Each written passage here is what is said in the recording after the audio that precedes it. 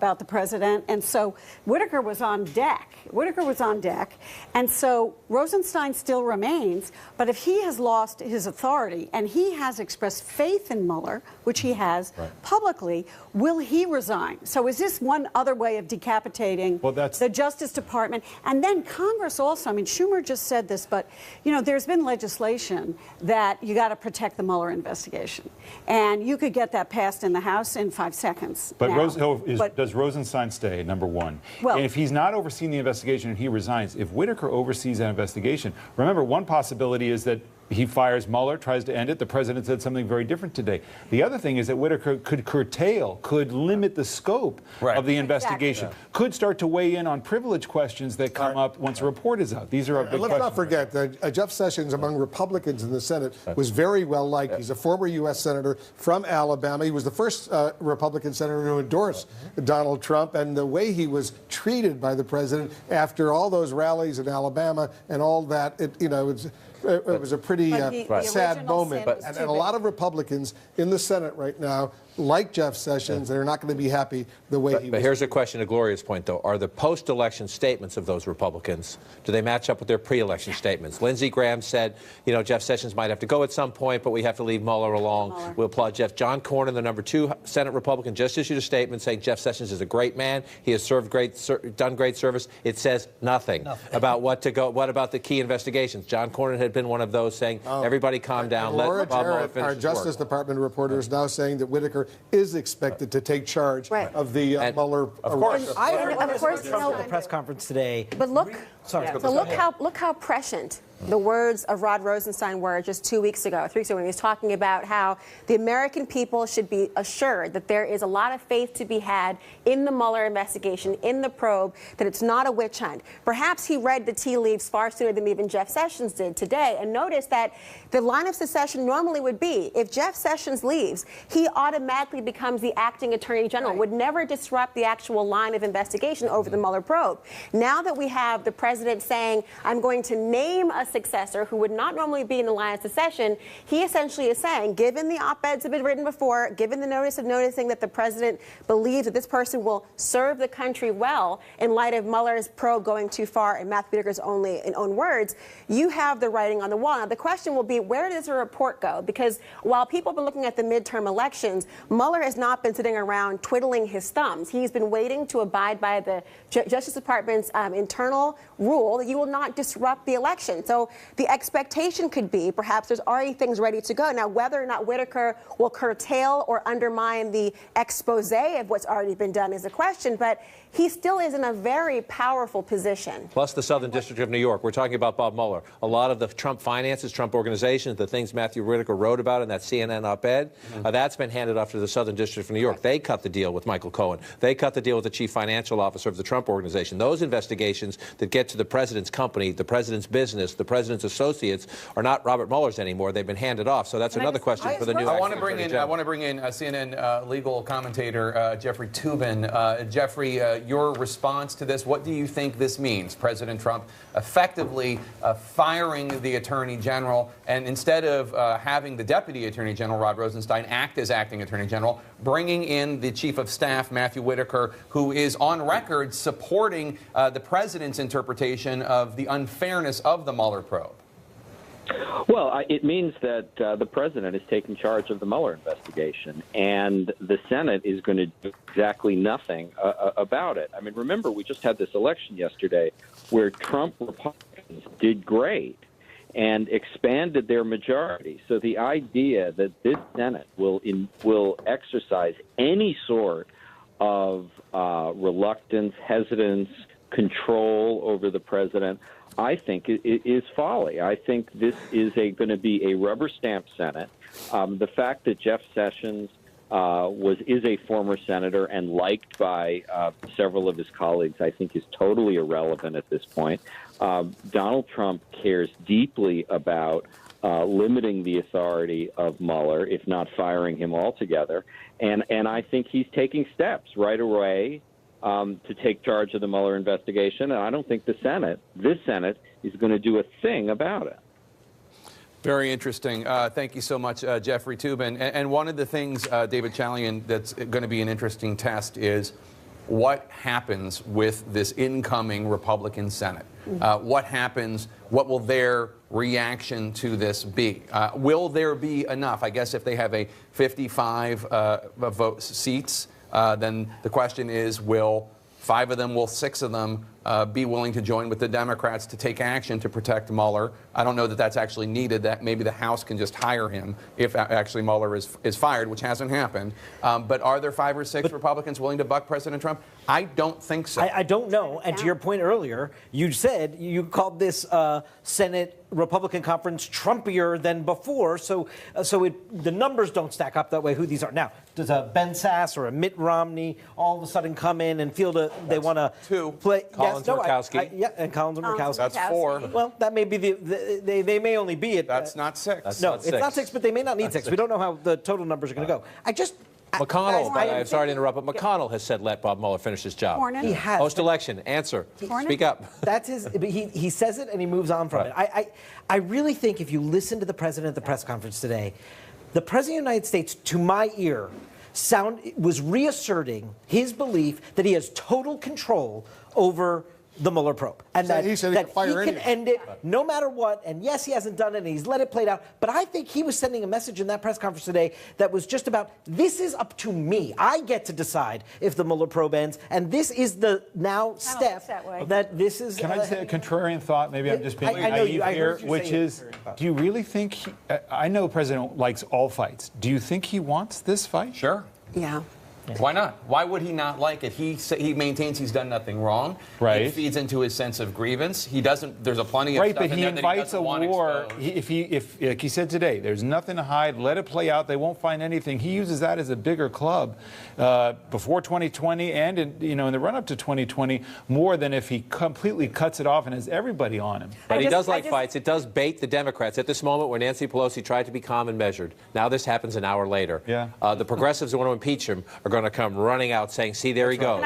Can I just add one thing? Time is up for Mueller. I just kind of leaning down in my corner on the phone. I just spoke with Rudy Giuliani, the president's lawyer, on this issue, who said the following, because the obvious question was, is he going to shut it down? Mm-hmm. The answer was, it's gone on this long, I can't imagine he would end it now. Okay.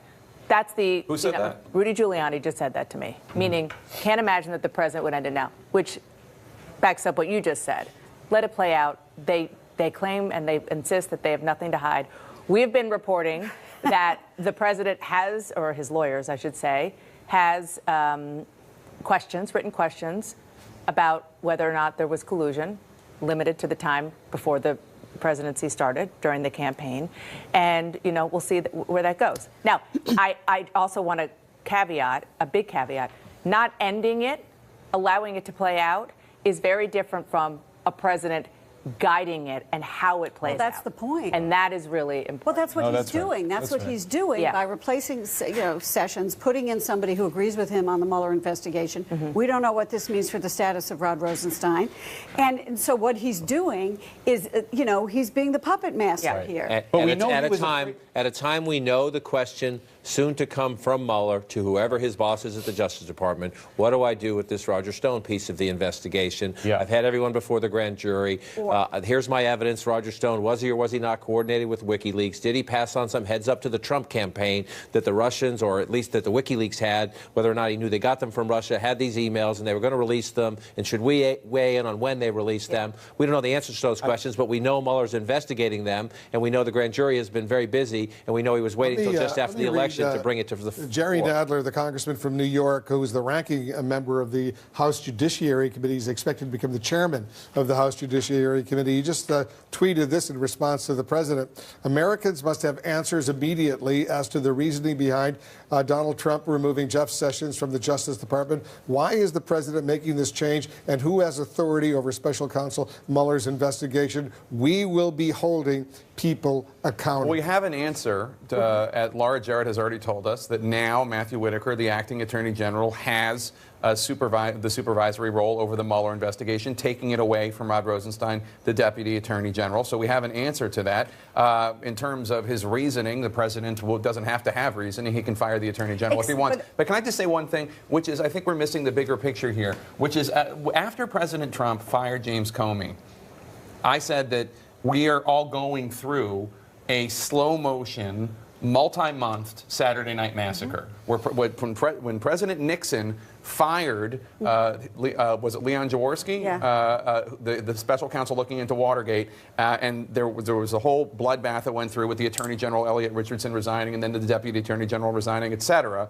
And ultimately, Robert Bork, I believe, was the one who fired Jaworski. That was called the Saturday Night Massacre for people who don't remember. And it was the president trying to, President Nixon at the time, get away from any sort of accountability from the Justice Department. President Trump has been doing that in slow motion. I'm not saying he's responsible for anything like what happened under Watergate. We have no idea what happened and what Mueller will turn up, and maybe he'll turn up nothing. But it has been a slow motion Saturday Night Massacre, starting with the firing of James Comey and now with the firing of the Attorney General. Everybody, hold but on. The difference is... hold on one moment. Laura Jarrett, our Justice Department reporter, is getting some more information. What else are you learning, Laura? Hey there, Wolf. I just wanted to update you as we're learning more and more about how all of this went down this morning. I'm now told by a senior administration official that the president did not even call the attorney general to fire him or ask for his resignation himself. Instead, the chief of staff, John Kelly, did it. And that's the person that Sessions had his hand-delivered resignation letter delivered to just a short time ago. But it gives you just sort of a picture of, even at the end of the day, the president did not even call this attorney general to deliver this news. After all of the tweets, after all of the berating, he did not even do him that courtesy. Now, we're also told that Matthew Whitaker, Sessions' chief of staff, is expected to take over the Mueller probe. But again, this is all very fast moving. And as everyone has mentioned already, Whitaker has a checkered past when it comes to the Mueller investigation. He has not been quiet about times where he thinks that Mueller has overstepped, particularly in relation to the president's finances. And I'm also told there's no word yet on whether Mueller actually got a heads up on whether Whitaker could potentially be his boss. So we wait to find out more information about how all of that will shake out and whether Mueller said anything to that news. As of right now, Sessions and the Deputy Attorney General, Rod Rosenstein, are still here in the building, Wolf.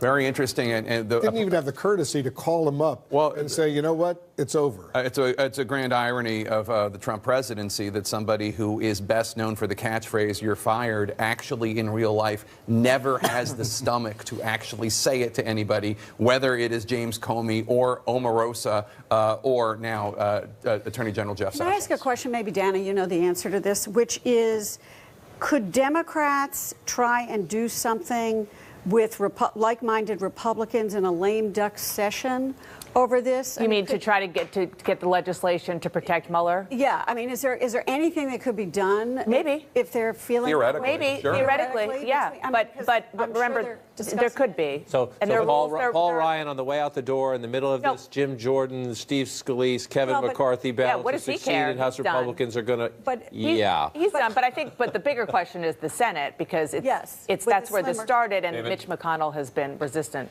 Exactly. I just think that. You know, the question of whether this has been a slow-motion Saturday Night Massacre, again, I'm trying to think this through. What made the Saturday Night Massacre so surprising is that it was a massacre all at once. Right. The president could have shut this investigation down. He could have fired Rosenstein and had a basis to do it based on the reporting that came out of the New York Times. There's a reason why he didn't do it or get rid of Sessions before now. Presumably, one of those reasons would be that he was worried about doing it before the midterms. Right. So you have to believe he at least holds on to the idea that there is some risk that if he were to actually completely shut down the investigation, I think there's other things he could do, that it would be a tremendous risk and could actually lead to his defeat in 2020. Again, it's a theory. I may be naive. You may be right. I'm wondering whether there is a level of caution in him on this that he has actually exercised despite what he's done. I think the guardrails, I'm sorry, I'll get to you in 1 second. The guardrails that have been there include Speaker Ryan, soon to be former Speaker Ryan, telling him not to do it. Mitch McConnell. Don McGahn, who is gone. Jeff Sessions, obviously advocating for his own job. John Kelly. He is surrounded by people telling him not to do it. And he's listened to them so far, but he has been getting rid of these guardrails one after the other. Can I make one point before you say that, just because you would appreciate this? But the thing about Sessions, too, that's amazing, I mean, first supporter in the Senate, such a hardline guy. What he understood that I think the president often forgets about the presidency is that his job as Attorney General was bigger than him. right? And it's bigger than the country. And he whether you like Sessions or not, he held up to that principle, and then he gets treated this way. Well, Jeff Jeff Sessions. Hold on for a moment. Laura, make her point. Jeff Sessions was politically emasculated from the very beginning. And I think obviously it was a protracted Saturday night massacre, but I will not give the president credit to think that perhaps he is just not now throwing caution to the wind. He knows the midterms are over and the consequences to him politically are gone, but there is still hope because Mueller anticipated this. Of course he did, knowing that there was a chance that Rosenstein would not be his boss. So what do you got, Mueller? Time is up for you to take a protracted approach to this at this point. And a lot of us are wondering what Rosenstein himself might do now after he's been humiliated for all practical purposes. Evan Perez, you're getting some new information? Well, that's right, Wolf. One of the big questions, obviously, given the fact that Matt Whitaker is, or at least is expected to take over the investigation, the oversight of the Mueller investigation, the big question is whether the Justice Department Ethics Department, whether the ethics people at the Justice Department tell him that because of some of the writings, I think Laura Jarrett made some mention of some of the things he had previously written here at CNN, whether that requires him to recuse himself, and then the president has the same recusal problem all over again. So one of the things I think in the next couple of days we're going to be watching for is whether the ethics officials at the Justice Department tell Matt Whitaker that because of his previous comments, including, by the way, in last year on Don Lemon's show, he made comments about how an acting attorney general could come in and essentially reduce the budget for the Mueller investigation as a way to starve it of the resources and in that way make it shut down. So those are the comments that Matt Whitaker has made previously. He made them here on CNN,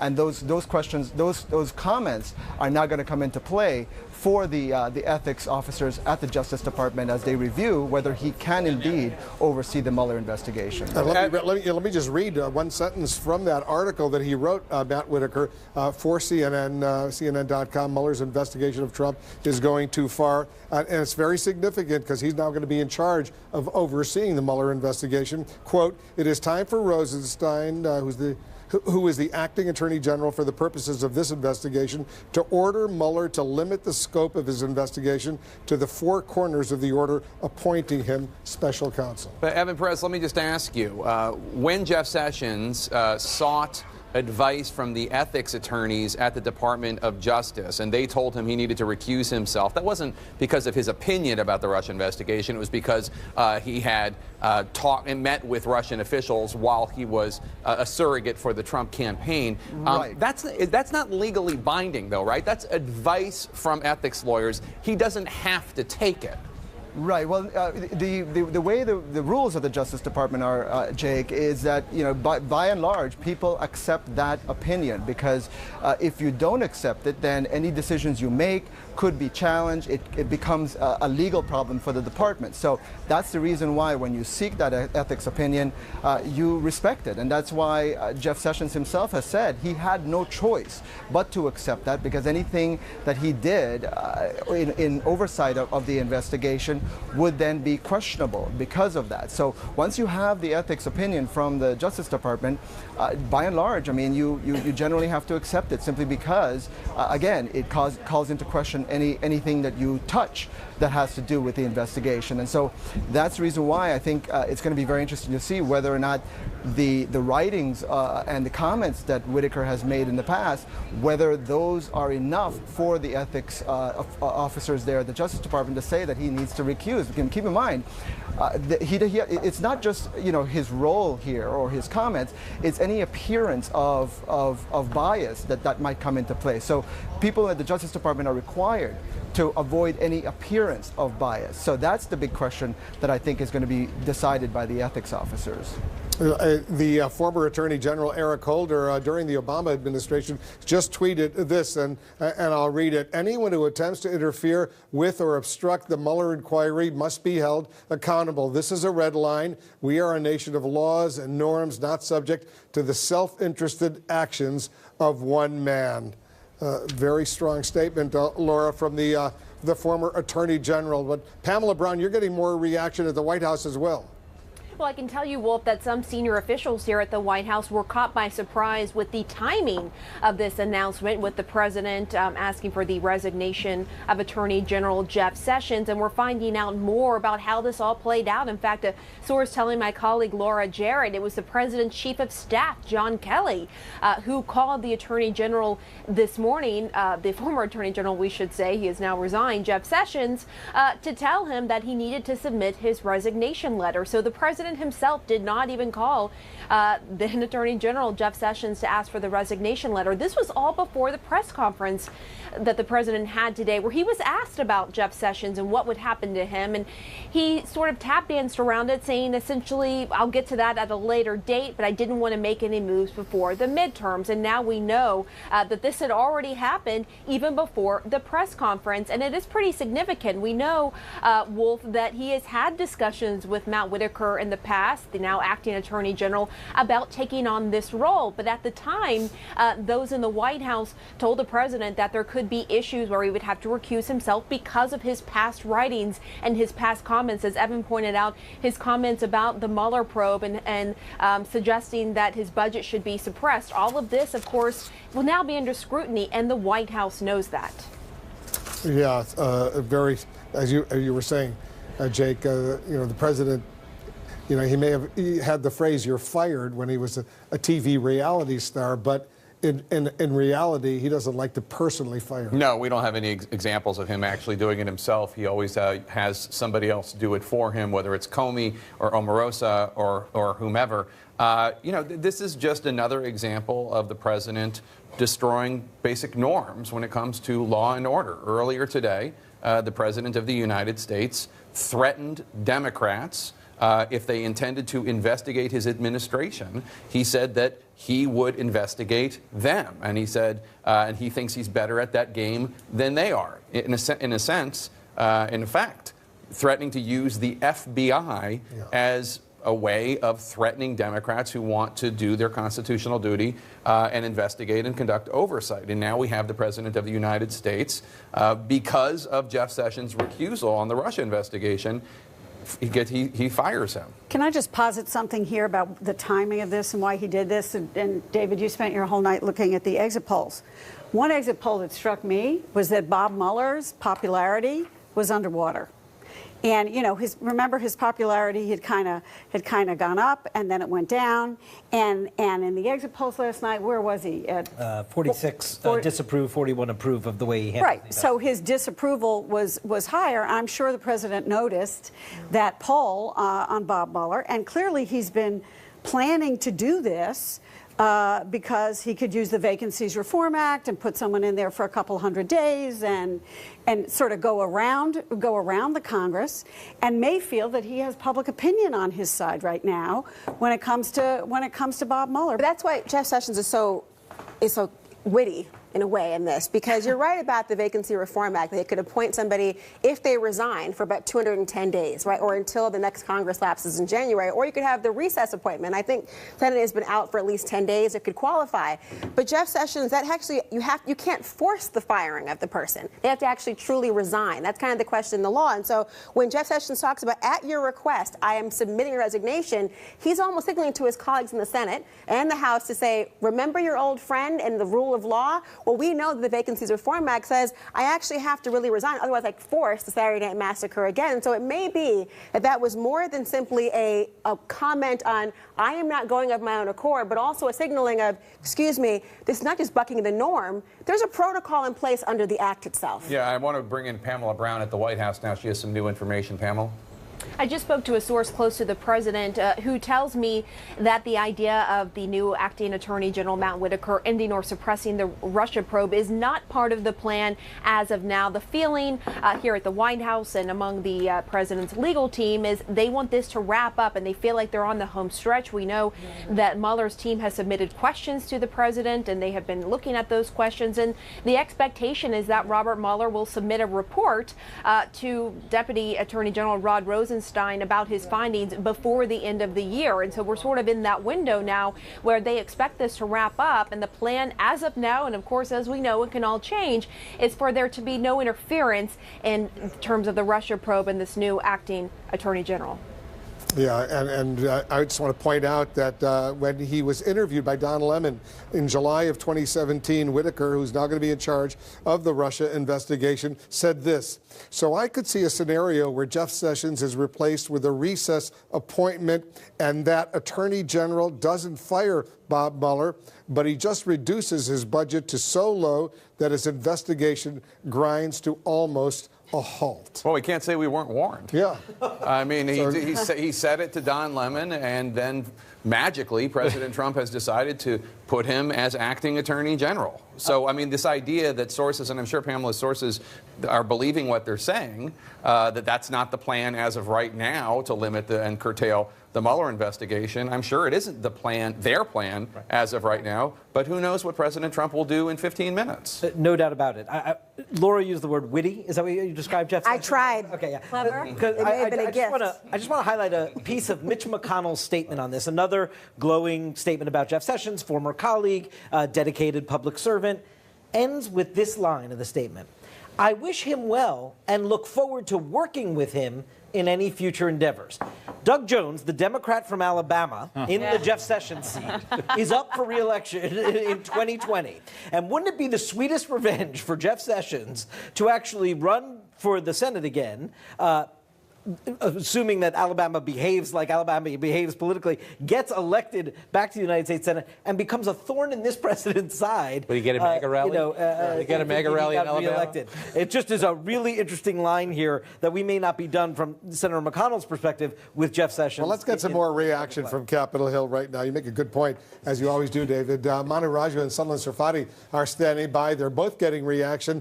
Sunland, first to you. What are you hearing? Well, certainly, Wolf, Capitol Hill is still digesting this information. This, of course, was something that was talked about for many weeks and months leading up to Election Day. But I think certainly the timing is taking many people by surprise. The immediate reaction certainly coming from Democrats is, as we've been discussing on air, the concern over what this means potentially for Bob Mueller's investigation. And that's what we heard from Senate Minority Leader Chuck Schumer just a few minutes ago. He says he finds the timing of this very suspect, and he said that this certainly, he hopes and believes that this would spark a constitutional crisis. He says if this would limit, or this is the first step in potentially pushing towards ending or limiting the Mueller investigation. Here's more of what he had to say. You're first. Oh.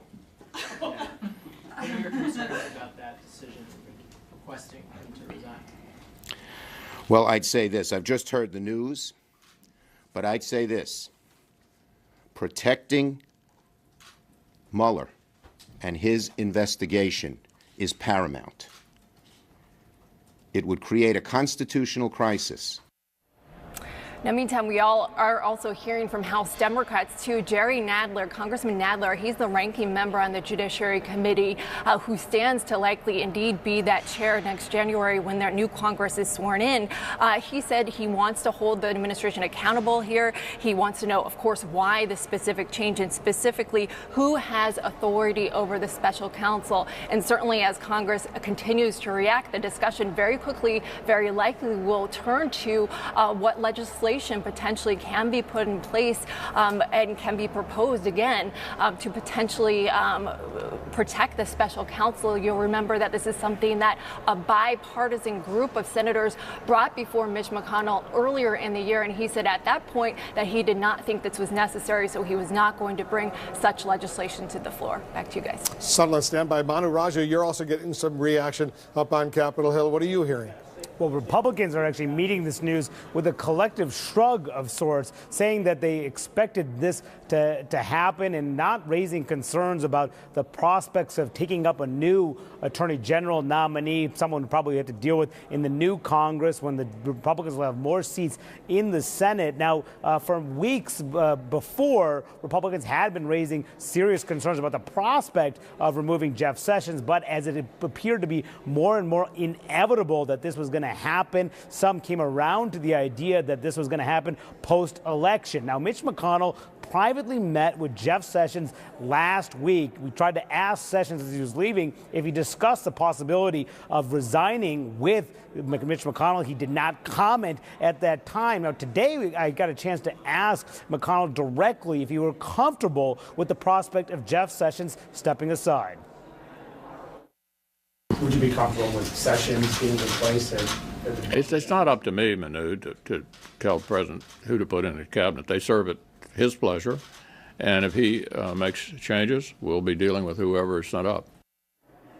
So not raising any concerns from the Senate majority leader about the prospects of making this replacement. Ultimately, this is going to be the Senate's call moving forward, a Republican-controlled Senate. They are probably going to move forward with whoever the president puts forward, even as the Democrats in the House plan to push forward with their own investigations into exactly what happened here. And one other point, I asked Chuck Schumer if he knew Matt Whitaker at all. He said he did not know him. So Democrats themselves were caught a little surprised about this news, even if it seemed inevitable just a few days ago, guys.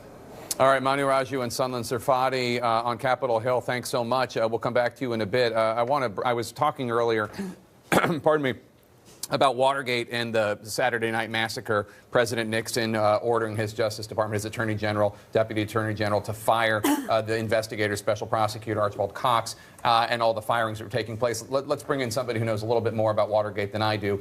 John Dean, the former White House counsel for President Nixon. John, what's your reaction to this move? President Trump asking Attorney General Jeff Sessions for his resignation today. Well, unlike the Saturday Night Massacre, where Nixon relieved the Special Prosecutor Cox, that was sort of a culmination of disregard for the president's directions to not go after his tapes. Here, I think this seems to be planned like a murder. I say that given the fact that the president was asked the question in the press conference this morning, he brushed it off. Said we'll deal with it later, and he's clearly been thinking about it, and later meant he's not necessarily going to fire Mueller. He's going to undercut him by the people around him.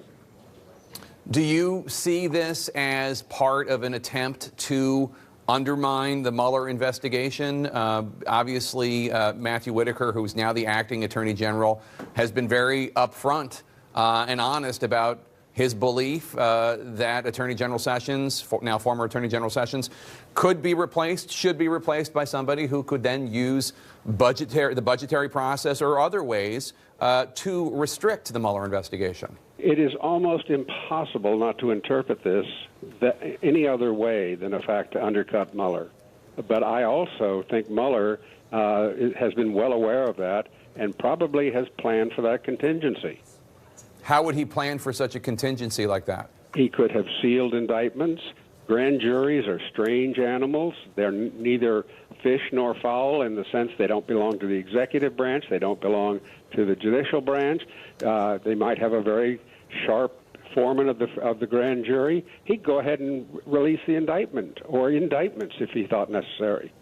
Explain what that means to our viewers when you say that Mueller could have sealed indictments. What does that mean? Well, it means that they are already in the works. The grand jury has issued indictments. They just have not made them known public. Would the people who were indicted know about it? No, they would not. And so you think that it's possible, and you're just hypothesizing here, that Mueller, in preparation for any sort of firing or undercutting so that he can't do his job, would have these sealed indictments as already handed down by a grand jury. And then if he were fired or actions to that effect, what would happen to those sealed indictments? Theoretically, I think the foreman of the grand jury could take them into to the judge, or they may be filed with a judge already, and this would be the basis to unseal them. And these would be the kinds of indictments that would be very high profile. It could be one of the president's children. It could be somebody else that is very high in the pecking order. How much confidence do you have in our judicial system to survive whatever is about to happen here, assuming more is about to happen? Well, I have a lot. The system is not just 5 judges that are conservatives on the Supreme Court. It is an entire branch of the government. And even for those 5 justices, if they do lean towards the president to do precedent-breaking action that makes this look like a banana republic, you could start losing 1 or more of those 5. I think we saw that on health care with John Roberts. It's his court. He's the Chief Justice. So I have an underlying faith in the system. All right, John Dean, thank you so much for your experience and calling in. I want to read a tweet from Senator Lindsey Graham, who we've been talking about for the last hour or so. Quote, I look forward to working with President Trump to find a confirmable, worthy successor so that we can start a new chapter at the Department of Justice and deal with both the opportunities and challenges our nation faces. As to me, I will be part of a larger Republican majority in the United States Senate, working with the president and my Republican and Democratic colleagues to make America safer and more prosperous. Dan Abash, Graham once said there'd be holy hell to pay if Jeff Sessions was fired. That does not sound like holy hell. No, because last month or maybe 2 months ago, he said something quite different from holy hell. He said basically it's time for Jeff Sessions to go. I'm paraphrasing it, but that's the gist of what he said. And the argument that he made is that it's obvious that the relationship between the president and Jeff Sessions has frayed beyond repair. And so, yes, it is an example of the evolution of Lindsey Graham when it comes to holding the president accountable on a whole bunch of issues. I will say that Graham, as a senior member of the Judiciary Committee and somebody who actually did want immigration reform, holds Jeff Sessions accountable for that falling apart, and also accountable for the child separation policy that went on the border. Also wants to get justice reform done. Doesn't think Jeff Sessions can do that. So there are things separate from policy issues. The big, real policy issues, separate from the 800-pound gorilla that's in there. Still, McConnell, the leader, punt. Cornyn, number 2, punt. Grassley, the chairman, punt. Graham, maybe the next chairman, punt. And also, they all know the question. Making it clear in that statement that he has no intention of being the next attorney general, whether or not anybody wanted him to be. The 4 Republican leaders who know the question on the table and refuse to answer it. You know, the nuanced question is, A, is there nuance? Is there just going to be a hammer here? And if the nuanced piece is they want to force an end, so they find a way to, get this new interim attorney general and their acting attorney general who effectively chokes off the investigation, forces it to conclusion because of the fear that the president and others have that they could go in different directions. And again, as John Dean was saying, how Mueller prepares for that. There's the prospect of indictment, sealed or otherwise. There's also what is most likely out of all of this is a political process and a report that presumably he would still have a way to get into the public domain or into Congress's hands. Or not. Or not. I mean, it's a question. There's an intriguing development, Laura, and I want your thoughts on this, because normally when a secretary or an attorney general, a cabinet member resigns, the number 2 person in the department becomes the acting. There's a deputy attorney general, Rod Rosenstein.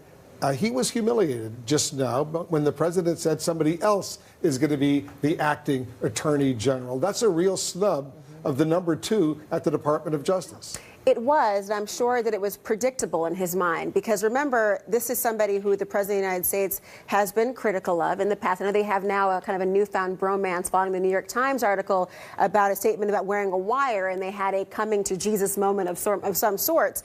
But there was still the animosity between, or at least maybe one-sided from the president to anyone overseeing the Mueller probe. So I can't imagine that he did not anticipate there being some snub, particularly in light of how James Comey was treated. Wasn't even in the same state when he was fired unceremoniously and couldn't take the main plane back. Having said that, I do think that there is preparedness from both Robert Mueller and his team, as well as Rod Rosenstein, who have seen the writing on the wall for quite some time. And I think John Dean makes a particularly astute point about the notion of that preparedness can come in the form of indictments. The grand jury has been impaneled for quite some time. There has been a process that's been followed from the overarching, whether the internet trolls, what they were doing to Russian nationals, and it's been narrowing into people who are closer and closer as American citizens. And so I would be astonished if Mueller's team did not anticipate this, did not use the grand jury and all the evidence that may have been given to them, and tried to have indictments. Remember, the very last indictment we saw from Mueller's team talked about an American citizen. They didn't name those people. Roger Stone has come out to say, I think I'm the person you're talking about, but didn't name people who were in the indictment who may have been of assistance to people in the collusion investigation. They knew the names of the people then. Those people could be the people who are the subject of a sealed indictment that could come forward. But either way, I think there is a lot at stake here, and Robert Mueller would surely be aware of that. And again, I'll go back to what Rod Rosenstein had to say about this very point, when he made the point of what you will see going forward will give the American people clarity and confidence that what we have investigated and developed is actually not a witch hunt. And if he's not, he hasn't left yet. But again, paperwork has a funny way of being retained. That's the beauty of paperwork. I don't want to be naive. But that's my job. I'm the one who's naive. I don't understand why it matters whether it comes with a hammer or if it's a slow burn process here.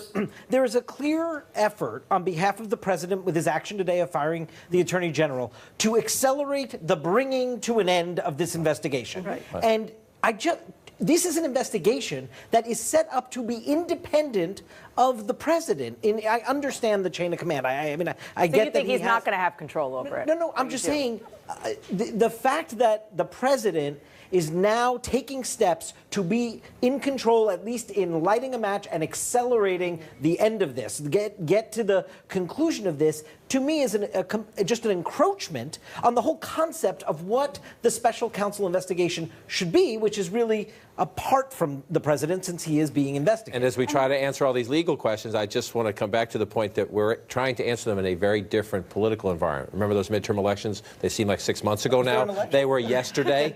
They were yesterday. Now, how Trump can move the news cycle at his will, in some ways in controversial ways. But now, whatever the answers to these questions are, and these are all the right questions, what will Matthew Whitaker do? Does Rod Rosenstein survive? Does Mueller face pressure either to shut down? Does he get fired? Do you curtail? Whatever happens, there will now be a Democratic House that can bring everybody in. Everybody we've just mentioned and people we don't know. That didn't exist yesterday. Hold on. Evan Perez is getting some new information for us. Evan, what are you learning? Well, Wolf, I mean, I think one of the big questions, I think the panelists there have been making this point a little bit over and over, but I do think we need to pause and think about this. The fact that Matt Whitaker has been chosen by the president to oversee this investigation, and given his comments, I mean, we have to really take it seriously that Matt Whitaker was chosen for a reason. I mean, we don't know exactly what he's going to do, but certainly his public comments about the investigation, about starving it of resources and trying to find a way to end it, I think need to be front and center as we discuss this in the next few days and in the coming weeks. Matt Whitaker is somebody who, obviously he was the chief of staff for the attorney general, but just a couple weeks ago when there was a whole drama about Rod Rosenstein and whether he might be fired or whether he might be pushed out, Whitaker was at the center of all of that drama. He spoke to the president, as a matter of fact, before that happened. And so we don't know all of those conversations, the conversations that have gone on between him and the president. Certainly, though, I think at the Justice Department, there's a little bit of suspicion about exactly what his role has been behind the scenes in engineering these changes and whether or not he has promised anything to the president. I think these are big questions that are now hanging over him that he's going to have to answer. And I think, again, the ethics officers of the Justice Department will give some advice as to whether or not the appearance of conflict is enough for him to recuse himself. And then he'll have to decide whether or not that is something he's going to accept, and you know, at the peril of the Justice Department. But we have to pause and look at this for what it is, which is the president has chosen deliberately a man who publicly has been out there saying that the investigation needs to be ended and there's a way for it to be starved of its resources, and that, I think, should give everybody pause. All right, Evan Perez, thanks so much. Pamela Brown at the White House has some news right now about somebody who is expected to arrive on the White House grounds any moment. Pamela? Yes, that's right. We're hearing that Rod Rosenstein, the Deputy Attorney General, is headed to the White House right now. Now, we're being told that this was a planned meeting. But of course, in the wake of this news that Jeff Sessions has resigned, now Matt Whitaker is at the helm as the acting attorney general and has taken the reins now essentially of the Russia investigation. It's hard to believe that will not come up in this conversation. Also, Rod Rosenstein, all of this raises a question about his future at the department. He too has been bullied by the president, but sources tell me that he wanted to stay in his position overseeing the Russia probe as a way to protect it. Now he no longer has that control now that there is an acting attorney general. And what is clear is that the president did not like the status quo of Rod Rosenstein overseeing that because he felt like he didn't have the control. That is why he asked Jeff Sessions repeatedly, according to our reporting, to regain control of the probe. That is why he was so upset that Jeff Sessions recused himself from the probe, because the president didn't think he had control. Now he has put someone in this role to oversee the probe who has publicly said that Mueller has gone too far with the probe, that Mueller should not be investigating the president as it pertains to his finances. This was an op-ed on CNN.com last August.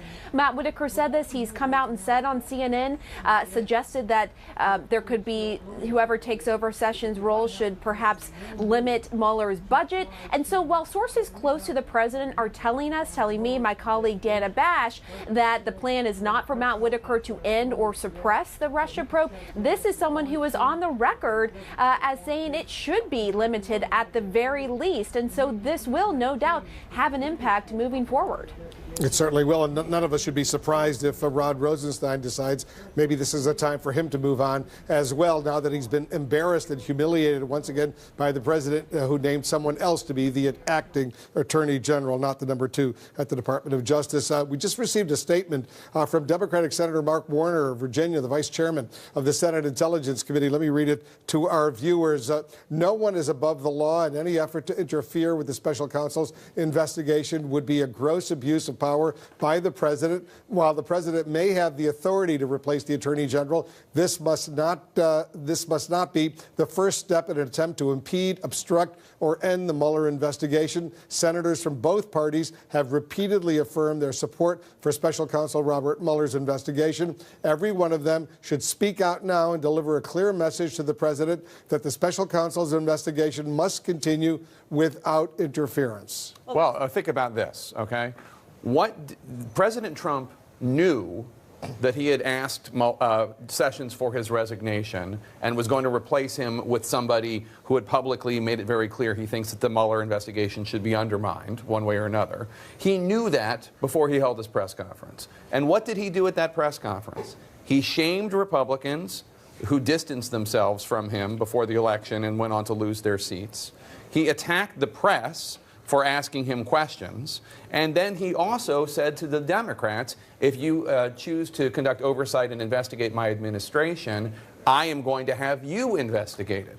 That's what President Trump said, knowing that all of this was about to roll out. Right. So think about what he was trying to convey to Democrats, to the press, and to Republicans who dare cross him. It was a threat. It was a threat, and he followed through on it. I think to step back for 1 minute on this Rosenstein thing, he's on his way to the White House, and he was a decision maker. I don't want to talk about him in past tense, but he's the decision maker about whether, for example, subpoena should be allowed for the president to testify.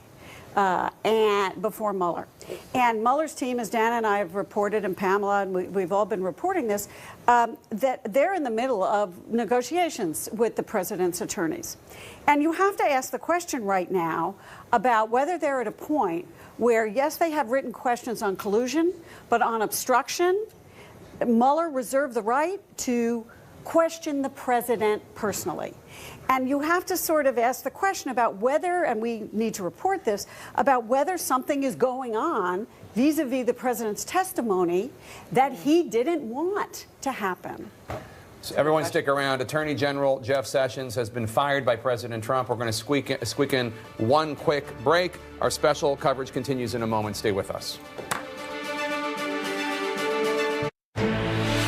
This is CNN Breaking News. Welcome to The Lead. I'm Jake Tapper. We have major breaking news. President Trump has fired the Attorney General, Jeff Sessions. Sessions has, of course, been under withering criticism from President Trump ever since he recused himself from the Russia investigation in 2017. Sessions writing today in an undated resignation letter to the president, quote, "At your request, I am submitting my resignation." President Trump tweeting this afternoon, "We thank Attorney General Jeff Sessions for his service and wish him well. A permanent replacement will be nominated at a later date." The Russia investigation is now expected to be overseen by Sessions' acting replacement, the Chief of Staff, Matthew Whitaker, not Rod Rosenstein, the Deputy Attorney General. Now, Whitaker, we know a little bit about his position on this. In a CNN op-ed in August, he argued that the Russian investigation had gone too far. CNN's Pamela Brown is at the White House. And Pamela, Rod Rosenstein is expected to show up at the White House any moment if he's not already there. Yeah, that's right. This was apparently a pre-planned meeting with President Trump today. But of course, a lot has happened in the wake of the Attorney General, Jeff Sessions, giving his resignation letter at the request of the president. So all of this raises the question, what is next for Rod Rosenstein? And this really is a slap in the face to him because he was the number 2 at the department, yet the president didn't put him in this acting attorney general position. He put the chief of staff, Matt Whitaker, in the position. Also, it raises the question of the Russia probe, Jake, because if the president didn't want to do anything with the Russia probe and keep the status quo, he would have simply just put Rod Rosenstein in that acting position. But instead, he put someone in that role who has publicly said that the Russia investigation has gone too far. Matt Whitaker is on the record saying that Mueller has overstepped his bounds in an op-ed on CNN. He was also on Don Lemon's show suggesting that whoever takes the role of Sessions' place should limit Mueller's budget. Now, those close to the president say there is no plan as of now for Matt Whitaker to interfere, suppress, or end the Russia probe. But make no mistake about it, this is certainly a signal that the president is trying to regain control, regain the reins of the Russia probe by putting Matt Whitaker in this position, because we know that over the course of this last year, he had repeatedly asked Jeff Sessions to regain control. He had openly fumed, bullied Jeff Sessions for recusing himself. He did not like the fact that Rod Rosenstein was the one overseeing it, but he felt like he had his hands tied before the midterm elections. Now that that has come and gone, the president wasted no time putting Matt Whitaker in this position. Again, a man who has openly said the Mueller probe should be limited. And this is how it all played out this morning. Jake, John Kelly, the president's chief of staff, was the one who called Jeff Sessions, not the president himself, to essentially tell him he's fired and to hand over his resignation letter. This was all before the president's press conference, Jake. And Pamela, the president earlier today at the press conference said he didn't want to talk about the possibility of removing Sessions. Yeah, that's right. It came up, and he said he would talk about that at a later date, but he didn't want to do anything before the midterms. Here's what he said. Can you give us clarity, sir, on your thinking currently, now after the midterms, about your Attorney General and your Deputy Attorney General? Do they have long-term job security? I'd rather answer that at a little bit different time. We're looking at a lot of different things, including cabinet. I'm very happy with most of my cabinet. We're looking at different people for different positions. You know, it's very common after the midterms. I didn't want to do anything before the midterms. And now we know, Jake, that at that press conference, Jeff Sessions had already given his resignation letter. And if you listen closely to what the president had to say during the press conference, it was clear that he felt like, look, I have control of the Russia probe and what's going on. I can do whatever I want, but I'm not going to interfere. Well, now this is a big step, Jake, for him to basically have someone take the role of acting attorney general, Matt Whitaker, someone who has publicly said that the Russia probe should be limited and that it's gone too far. And Pamela, you have some new reporting on what's on the table for Whitaker regarding the Russia investigation.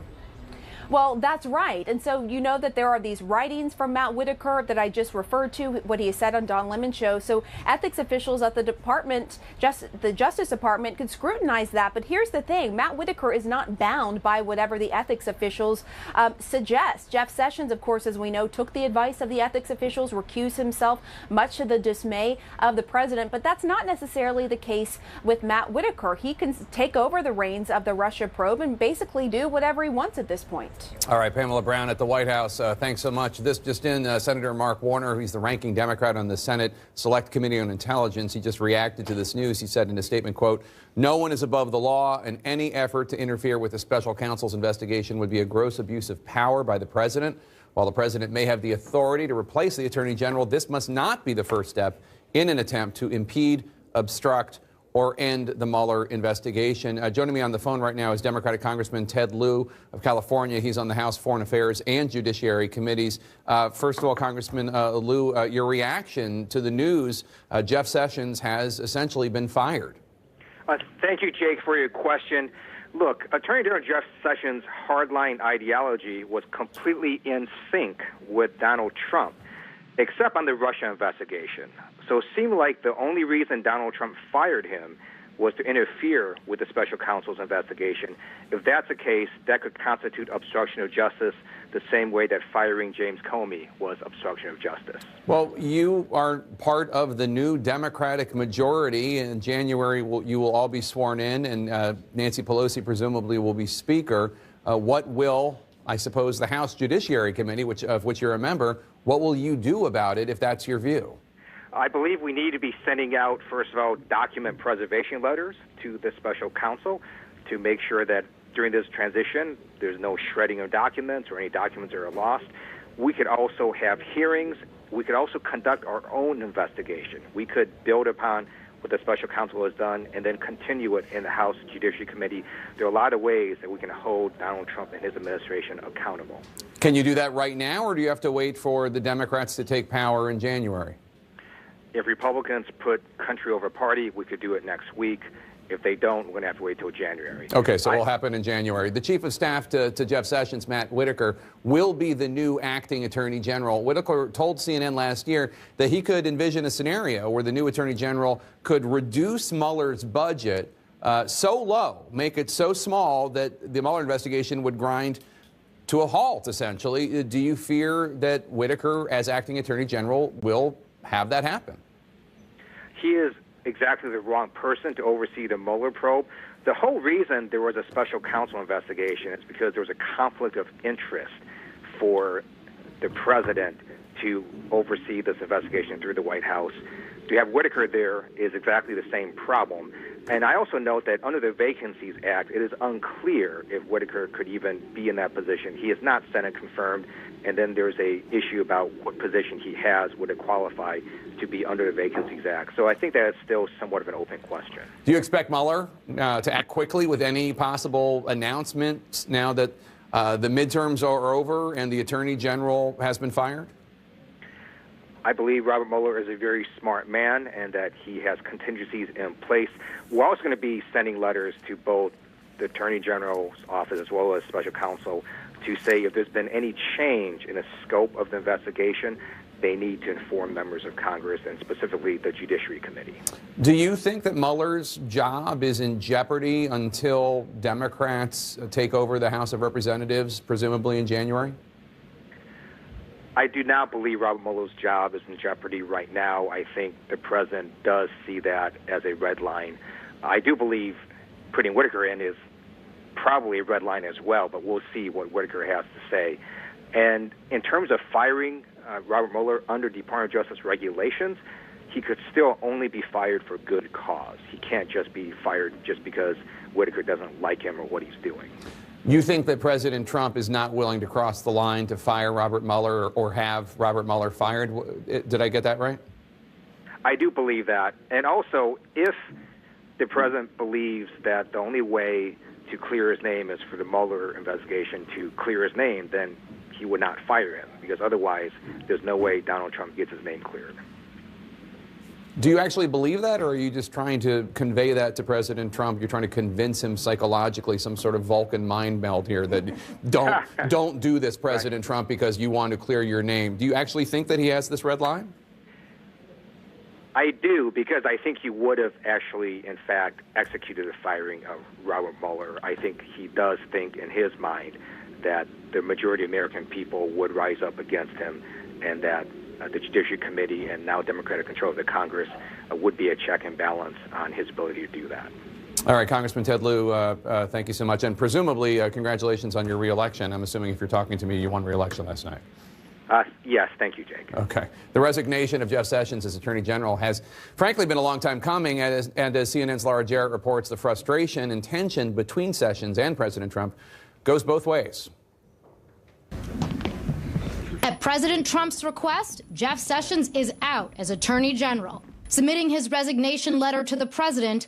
Quote, I have been honored to serve as Attorney General and have worked to implement the law enforcement agenda based on the rule of law, wrote Sessions.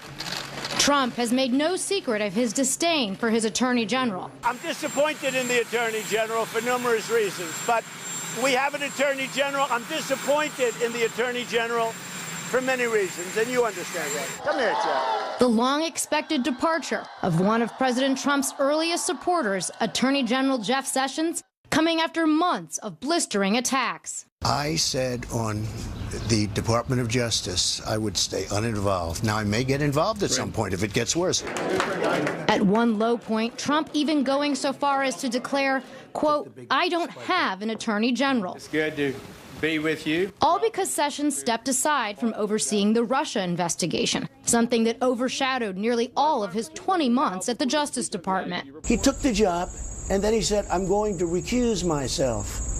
I said, what kind of a man is this? And despite all the tweets and withering critiques from his boss, I put an Attorney General that never took control of the Justice Department, Jeff Sessions, never took control of the Justice Department, and it's a sort of an incredible thing. Sessions rarely pushed back. The president speaks his mind. He says what's on his mind at the time, and he's been frustrated about my recusal and other matters, but we have been so pleased and honored to be given the responsibility to execute his agenda at the Department of Justice. Part of that is just this kind of case, and so I am pleased and honored to have that responsibility, and it will do so as long as it's appropriate for me to do so. Picking his moments carefully and vowing in August that the Justice Department will not be improperly influenced by political considerations. Publicly, he advanced the president's most controversial immigration policies. Privately, a source close to Sessions tells CNN he too has been frustrated that Mueller's investigation is not yet completed. And the Attorney General hopes he will be remembered for never undermining the integrity of the department. With Sessions now gone, his chief of staff, Matt Whitaker, will take over the department in the interim. Whitaker, a former U.S. attorney from Iowa and former CNN contributor, has served as Sessions' right-hand man since September 2017. But with Sessions now gone, the question is, who will replace him? Republican Senator Lindsey Graham has reportedly been asked about the job and has repeatedly said he's not interested.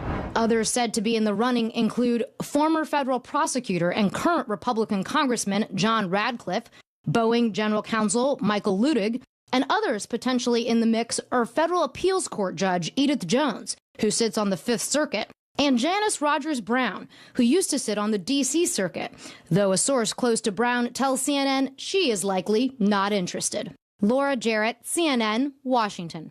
And our thanks to Laura Jarrett for that piece. This just in, current Democratic Minority Leader, incoming likely House Speaker Nancy Pelosi just tweeted, quote, it is impossible to read Attorney General Sessions' firing as anything other than another blatant attempt by President Trump to undermine and end Special Counsel Mueller's investigation. Pelosi also weighing in on the appointment of the acting Attorney General, adding, quote, given his record of threats to undermine and weaken the Russia investigation, Matthew Whitaker should recuse himself from any involvement in Mueller's investigation. Congress must take immediate action to protect the rule of law and integrity of the investigation, unquote. And our panel is here with us to discuss this. David Urban, let me start with you. As somebody who is closely allied with the White House, are you surprised by this? Do you think it's wise? Sure. You know, slow news day, so, you know, right. You know, no news out there, so we need to make some news. Yeah, it's completely surprising, just for that fact, right? I mean, the president had a news conference today where he's out there touting, look, we did great things, we moved the needle, look at our great agenda, and then you come to us and step all over the message, and you're on to another story, another kind of crisis here, so to speak. And did I see it coming? Yeah, everybody kind of saw it coming. We all knew that the Attorney General was kind of living on borrowed time. But today, the timing pretty bad, I think, in terms of timing. I think timing is the question inside the White House, too, but also Matt Whitaker being named is also a question. I asked several White House officials why not name the Deputy Attorney General as the acting Attorney General. That's typically the process for something like this. And a lot of them didn't know or couldn't say. They know that President Trump likes Matt Whitaker. He has. Clearly, we reported a few weeks ago on that plan to when the Deputy Attorney General thought he was going to resign, be fired, whatever term you want to use, Matt Whitaker was going to take over for that spot. But I don't think a lot of people inside the West Wing saw Matt Whitaker taking over as the acting Attorney General. And let me, Bakari, do you see this as Nancy Pelosi does? This is all just about ending the Mueller investigation?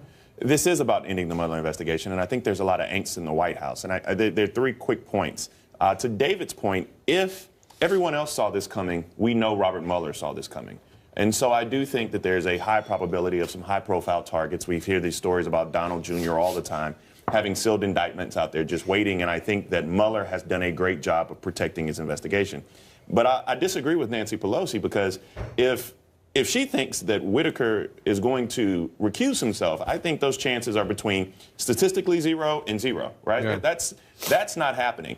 And so the last thing that I would challenge, while we still have this Senate and House, I do think that I know there's a bill in the House and a bill on the floor of the Senate to protect Mueller. I think the American people probably will have some say in that and try to get them to do that when they come back November 13th or whenever that is. Listen, I think Mueller's not going anywhere. I think that's a bridge too far. I think this president even recognizes that, right? I do think you would see a hue and cry from the Republican side of the aisle if Mueller were to be dismissed. I think it's going to be wrapped up sometime soon. I think there's a great deal of frustration that's lingering on. I think now the election's over, you're going to see some resolution on that pretty quickly. I think I would say, to Bakari's point, I think the Democrats are probably calling for the wrong thing right now. Yes. There is legislation that worked its way through the Senate Judiciary Committee and was approved by the Republican Senate Judiciary Committee that McConnell just did not bring to the floor that would protect Mueller. The House can certainly do the same thing. If they're putting the right pressure points right now, they would be pushing to protect Mueller. I don't think we should sit here and take Trump or even Trump supporters at their word that Trump is not going to go there and fire Mueller.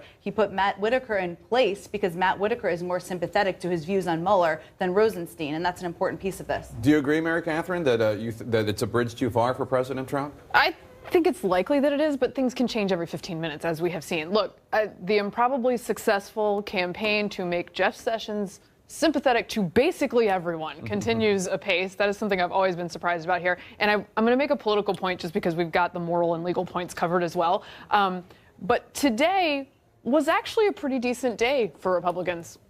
Like, last night was decent. The Senate news was decent. They could talk about it and have Republicans put one Senate seats during a midterm election. And this is indicative of what the next 2 years will look like, just on a bare political level of trying to control messaging for them. Serenity now. He cannot give us even one day of post-election for people to pick their narratives and talk about them. This is where we go. And it's going to happen for 2 years. Laura, we were talking about this in the previous hour, which is President Trump went out there this morning at the press conference and told Republicans, if you defy me, I will shame you, as he did with all the Republicans who distanced themselves, attacked the media, and told Democrats, if you investigate me, I will investigate you. And he did that knowing that this had happened. Of course. I mean, I suspect that even Jeff Sessions can't write this resignation letter in the amount of time it took from the press conference, the one time that he was told to resign. You think about this issue, and the wrong word is being circulated. Fired is not the only issue for Robert Mueller. He could remain in place and have his legs cut out from underneath him if you have somebody who's overseeing his probe, who is curtailing his efforts at subpoena power, who's curtailing his efforts in the budgetary concerns, or maybe trying to guide or stymie the investigation in other ways. But there actually is existing legislation that would help him. One of the things Representative Lieu was talking about was the notion of there is a for-cause clause in his actual protective language, which says that Mueller can only be fired for cause or dereliction of duty. So far, you've heard from Rod Rosenstein about less than a month ago telling everyone there's no reason to think that there's any dereliction of duty or any reason to undermine it as a witch hunt. So you do have the for cause lingering, and unless something changed from the midterm elections last night till right now, Mueller should theoretically be safe under existing legislation. I don't think it's that far gone, though, to picture the president firing the special counsel because, A, he's tried to do it before, which we know. So it's not like it's some area that he hasn't even come close to. He's tried to do it before. And B, what was one of the things he was tweeting about this morning when he was talking about the rash of election results from last night? He was citing a poll saying that he believed Americans did not find the Mueller investigation to be worthy of continuing going on.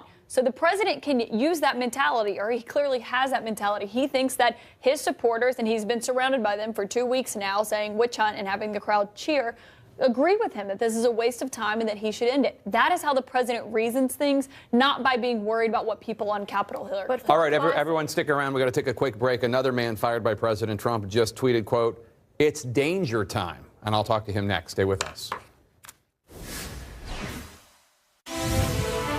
And we're back with the major breaking news. President Trump fired Attorney General Jeff Sessions, going from Trump loyalist to embattled Attorney General after Sessions recused himself from the Russia investigation. Now the ex-Attorney General. In his place, at least temporarily, is Matthew Whitaker. Let's go to CNN's Evan Perez and Shimon Prokupecz for more on that. Evan, what can you tell us about the now acting Attorney General Matthew Whitaker? Well, Jake, he's been a skeptic of the investigation. He has written an op-ed for CNN.com in which he talked about his thoughts that Mueller had gone too far in the investigation and needed to be hemmed in. And here he was discussing on Don Lemon's show just last year a way that a future acting attorney general could come in and limit what Mueller was doing. Take a listen to what he had to say.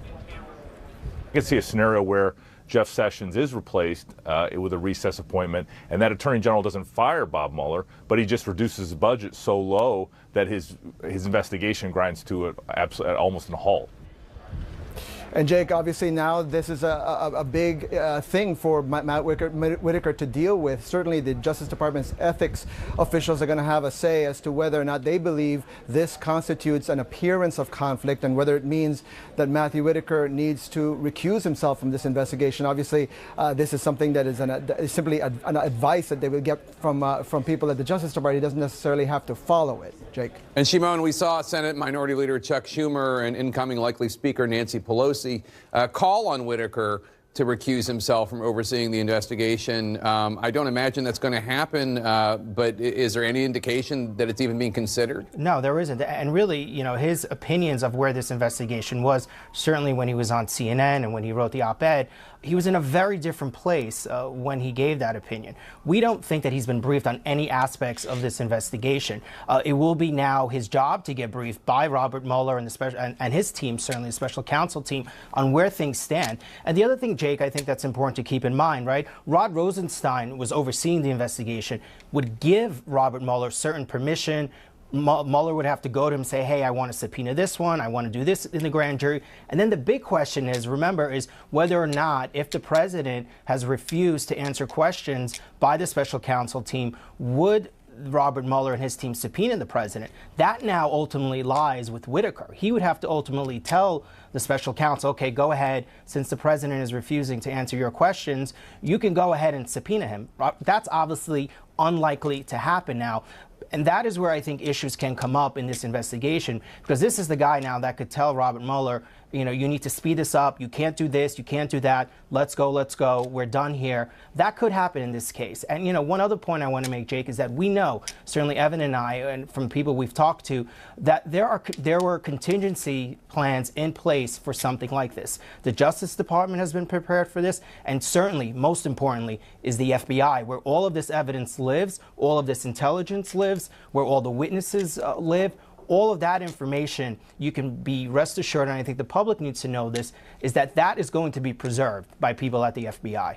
Evan, your sources signaled a possible end to the Mueller investigation after the midterms. What could an end in the investigation under Whitaker mean? Right. I think a lot of people are focusing on whether Whitaker might try to end the investigation. All indications, Jake, are that the probe is coming to a close, probably perhaps as soon as the end of the year or early next year. But What happens to Robert Mueller's report is now in the hands of Matt Whitaker. Whether any of it becomes public, whether it the report goes to Congress, all of that now lies in the hands of Matt Whitaker. And so that's, I think, an even bigger and perhaps even more important question because, probably the investigation is almost complete anyway. So the question now is, what happens to Robert Mueller's report?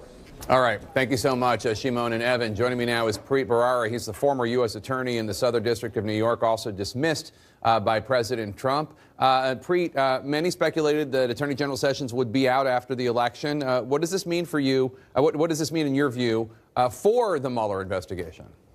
Well, I think it's a time of great concern. We've been treated to, over time, taunts by the president with respect to his attorney general, taunts by the president with respect to the deputy attorney general, both of whom are handpicked by President Trump because he's angry about the Russia investigation. And so for a long time, I think people have had confidence on both sides of the aisle that Rod Rosenstein was acting in a professional way with respect to the Mueller investigation. He, in fact, himself is the person who appointed Robert Mueller and has said repeatedly in public statements and in congressional testimony that the special counsel's investigation is not a witch hunt. He hasn't seen anything inappropriate go on, that it should be supported, it should not be interfered with. And so I think people felt comfortable that that investigation would see its way to a proper conclusion in an orderly fashion, so long as Rod Rosenstein was in charge of that investigation. So now you have the new person coming in, and it's been pointed out by the reporters who were on just before me. You have someone who looks like he's prejudged the Mueller investigation, has talked about a reduction in the budget for the Mueller investigation, has talked about a narrowing of the scope of the Mueller investigation, all of which are things that are on the record that he said when he was on CNN and elsewhere.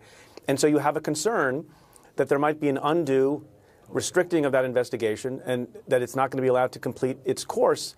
The other thing you have to be concerned about, given what President Trump has said over and over again about Jeff Sessions, the one thing that Jeff Sessions, we know for a fact, did ethically was consult with people in the Justice Department and recuse himself. And that's the one thing that President Trump has hated about Jeff Sessions' conduct.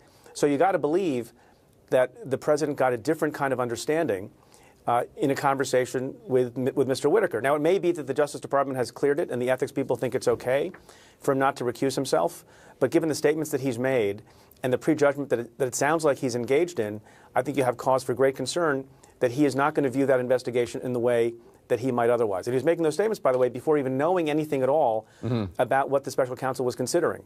Let's talk about Matt Whitaker for a second. He's going to serve as the acting attorney general. He will now be overseeing the Russia investigation, not deputy attorney general Rosenstein. And he does seem, as you know, to align with the president's view of the Mueller investigation. He wrote in a CNN op-ed last week, quote, "It does not take a lawyer or even a former federal prosecutor like myself to conclude that investigating Donald Trump's finances or his family's finances falls completely outside of the realm of his 2016 campaign and allegations that the campaign coordinated with the Russian government or anyone else. That goes beyond the scope of the appointment of the special counsel." So that's just one example of many of the things that Whitaker has said publicly about limiting the Mueller probe one way or the other. You mentioned already that he had hypothesized about how a recess appointment, an acting attorney general, could just starve the Mueller investigation in terms of budgetary support. Does that, however, constitute a conflict of interest and a need to recuse? Is he not allowed to have opinions and then come in and serve as Attorney General?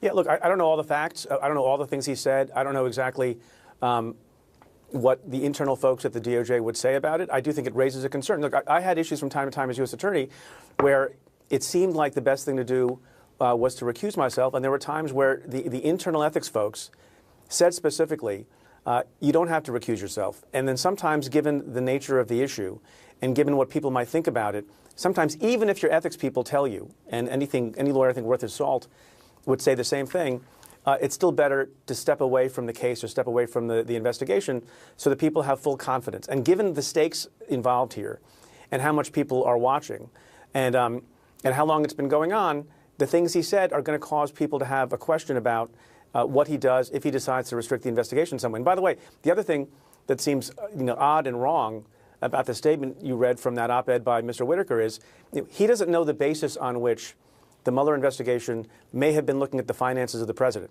right?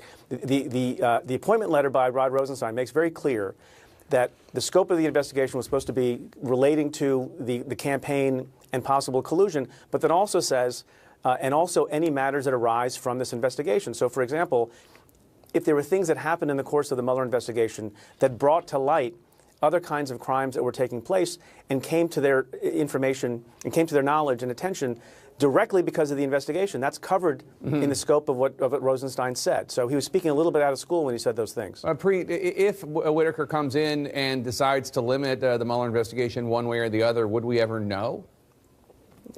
I think in modern America, and given the subpoena power that has just been handed to the House Democrats, I think we will know. We may not know it in real time, but we will know eventually, yes.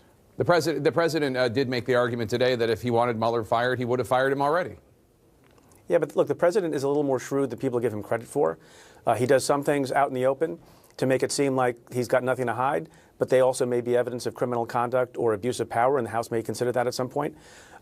So, just because the president has not fired someone yet doesn't mean he won't do it in the future, and doesn't mean he doesn't want to minimize the damage to him and the political backlash to him. Look, he was very smart in some ways, depending on your perspective, on how he dealt with Jeff Sessions. He could have said, look, if I want to fire Jeff Sessions, I could have done it. But he waited. He waited what? He waited till hours after the midterm elections so it wouldn't screw up his political chances in various races around the country. So I imagine some similar kind of, strategizing is going on in his head with respect to Mueller as well. It is very clear that he wants Mueller to close up shop and stop. And from his perspective, the question is always, what's the best way to do it with the least amount of fallout? All right, Preet Bharara, a man who knows about being fired by President Trump. Thanks so much. Appreciate it. Thanks, a Republican on the Senate Judiciary Committee just weighed in on whether the new acting attorney general needs to recuse himself. What did he or she say? That's next. Talked to the president this morning. We got to find somebody who's President trusts that can get confirmed. A lot of good choices.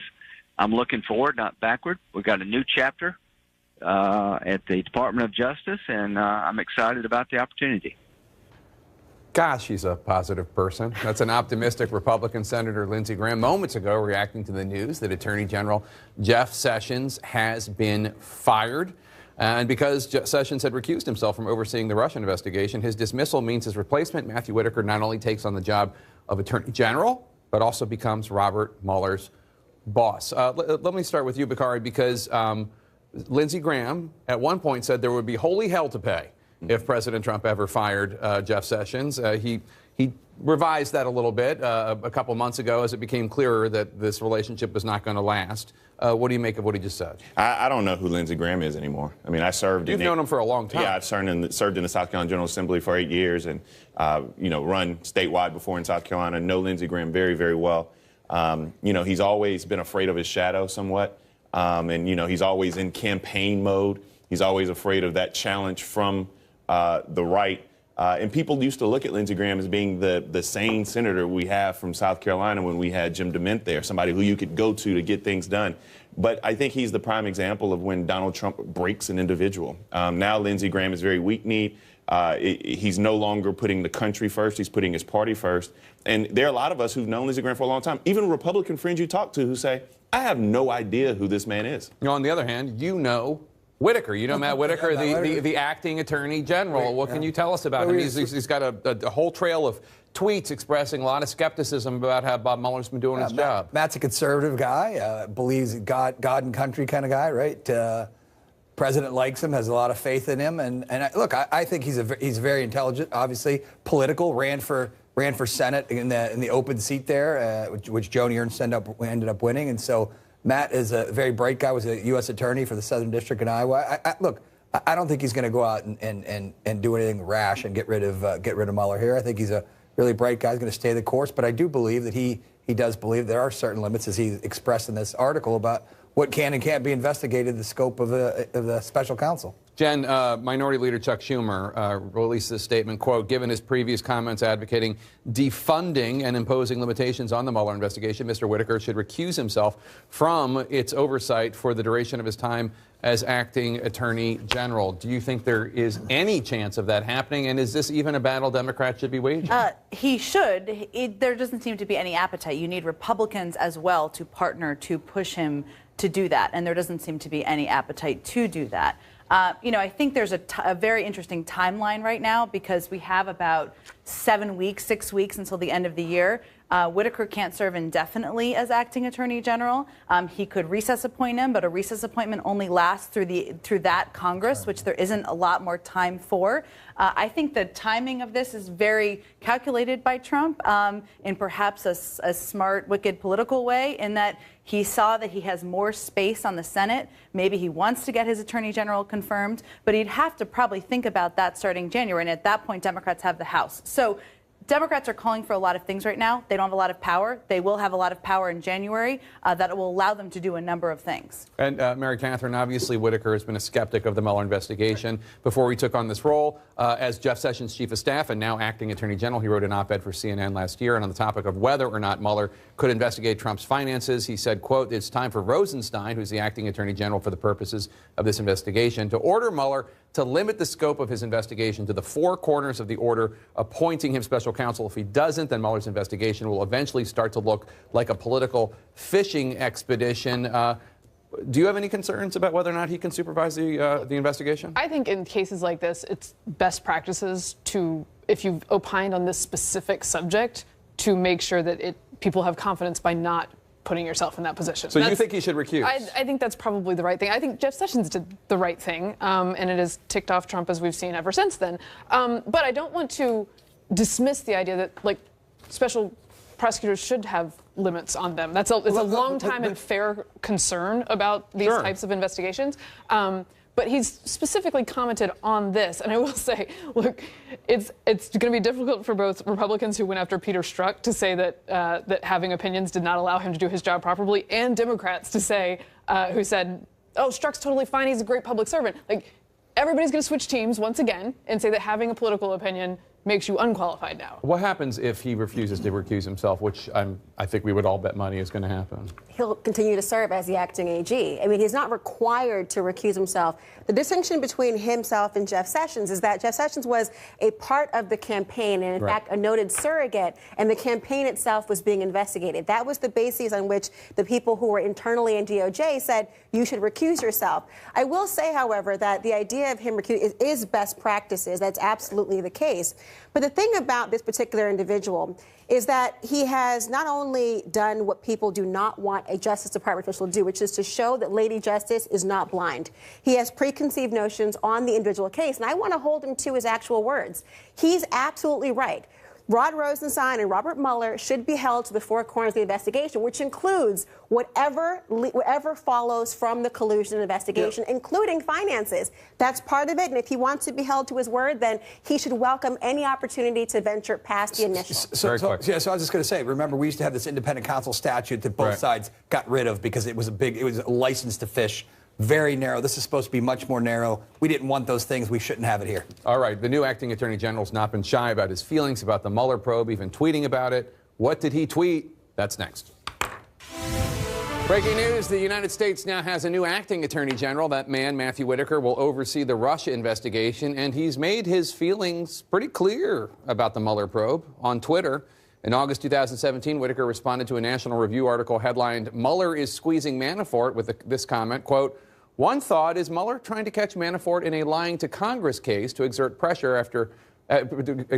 being day after interview with staffers." In another comment, Whitaker tweeted in response to this NPR headline, "Those fervently depending on Robert Mueller to shake up the Trump presidency may be in for some disappointment," stating the article is correct. It will be very difficult to ever see evidence discovered by Mueller grand jury investigation. Whitaker also shared an opinion piece titled, quote, "Note to Trump's lawyer, do not cooperate with Mueller lynch mob," Whitaker adding, "Worth a read." Capitol Hill is beginning to respond to the breaking news of President Trump firing Attorney General Jeff Sessions. CNN's Sunlen Serfati is on the Hill. And Sunlen, what are you hearing? Well, certainly, Jake, specifically a lot of concern about acting AG Matt Whitaker. A lot of those words that you just read, the top Senate Democrat, the top House Democrat, both tonight calling for Matt Whitaker to recuse himself in the Russia investigation. And certainly across the board, a lot of top Democrats expressing a lot of concern about what all of this means for the special counsel Robert Mueller's investigation. Here's Senate Minority Leader Chuck Schumer earlier today. Protecting Mueller and his investigation is paramount. It would create a constitutional crisis if this were a prelude to ending or greatly limiting the Mueller investigation.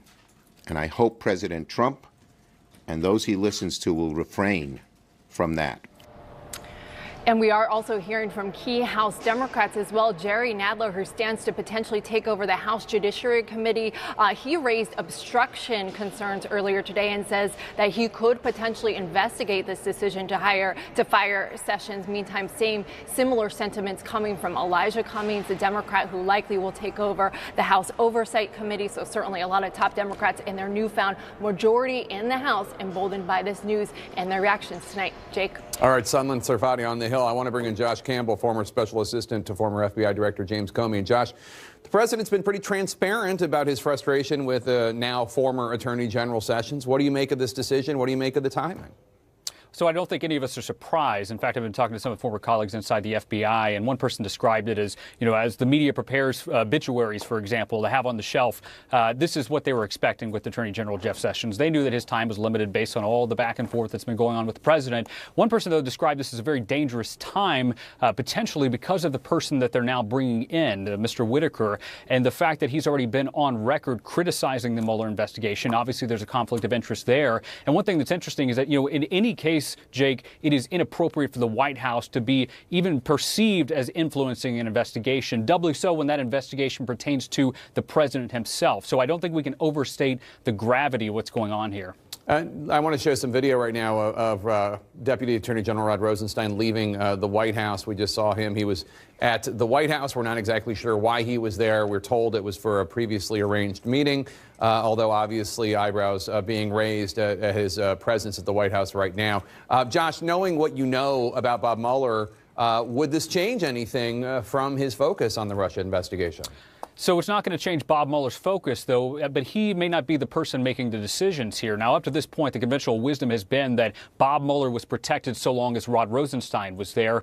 That has gone out the window. We can shuffle the deck on that conventional wisdom because now Rosenstein is not that barrier. He's not the person. It appears as though Whitaker now will be supervising the investigation. So again, someone who's been on record criticizing being put in by the president, that can only lead in one direction when you think about why he's actually there and potentially what could happen to Mueller down the road. It's very troubling. I will say, Jake, that one thing that we know based on the president's history with the Department of Justice is every major personnel change that he's made at DOJ has involved seemingly some type of ulterior motive. You had Sally Yates, who obviously she defied the immigration ban, but she was also trying to sound the alarm on Michael Flynn. You had Preet Bharara, who you were talking to earlier, who defied the president's attempt to cultivate a potential relationship with him, and obviously my former boss James Comey, who the president was demanding loyalty from, and he was trying to influence the investigation. Each of those instances, we've seen some kind of other motive at play here. With Sessions, it appears to be the same case. He recused himself. That was obviously something that angered the president. It may be now that the president is putting someone in place who would be loyal to him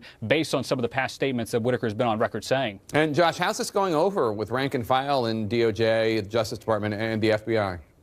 Yeah, so as I mentioned, I mean, the fact that Sessions left surprised no one. Everyone assumed that was going to be the case. And the fact of the matter is, on any given day, the Attorney General doesn't directly impact the work of an FBI agent or analyst out in the field. It's not something that they think about. But again, when you have someone who's now being put in place who could potentially influence a very major investigation in a significant way, that is something that is giving people that I've been talking to great pause because they don't know where it's headed. They look at the facts and, they can't draw a line through it, but it appears as though the president is clearing out obstacles to some, possibly getting rid of Bob Mueller or significantly limiting his work. All right, Josh Campbell, thanks so much. Do Republicans on the Senate Judiciary Committee need to speak out publicly over Jeff Sessions' firing, or are they better off staying silent? Stay with us.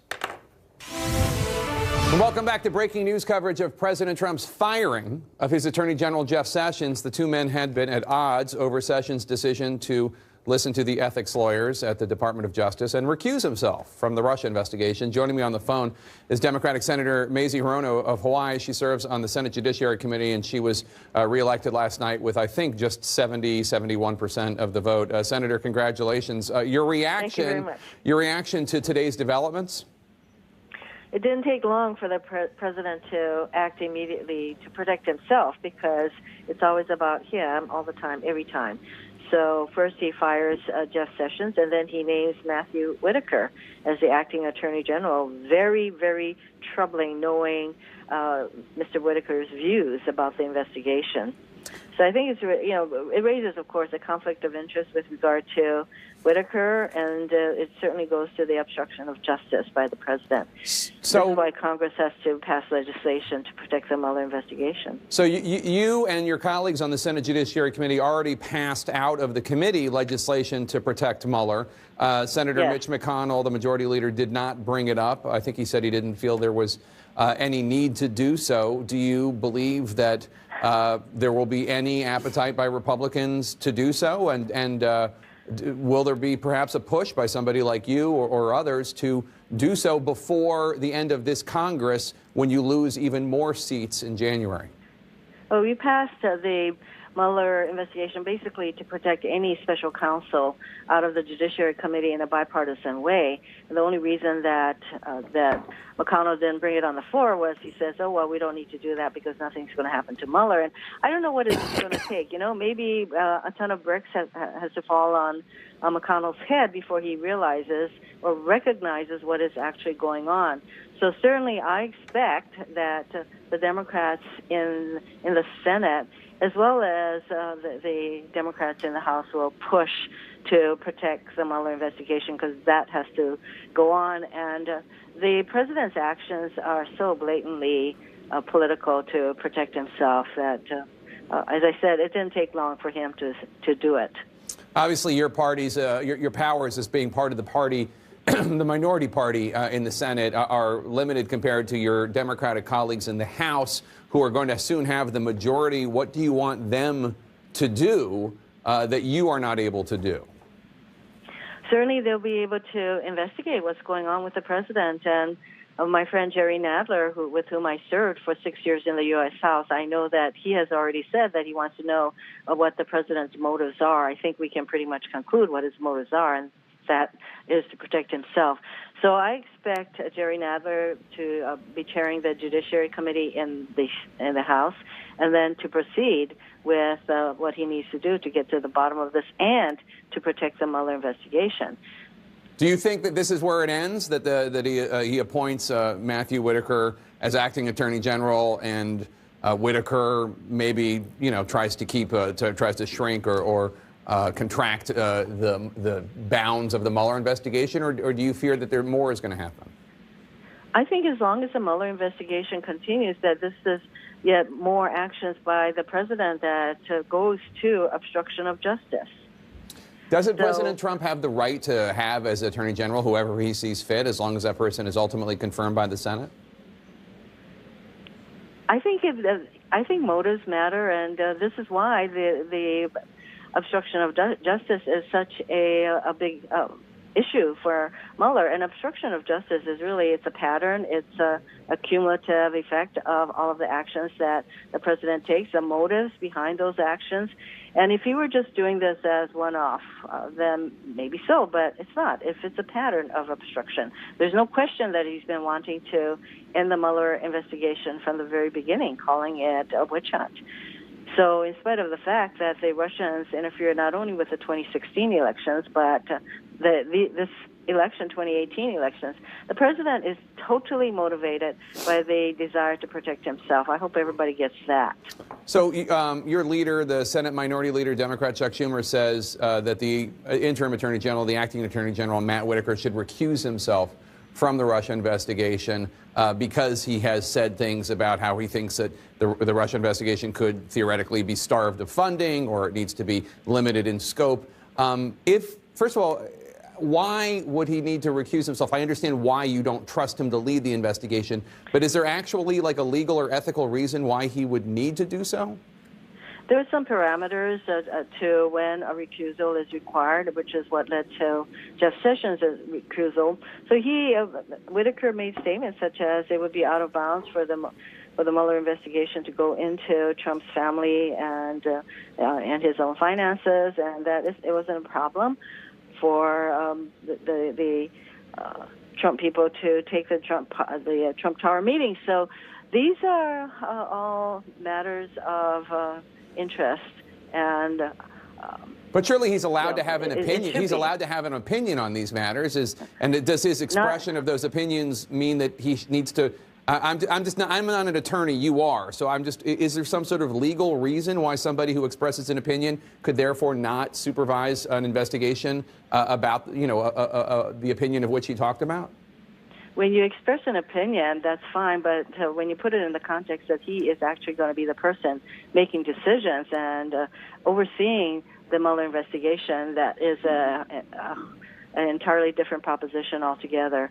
So it's a free country. Anybody can express themselves, but he's going to be making decisions that will ultimately impact the Mueller investigation. And I think that if this isn't a basis for recusal, I don't know what recusal means, frankly. Senator, I just want to ask you one more question about the results last night. I know you're upset that many of your friends, Democratic senators, were not reelected. What do you make of those who say that Democrats overreached when it came to the Kavanaugh hearings, and that hurt people such as Heidi Heitkamp in North Dakota, Joe Donnelly in Indiana, and Claire McCaskill in Missouri? I said that there are battles worth fighting, and definitely Judge Kavanaugh, even before Dr. Ford came over, had a record of being against a women's right to choose, reproductive rights, environmental protections. There were any number of reasons to not be for him. And, of course, when Dr. Ford came forward and how she was treated by the Judiciary Committee, that should have been a total red flag. And as I said, it's bad enough that we have one person on the Supreme Court with this kind of clout, and now we have another. The Supreme Court should be above reproach. And now I believe that you have two people on the Supreme Court who are not above reproach, and that does not do the court any good. So, my friends who lost took principal positions, and I totally respect their courage for it, and I wish other people would do the same thing. And note that John Tester, who the president went after tooth and nail in a very personal way, has been reelected. Has been reelected, yeah. I'm glad for that. All right, Senator Mazie Hirono, thank you so much. Our coverage on CNN continues right now. Thanks for watching.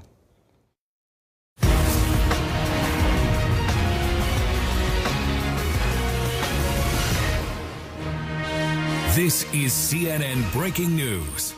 I'm Wolf Blitzer in the Situation Room. We're following breaking news. President Trump suddenly fires the Attorney General, Jeff Sessions, for the unpardonable sin of recusing himself from the Russia investigation. He'll be replaced for now by his Chief of Staff, Matthew Whitaker, who's been critical of Robert Mueller's Russia investigation and may now actually go ahead and supervise it. The surprise announcement came after the president claimed victory in a midterm election which saw Democrats seize control of the House of Representatives while Republicans tightened their hold on the Senate. The president's tone was combative, suggesting concern over his brand new vulnerability to Democratic-led investigations. Democrats are now vowing to protect the special counsel's probe. I'll speak with Congressman Joaquin Castro of the Intelligence Committee and our correspondents and specialists. They are standing by with full coverage. First, let's go straight to our chief White House correspondent, Jim Acosta. Jim, first of all, what is the very, very latest?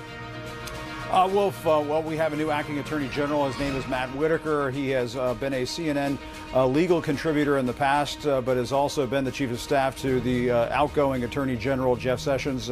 Wolf, we have a letter of resignation we can put up on screen from the attorney general. Obviously, this was a forced letter of resignation or a firing from the president. And as you can see at the top of that letter, it says, at your request, I am submitting my resignation. It doesn't get more I guess, obvious than that this was a forced resignation on the part of the Attorney General, Jeff Sessions. It was also something that was widely expected to happen after this midterm election that we had last night. Wolf, we were hearing from our sources inside and outside the White House for months that the president has been stewing over Jeff Sessions and how he recused himself on the Russia investigation last year. That has been a source of frustration for this president for some time now. But now Matt Whitaker will be the acting attorney general until a permanent attorney general can be chosen, Wolf. And one thing we should point point out about Matt Whitaker, he was the chief of staff to Jeff Sessions. He also, on occasion, made some comments that essentially sounded like he was parroting talking points over here at the White House, arguing that the special counsel Robert Mueller shouldn't look into the president's finances, and at one point saying that Donald Trump Jr. Was just fine in terms of taking that meeting with that Russian attorney at Trump Tower in June of 2016. At one point, Matt Whitaker telling my colleague Pamela Brown that anybody would have taken that meeting. That is almost word for word from what we've heard from the president when he's talked about his own son having that meeting with that Russian attorney at Trump Tower in 2016. One other thing we should point out, Wolf, the letter of resignation from Jeff Sessions, again, a forced letter of resignation from Jeff Sessions. Put that back up on screen if we can. It does not have a date on it.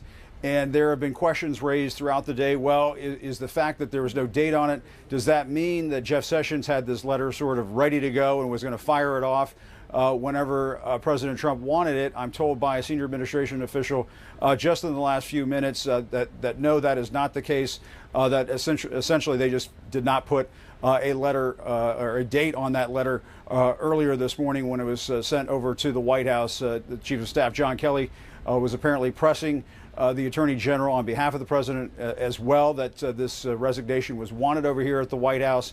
And so obviously the President now is getting what he wants. He's getting rid of Jeff Sessions, who had recused himself in the Russia investigation. Keep in mind, Rod Rosenstein, the Deputy Attorney General, he was overseeing the Russia investigation because Jeff Sessions had recused himself.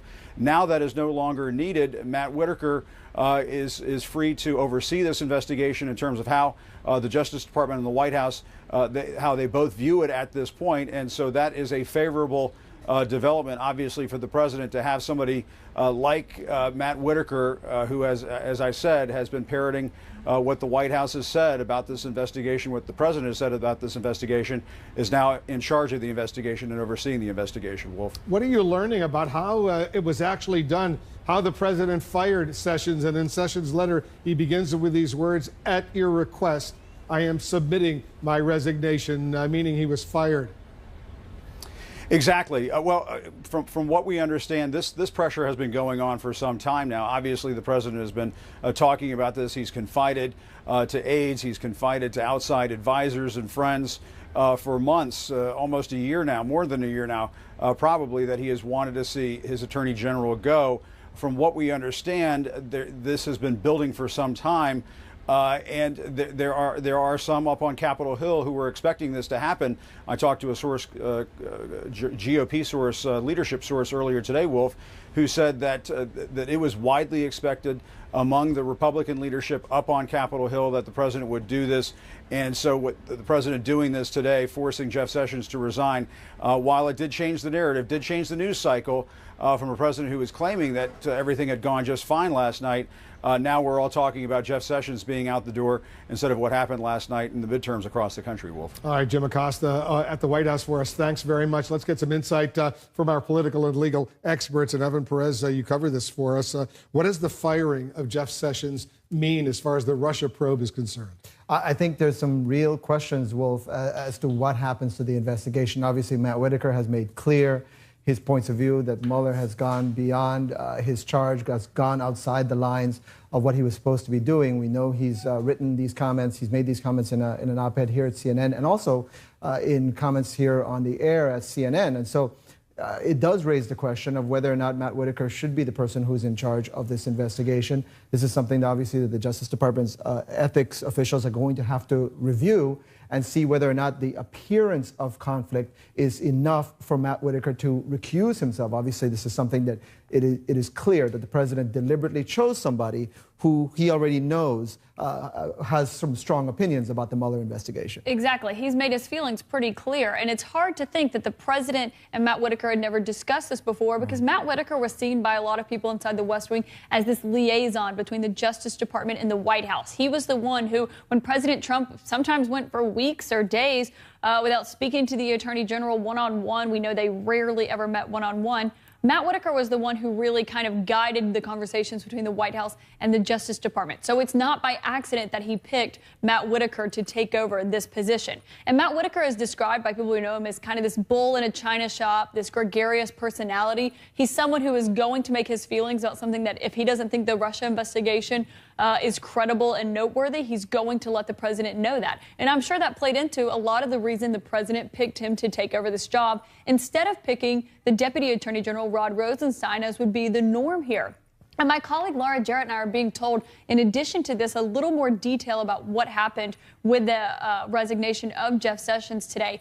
John Kelly called Jeff Sessions before that press conference that the president had today, asked him for his resignation, and we're told by sources that Jeff Sessions asked if he could stay until the end of the week. John Kelly was very firm to him, according to what Laura Jarrett and I are told, that he could not stay until the end of the week, that it had to be today, which raises the question, if he did that before the press conference, why during that press conference did President Trump duck that question about how long Jeff Sessions was going to be here? Yeah, and it's a real rebuke for the Deputy Attorney General. If the Attorney General resigns or is fired, the Deputy Attorney General would move up and become the acting Attorney General, pending confirmation of whoever the president might nominate to become the permanent Attorney General, assuming that person would be confirmed by the U.S. Senate. The question now is, will Rod Rosenstein quit himself? Will he resign because he, in effect, was publicly slapped by the President of the United States? Slapped and then backhanded as well, along with Jeff Sessions, who's told by your account, you have to leave today. Don't even wait till Friday. And by the way, it's Wednesday for everyone to remember that. The idea here is that power, even temporary power, can be extraordinarily impactful. This person, Matthew Whitaker, has already been told by the President of the United States through the tweet that he is a temporary holder of this position. A more permanent person will be named at a later date. We know that through the Vacancies Reform Act, through the recess appointment, it was going to be temporary regardless. He's not a Senate confirmed person at this point. But what can he do in the interim is going to be extremely important. Will he undermine the investigation, the subpoena power? Will he, if he's already received a copy of the report, will he not allow it to go to the public? Will he try to cut the budget, as he said, in one CNN account? Will he try to do a number of things to really hamstring the investigation? And that's all important.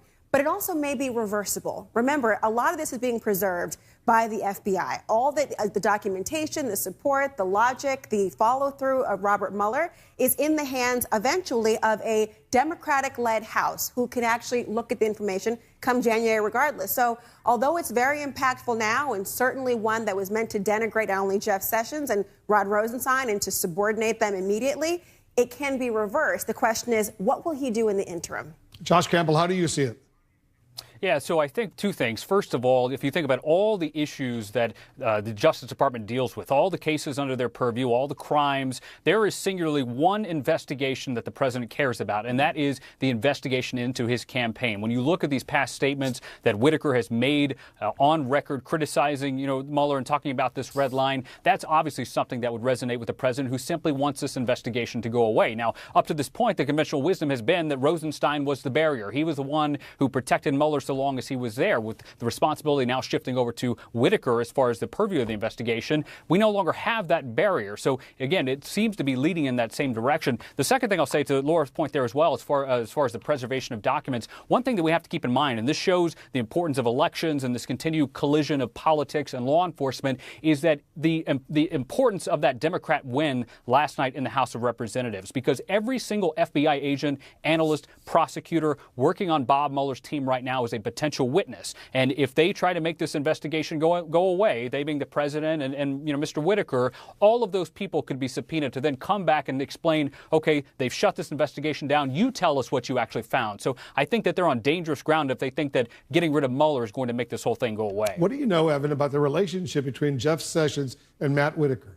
Well, I think it's been tense, Wolf, certainly recently, because it's emerged that Matt Whitaker has gone around talking about his relationship, his conversations with the president. If you remember, just a couple weeks ago, there was a drama with Rod Rosenstein, whether or not he was going to be fired. And during that morning, we know that the president had spoken to Matt Whitaker. So Matt Whitaker has made it very clear inside the department that he has some kind of a special relationship, or he believes he has a special relationship with the White House, which makes people at the Justice Department very nervous. And so there's been a lot of tension between Whitaker and the Attorney General, Jeff Sessions, and with the Deputy Attorney General. I think that's the thing to watch today and in the coming days, how that relationship really kind of manifests itself. But he was the Attorney General's chief of staff. If you're, your chief of staff, you have to have a good relationship with your chief of staff.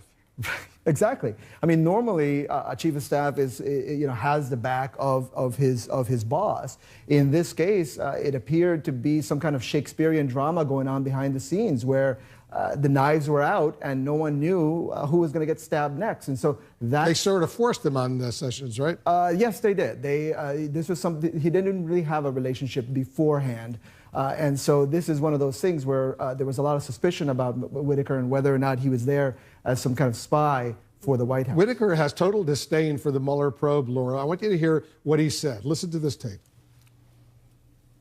I think what ultimately the president's going to start doing is putting pressure on Rod Rosenstein, who is in charge of this investigation and is acting attorney general, and really try to get Rod to maybe even cut the budget of Bob Mueller and do something a little more stagecrafty than the blunt instrument of firing the attorney general and trying to replace him. I could see a scenario where Jeff Sessions is replaced with a recess appointment, and that attorney general doesn't fire Bob Mueller, but he just reduces his budget so low that his investigation grinds to almost a halt.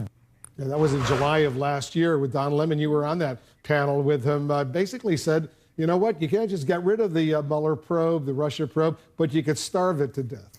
It's hard to now delineate whether he was opining or actually relaying the President of the United States' own concerns at this point in time. Yes, he could actually do these things to try to hamstring the investigation. He could try to limit the budget. He could say, as he has in the past, in addition to that actual clip, about this being a lynch mob and not cooperating with Mueller's team, and also about not trying, this being something that's beyond the pale and passing a red line, but looking into the finances. Now, the interesting thing about what he said then till now is the same. At this point in time, he's no more well-briefed or well-versed in the Mueller probe than perhaps anyone at this table.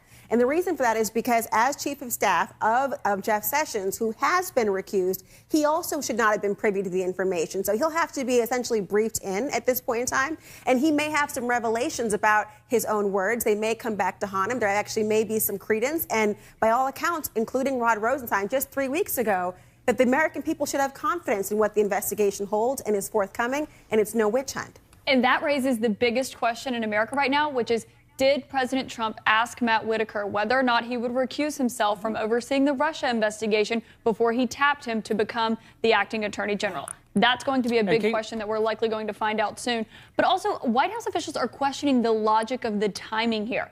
I know that a lot of critics and pundits do not believe yesterday was a good day for the White House with the midterms, but in the White House, they thought it was kind of a good day because they were bracing themselves for it to be really ugly for them, and they kind of walked away with what they were expecting, a loss in the House and maybe picking up a few seats in the Senate. So right now, the conversation for the last few weeks had been about the midterms, not about the Mueller probe. Less than 24 hours before even the polls closed, it is right back on being about Robert Mueller, the White House, and the president's focus on this, which we should have seen coming since he was tweeting about it this morning. And I suspect, Josh, the president would not have named Whitaker the acting attorney general if Whitaker had said, yes, I'm going to have to recuse myself from overseeing the Russia probe.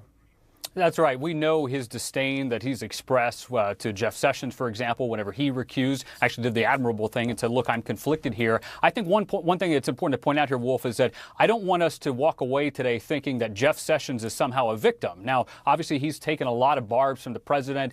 He's been this punching bag that we've seen. But one thing that's interesting is that he knows what the views of his chief of staff would have been since he was on record. He worked with them. He knew that. What Jeff Sessions could have done if he assumed or if he determined in his own estimation that he was being shown the door and this other person was being brought in for the purpose of influencing the investigation, that's not cause to resign. That's cause to wait and get fired and to go out very loudly. We saw from that letter he was very adoring of the president. Again, I don't want folks to think that he's the victim, because if he saw malfeasance here or he saw the president trying to clear out obstacles in order to go after Bob Mueller, he should have spoken up, and he didn't do that. But given all the public statements that Whitaker has made, Evan, including articles that he posted on CNN.com, interviews with Don Lemon, other interviews really going after Mueller and the probe in one of the articles on CNN.com.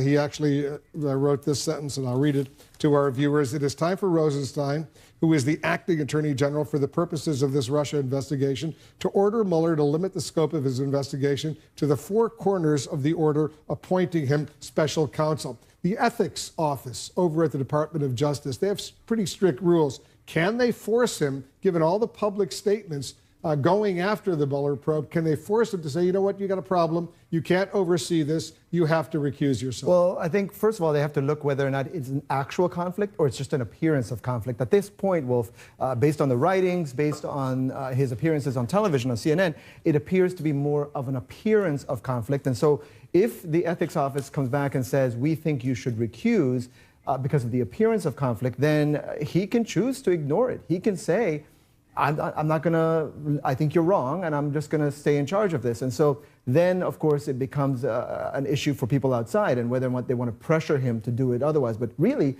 it's going to be up to him whether or not he wants to listen to the ethics office. In the case of Jeff Sessions, he was part of the campaign. There was an obvious conflict there. And Sessions has said it millions of times. He said, I had no choice. The president didn't really seem to buy that. But Sessions really had no choice. Why didn't the president at least have the courtesy of calling up Sessions and saying, you know what, it's time to move on. Thank you for your support. I know you were the first Republican senator to endorse me during the campaign. We went to Alabama together. We did a lot of rallies. You were very supportive. We disagreed on the recusal issue, but thank you for your service to the country. Thank you for what you've done as Attorney General of the United States. Instead, he sends his White House Chief of Staff, John Kelly, over there and says, you have to resign and do it today. He said, well, can I spend a few extra days at least saying goodbye to staffers over here at the department? No, you must resign today. And those staffers found out from our coverage that he had been fired or asked to resign. That adds to the saga of President Trump doesn't like to fire people. He doesn't like one-on-one conflict. That is something we've known and we've seen with everyone else he's fired. But not only did Jeff Sessions go out on a limb and was the first senator to endorse President Trump, something that at that time, right now it seems really easy to say, oh, well, he was the first one to endorse me. President Trump brushes off that endorsement. At that time, Donald Trump was pretty toxic in the Republican Party, and not a lot of people were going out on a limb for him. Jeff Sessions not only did that, he gave up a very safe Senate seat in Alabama. And now the president has not only done this and dragged him through the mud and fired him, essentially, he has also tainted his name. A lot of people in Alabama look back and criticize Jeff Sessions. People who used to be loyal to Jeff Sessions now criticize him because they believe he made the wrong decision to recuse himself. But going back to that point about if Matt Whitaker is advised to recuse himself from this, Jeff Sessions had been advised to recuse himself. He didn't physically have to, but it would have looked really bad if he had not recused himself. He was part of the campaign. Right. And that was his argument. President Trump didn't see it that way. So even if Matt Whitaker is strongly advised, you need to recuse yourself because of the comments you've made about the Mueller investigation, it raises the question of if he feels he has the backing of President Trump and doesn't have to, will he do that? And his temporary status really is a disincentive for even the ethical officers at DOJ to say that he would be required to recuse himself if it was not the appearance. Jeff Sessions was slated to be the Attorney General for presumably a 4-year term, if not for consecutive terms, if the president got reelected.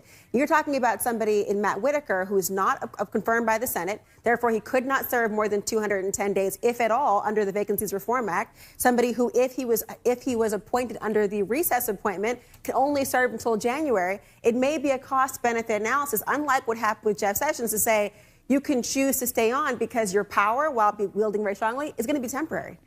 It's a serious business. Did the White House plan this forced resignation today? Was this timing in the works for a while, or did the president wake up this morning, see something on television, and say, you know what, I want this guy gone today? The timing specifically of today was not in the works for a while. Everyone knew Jeff Sessions' time was coming to an end. He was on borrowed time. And look, I mean, Jeff Sessions, in the last week or two, some of his behavior, he's been visiting field offices, the FBI. He went to the FBI just this week.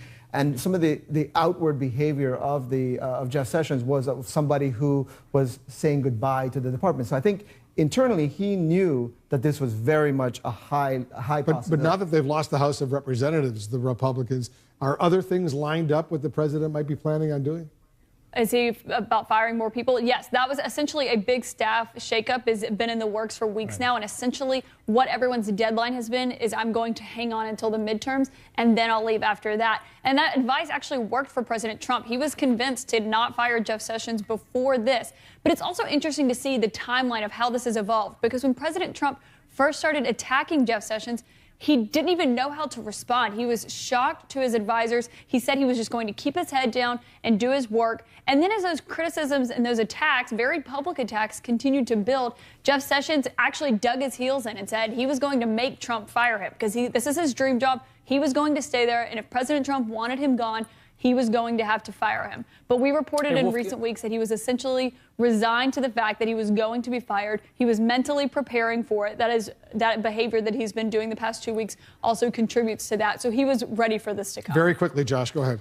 Yeah, I was just going to add that as we talk about, personnel changes, I don't think that we should lose sight of the fact that the Attorney General is different. This isn't the Secretary of Commerce or the Secretary of Agriculture. This is someone who can personally impact the life and possibly the future of the president and those in his orbit. He is singularly focused on this investigation. So yeah, shakeups I think are usual after a midterm, but we can't lose sight of the fact that the person that sits in that seat at Main Justice as the Attorney General, the top cop, has significant influence on the president. All right, guys, everybody stand by. I want to bring in Democratic Congressman Joaquin Castro of Texas. He's a member of the Intelligence and Foreign Affairs Committees. Congressman, thanks so much for joining us. Do you believe that this is the first step toward ending the Mueller Russia investigation? Yeah, I very well believe that it could be. The president had signaled for a long time that he didn't want Jeff Sessions to be the Attorney General any longer. And he finally, after the midterm elections, actually took the step of firing him. And so we need to find out more about the reason that he was fired, but we also need to make sure that the Mueller investigation is protected, that it's adequately funded, unlike the position that Matthew Whitaker seemed to take, that Bob Mueller can continue to do his work. Should the acting Attorney General, this guy Matthew Whitaker, who has now been named by the president acting Attorney General, do you believe he should recuse himself from the Mueller probe, given all the public statements he's made going against that entire Russia investigation? Yeah, he absolutely should recuse himself, and I hope that the ethics office will make that clear to him and that he acts with integrity. He's made some very damaging statements about the investigation, about its usefulness, about funding it, about Bob Mueller himself. So yeah, the right thing to do would be for him to recuse himself and allow the investigation to continue. Your party takes control of the House of Representatives in 2 months in January. If the president takes steps to end the Mueller probe, should that lead to impeachment proceedings? Well, I have said for quite a while that I believe I've seen evidence of obstruction of justice. And if it becomes clear that this is another move to shut down the Mueller investigation, then that is something that we'll have to seriously consider. I think many folks in Congress, both Democrats and Republicans, have been waiting for Bob Mueller to produce his report and perhaps see actionable items in that. But if the president is not even going to let Bob Mueller get to that point, then yes, that becomes a problem. That combined with the fact with how he fired Comey, what he's done on McCabe, Rod Rosenstein, and others, there is a pretty strong case for obstruction of justice here. The Senate Majority Leader, Chuck Schumer, said this potentially could lead to a constitutional crisis. How do you see it? I mean, Wolf, nobody gets elected to Congress and goes to Congress, I think, in order to be involved in a mess like this, right? Nobody wants that. So I hope the answer is that it doesn't happen. But at the same time, the legislative branch does have to hold the president accountable, and we can't just allow the president to put a yes man in there who's going to shut down the Mueller investigation on his behalf. Is there anything Congress could do at this point, Congressman, to protect Mueller and his investigation? Well, first of all, adequate funding for the work that Bob Mueller's doing. There should also be legislation. There was a bipartisan bill that was moving through the Senate, I believe, that the White House basically squelched. But there should be legislation at this point. The parties coming together, the Senate that's controlled by Republicans, the Democratic House, to protect Bob Mueller and make sure that this investigation can continue through. You think you'll get some Republican support for that effort? The evidence from the past doesn't suggest that that's a great prospect, but I think it's important to realize that what happened yesterday is that the American people voted for divided government. They voted for a Republican-controlled Senate and a Democratic-controlled House, and it means that they want both parties to work together for the best of the country, not the best of the president or even the best of the Republican Party or the Democratic Party, but for the best of the country. Even if Whitaker doesn't end the Mueller probe, and he's going to be overseeing it, presumably, now, he could severely limit the scope or bury any report that Mueller might release. Are you prepared to respond to that possibility? In January, the Democrats will be the majority in the House of Representatives, and they will have, as we've been pointing out, subpoena power. Yeah, absolutely. We need to make sure that that doesn't happen. Look, you know, when you're in the majority, I think part of, and when you're in divided government, part of the trick is that you have to make sure that the politics of things doesn't overtake the substance of things. We shouldn't be fighting with the White House just to fight with the White House or just to fight with the president. But at the same time, the American people deserve answers on these very important and consequential questions about who interfered with our democracy in 2016 and whether the president or his people had any role in that. So yes, if he oversteps his bounds, we have to make sure that we push back. The bombshell announcement today that Sessions has been effectively fired just the day after the Democrats won back the majority of the House of Representatives. What do you make of the timing of all of this? I think that he's been waiting to do it for a long time. And I think, you know, they were probably concerned that it would have an effect on Republicans' viability in different House and Senate races, so they waited until the next day. But there's no question the president has wanted Jeff Sessions gone for a long time. And I've told you before that, honestly, if you're Jeff Sessions, I don't understand, after being beaten up by this president so much, somebody that, as y'all just mentioned, he supported from the beginning. I mean, he was the first guy to go out there and support Donald Trump. He went out on a limb at that time. I don't know why he would have stayed around this long. You think the Democrats, now that they're going to be in the majority in the House of Representatives and they'll have oversight, they'll have subpoena capabilities, are you afraid you might, not you personally, but the Democrats might overstep? You got to be careful about that. Like I said, I think our posture needs to be that if we're going to have clashes with the White House, and I'm sure that we will, that those clashes will not be about personality, that they're going to be about issues and substance. And the American people, I believe, will understand that. They understand if you have a disagreement about health care or education or infrastructure or something else. I think when people turn off on politics and when they tend to dislike both political parties is when they perceive that people are fighting just to fight. So, yes, we've got to be careful about that. Congressman Castro, thanks so much for joining us. Thank you. All right, let's bring in our legal analyst, Preet Bharara. He's a former top U.S. attorney who was actually fired by the Trump administration. Preet, thanks so much for joining us. I'm anxious to get your thoughts on all the drama that's unfolding at the Department of Justice right now. How precarious is this moment that we're in right now, not just for the Robert Mueller Russia investigation, but for American institutions of justice? I think very precarious. I think you can't sound too many alarm bells about what's been going on. I think we've been seeing this in slow motion for a period of time. You have a president that has made very clear that he doesn't want the Russia investigation to proceed, even though his handpicked FBI director, his handpicked Deputy Attorney General have all said it's not a witch hunt, that there are real things to be looking at here. Real people have been indicted. Real people have been convicted. Real people have decided to plead guilty and are cooperating with the government. And the moment of precariousness is, I think, especially significant now because we're in a lame duck phase.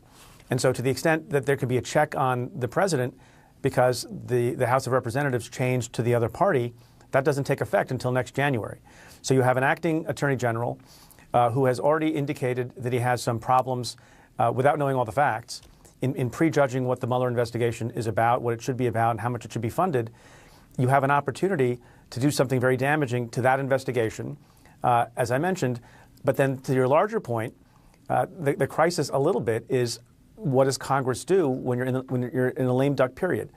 And so I think that it may be the case that things are done that shouldn't be, that the investigation is constricted in some way, that it doesn't become public immediately, and it's some months before at least one House of Congress can exercise its oversight responsibility and make sure that those things are not happening. I think also with respect to the possibility of protecting the special counsel, and there are some bills that have been floating around, and this task force that I'm on has also proposed such a thing. Given that you're dealing with the current Congress, which is fairly supine and fairly in the pocket of President Trump, both the House and the Senate, I don't see a lot of ability to make that progress over the next 3 months. So it's a precarious time, generally speaking, and at this moment, because we're in a transitional phase. Is there any historical precedent for what's going on right now from your vantage point? I guess the obvious precedent that people talk about is Watergate. I think this is different and in many ways, more worrisome because the president seems to be acting out in public in some of the ways that Nixon did in private. And although there's one argument that makes it less worrisome, I think it's more so. I think this president acts often out of anger, not just strategy. And I think part of what happened today is a response to the election from yesterday. I don't think those two things are unconnected to each other. Whether it's to change the subject or to get back at people he perceives as his adversaries and his enemies, even if they're people that he picked to hold positions himself, like Jeff Sessions, I think you have a very dangerous situation for which there is no precedent in this particular way, no. Some legal experts, Preet, have suggested that Robert Mueller could have sealed indictments waiting to go under the assumption that he was worried about his own future, if he was going to go, if Rosenstein was going to go. Do you think he has been preparing for that possibility? I have two answers to that question. With respect to whether or not he's been preparing, I think yes. And I think one of the ways he probably prepared was to make sure they were doing the work as fast as they could. Another thing that I think may have been related to a worry about an eventual shutdown is parceling out some aspects of things that they found, including the Cohen case, which went to my former office, the Southern District of New York. With respect to whether or not they have indictments under seal because they were worried about being shut down, I don't think those are directly related. I think the Mueller team, some of whom I know personally, but haven't spoken to, would decide to bring a sealed indictment because it was the right time and they had the facts and they had the law on their side. And part of the reason it might be sealed is they didn't want to do anything publicly in the run-up to the election so they wouldn't get criticized for doing something that might affect the election. So I think all those things are possible. I think there could be sealed indictments. I think they could be on the verge of getting indictments against other people. And it may be the case, as some of the reporting earlier on this network has suggested, that the Mueller investigation is coming to a natural close anyway over the coming weeks and months. Whitaker, the now new acting attorney general, in the past has openly mused about starving the Mueller probe, starving it of funding. How would that work? That's a good question.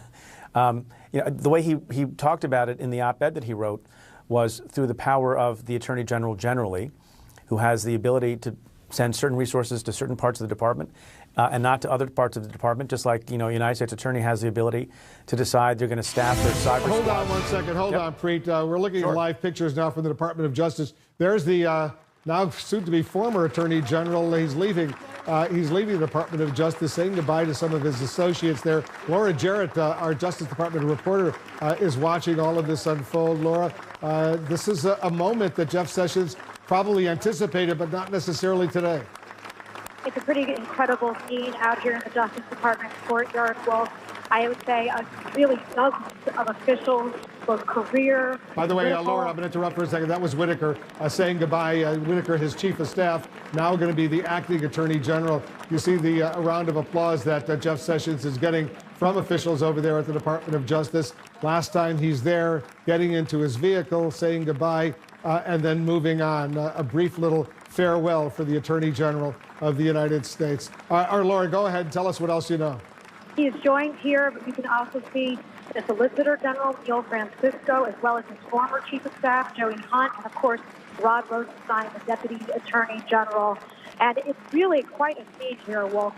Officials, I would say there are at least 100 people here. And when Attorneys General depart, it is difficult for the officials to get what's called a clap out.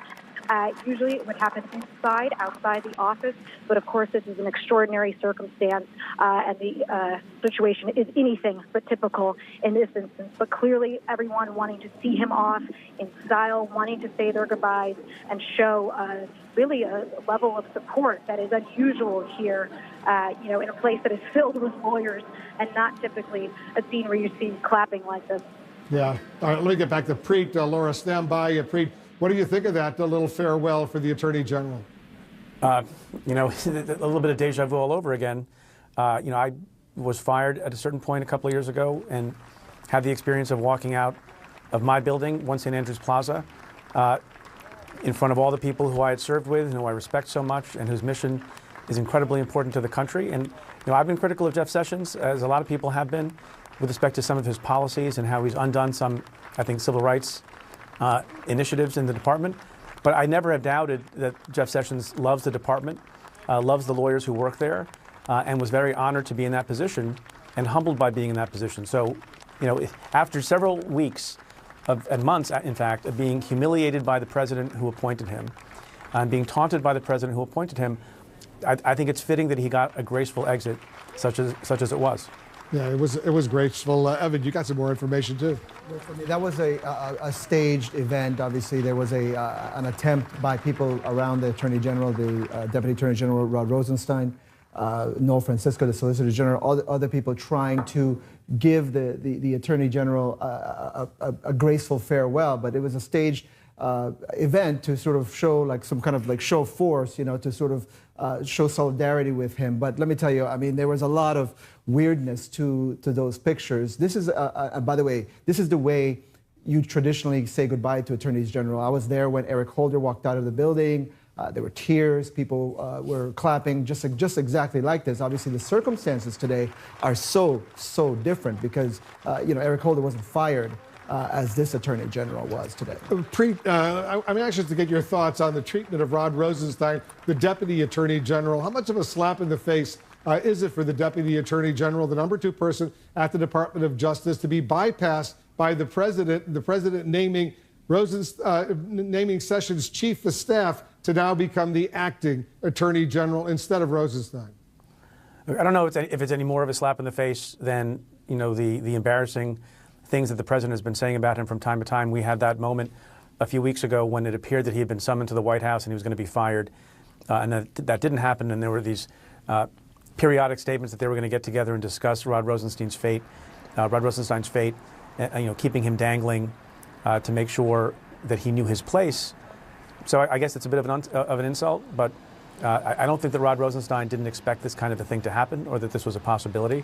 I do think more important than Rod Rosenstein's pride is whether or not we're now seeing an undoing of the special counsel's work. Well, now that he's not going to have anything to do with the special counsel's Russia probe, Rosenstein, Whitaker is now going to oversee it, presumably, unless for some reason he decides to recuse himself, which is probably doubtful, I suspect, at this point. Wouldn't Rosenstein just take the hint and resign?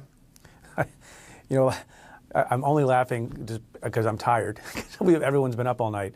But also, there's not a lot of people taking the hint these days. And Jeff Sessions, that was a nice walkout, but you would have thought he would have taken the hint months ago. And Rod Rosenstein would have taken the hint months ago. And other people who work in the White House might have taken the hint months ago. So, maybe Rod Rosenstein will stay, maybe he will go. It would still be my hope that even though there's a new acting attorney general who will be the most senior person overseeing the Mueller investigation, that does not necessarily mean that Rod Rosenstein gets cast to the side. He's still a person who has deep knowledge of what's going on there. He's the one who appointed Bob Mueller in the first place. And I'm not aware of any regulation that requires Rod Rosenstein not to be involved. And I think it would be silly, and it would also be a bad look optically, if the new acting attorney general decided to freeze out Rod Rosenstein, because he can still offer advice and guidance and counsel, and he should. He's a former U.S. attorney in Baltimore, Rod Rosenstein. Caitlin, I'm anxious. What do you think of that little goodbye that the Attorney General, now the former Attorney General, Jeff Sessions had? It was all staged, as Evan correctly points out. They wanted to show that. But some are already suggesting maybe, it was a little bit of a slap at the president for firing him.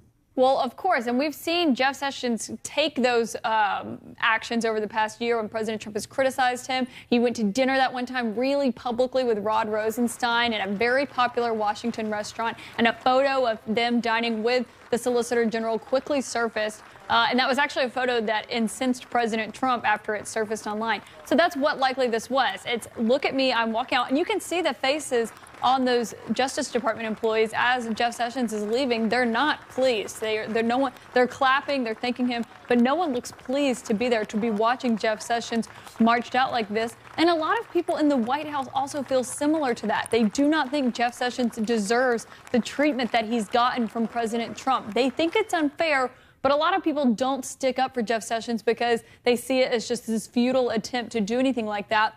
And we've seen Jeff Sessions lose his defenders inside the West Wing. He used to have Reince Priebus, Steve Bannon, who all stood up for him when President Trump first started criticizing him, telling the president to lay off of it. And also he would have a weekly lunch with the White House counsel, Don McGahn, who is now gone as well. So there aren't a lot of people in the West Wing except for Stephen Miller, who did work for Jeff Sessions and is largely a big reason why he works for Donald Trump now, is still in the West Wing, still obviously very close to President Trump. So you wonder what those people are saying. He worked for him when he Trump. was a senator, Jeff Sessions, and Stephen Miller was a speechwriter at the time. He was working for him when he was the Republican senator from Alabama. And, you know, Laura, it's interesting because not only are, you know, a lot of people in the White House sad because they liked Sessions, but a lot of Republican senators worked closely with Jeff Sessions. He was a Republican senator from Alabama for a long time. They all had a very good relationship. And many of them are privately saying, why did the President of the United States treat this guy as badly as he did, especially since Sessions was the first Republican senator to endorse him when he was a candidate for the Republican nomination? It's virtually unheard of to have a former U.S. senator and up to today, a U.S. Attorney General being a whipping boy of the President of the United States. That's what he's been treated as. And I was a former career prosecutor for DOJ. As you enter the building and as you leave, as the Attorney General, you have people lining the hallways to support. I served under both Bush and Obama. And to see somebody like Jeff Sessions, the Attorney General of the United States, have an unceremonious departure is just confounding to most people. I don't agree with his policies and the rollback of many of the civil rights agenda and the LGBTQ issues and consent decrees. However, you should give respect to the Attorney General. And what you saw there was the people who were actually in the line of secession, including Rod Rosenstein and the Solicitor General there, and also, of course, his now successor, who is not in the line, standing there. And I think that you had Jeff Sessions trying to be as gracious as he could to shake his hand. I suspect he was not pleased. And he never really had a good relationship with him to begin with. Preet, let me thank you very much, Preet Bharara. Always important for you to be here. You have a final thought before I let you go? Look, I'm worried about who the next Attorney General might be. Remember, this person is only in an acting capacity. And I think it's a precarious time, as you use that word, I think, appropriately. It's a fraught time. And it's a contentious time, and that person is very, very important. There's a lot of time left in the Trump administration, not just with respect to the Mueller probe, but all sorts of issues of law and order and fairness and justice going on in the country. And so I hope he chooses wisely, and I hope he chooses someone who can get consensus support. Yeah, it's a tenuous moment indeed. All right, guys, thanks very much. There's a lot going on. Let's take a quick break. We'll resume our special coverage right after this. Welcome back. We're following the breaking news, including President Trump abruptly firing the Attorney General of the United States, Jeff Sessions, earlier today. Let's bring in our political experts and get some analysis of what's going on right now. Dana, we watched this all very closely. A lot of people were bracing for, at some point, Sessions to leave, but it was a surprise. It happened so quickly, only hours after the midterm election. That was the only thing that was surprising about it, is when it happened, the fact that the president stood up in the East Room of the White House with, the entire White House press corps for an hour and a half and didn't mention it. And he was asked about it. He was asked about it. Clearly it was in the works. And the fact that some people who are in the White House, people who are in his legal team, and maybe more importantly, the people in the Senate who have to carry the ball for the next person, didn't know. And for any other cabinet official, that would be like, okay, whatever, this is the Trump world. But this Attorney General, with this Mueller investigation going on, is hardly just any other cabinet official. It has so many implications. And, so far, aside from a new statement we've seen from Senator-elect Mitt Romney, that's still kind of a weird thing to say. It's the first time I said that. He's been everywhere, man. Kind of been crickets about the implications for the Mueller probe. The thing that I wonder about is with the timing. We clearly knew that Donald Trump, the second that Jeff Sessions recused himself last year, Donald Trump was frustrated and probably wanted him gone a year ago and basically said, I'll get rid of him after the midterms. The one thing I wonder about is, does Donald Trump look and see a +3 in the Senate and think, well, that gives us, it does give more cushion. Now, you now could lose theoretically Lisa Murkowski and Susan Collins and still get an attorney general confirmed, because Dana's right, that you pick a cabinet member, other than state, that's going to be the biggest fight where Democrats will try to stand the firmest on whoever he picks. Maybe he can get someone confirmed. The question is, will any Republicans in leadership come out and say, this is not okay? I think Jake Tapper made the point earlier that this precedent will survive this president. Can Republicans see beyond their own noses that this could come back to haunt them at some point? That the president of the United States, the day after a midterm election, fires his own AG, who just happens to be in charge of an investigation implicating him and his family and his closest friends and allies? That should not be okay, and I'd love to hear some Republican, just one, say so. And puts in charge, by the way, a guy who passes over Rod Rosenstein and puts in charge a guy who we know is much more Trumpian on the probe. Right. One thing that we should note, the president has every right to pick his cabinet. The Senate has every right to confirm the cabinet. I mean, you know, that's just basically how it works.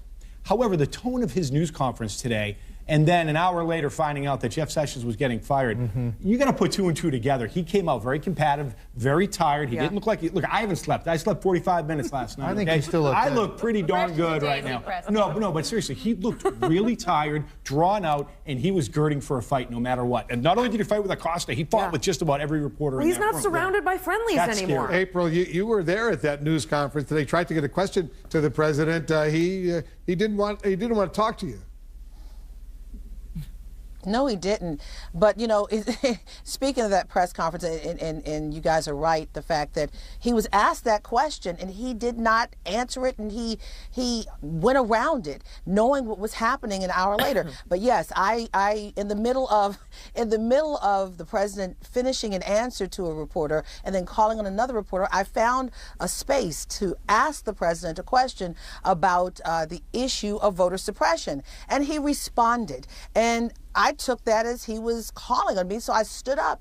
And he told me to sit down on multiple occasions. And then he said something about the CNN poll numbers. It's about voter suppression. And I came back with the issues of voter suppression in Florida, voter suppression in Georgia, voter suppression in North Dakota. And he told me to sit down yet again. And then he continued to say I was hostile, I was rude. But I was just doing what a reporter does, asking questions of a president of the United States. Look at that. I went through the transcript of that press conference. It took several hours. Just finished it. Yeah, on several occasions, and Dana mentioned this, on several occasions, he is asked about the Mueller probe and sort of Sessions more broadly. And he says, look, I could fire everyone, which he sort of could, but it wouldn't go away. I mean, if you read that in the light of what an hour later, 2 hours, whatever time frame, in light of what then happened, and John Kelly was firing him, he was then, officially fired via tweet. It is ominous in connection with passing over Rosenstein, the fact that he has called it a witch hunt 150 plus times since he's been president of the United States, and putting in a guy who we know from what he has written and what he has said on this website and on this air is someone who shares a view that Mueller has already gone too far. As of 2017, you add all that up, it doesn't take a mathematician to see sort of where this appears to be heading. Now, I don't know if Donald Trump is willing to go all the way and try to either curtail, remove, cut budget of Mueller. That's where Congress comes in. Right. That's where You made the point, a lot of these Republicans, they're reluctant to criticize the president at all, even on a sensitive issue like this. Why? Because they've been castrated. They've been castrated by a president who has emasculated his own party. This is a guy who was gloating hours after a midterm about the losses in his own party, because since the day he ran, he didn't care at all about the health of the Republican Party. It was about him. And so the Republican members that serve alongside him have decided that he is the party, and they've completely lost any of their soul, their principle, their strength. Not all of them. The ones that have said something, in some cases, have been, in his words, retired. Everybody stand by. There's a lot more news that's coming in right now. We're following all the breaking news. We'll take a quick break. We'll be right back. Happening now, breaking news, firing Sessions. The axe falls on the Attorney General as the president ousts one of the top targets of his anger over the Russia probe. Tonight, Democrats are calling the move a blatant attempt to interfere with Robert Mueller's investigation. Special counsel squeeze. With Sessions out, there are urgent concerns that Mueller may be fired next. A day after the midterms is a constitutional crisis about to unfold. Defiant and defensive, the president tries to spin the election results as a victory, despite Republicans losing the majority of the House. We're breaking down his rambling news conference, his bluster, his threats, and his 2020 strategy. And two can play that game.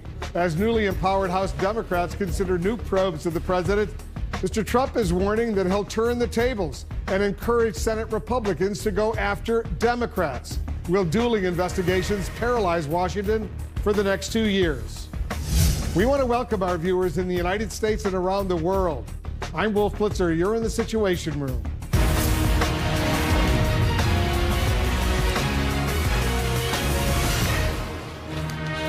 This is CNN Breaking News. We're following breaking news on the firing of the Attorney General Jeff Sessions and the impact on Robert Mueller's Russia investigation.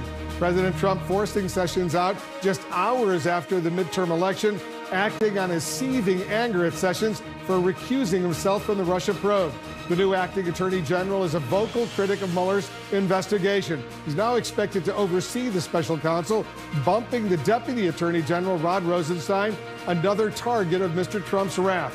The urgent questions right now: will Mueller also be fired? And how will all this play out with the new Democratic-controlled House of Representatives and the strengthened Republican majority in the U.S. Senate? I'll get reaction from Congressman Ruben Gallego, along with our correspondents and analysts. They're all standing by. First, let's go to our chief White House correspondent, Jim Acosta. Jim, the president skirted a question about Sessions during his hour-and-a-half news conference today, and soon thereafter, he announced that Sessions was out. That's right, Wolf. It wasn't long after that news conference that the president announced that Jeff Sessions, as Attorney General, longtime Attorney General and supporter from the 2016 campaign, is out, that he effectively fired him. And that his resignation was forced. We have the letter from Jeff Sessions, the outgoing Attorney General. We can put that up on screen. It basically says everything that you need to know right here. At your request, I am submitting my resignation. So that's a forced resignation there for the Attorney General, Jeff Sessions. Now, his replacement right now is the acting Attorney General. He was the chief of staff to Jeff Sessions, Matt Whitaker. He is well known and well liked, I should say, inside this White House, primarily because, Wolf, Matt Whitaker, while he was a contributor over here at CNN, and while he's been inside the Justice Department, he has been willing to essentially say what the president wants to hear in terms of his feelings on the Russia investigation. He has said publicly, he said to our colleague Pam Brown, that Donald Trump Jr., the president's eldest son, was just fine in terms of taking that meeting with that Russian attorney at that Trump Tower meeting in June of 2016. He has also said, he said this to Don Lemon on our network, that one way to go after Robert Mueller would be to starve his office of funds, and that would be a way of hampering that investigation. So all of this is music to the president's ears. Keep in mind, Wolf, the president has for a long time wanted to unload Jeff Sessions. We had heard this over the summer, that he was fuming once again about how he wanted to fire Jeff Sessions. And so this is obviously not coming as a huge shock to people here in Washington. I will say, Wolf, I talked to a source familiar with what had happened to Jeff Sessions, who said just before the midterm elections, there were discussions inside the Senate GOP caucus about whether or not the president would try to do this somehow before the midterms, and the message was being sent from the White House, and there was some communication over this, that the president would in fact wait until after the midterms. They didn't expect it to happen so quickly, not right after the midterm vote, perhaps later on at the end of this week. But I think the president saw an opportunity to change the news cycle, change it away from those results from last night in the midterms where he lost the House, and now he has somebody overseeing the Russia investigation. Remember, Matt Whitaker, as the acting Attorney General, can oversee the Russia investigation. Jeff Sessions had recused himself, and that's why Rod Rosenstein, the Deputy Attorney General, was there. But that is no longer the case. Somebody who is really a critic of this Russia investigation is now in charge of it, Wolf. Jim Acosta at the White House, thanks very much. We'll get back to you soon. I want to get some more on the breaking news. Right now, our correspondents and analysts, all experts, are joining us. Laura Jarrett, you're over at the Justice Department right now. You broke the story for us today. How did all of this unfold? Well, Wolf, despite all of the months of tweets and berating treatment from the president, he didn't actually call Jeff Sessions himself. Instead, he had his chief of staff, John Kelly, do it this morning before the president's press conference at 11:30. And Caitlin Collins and I are told that Kelly was firm.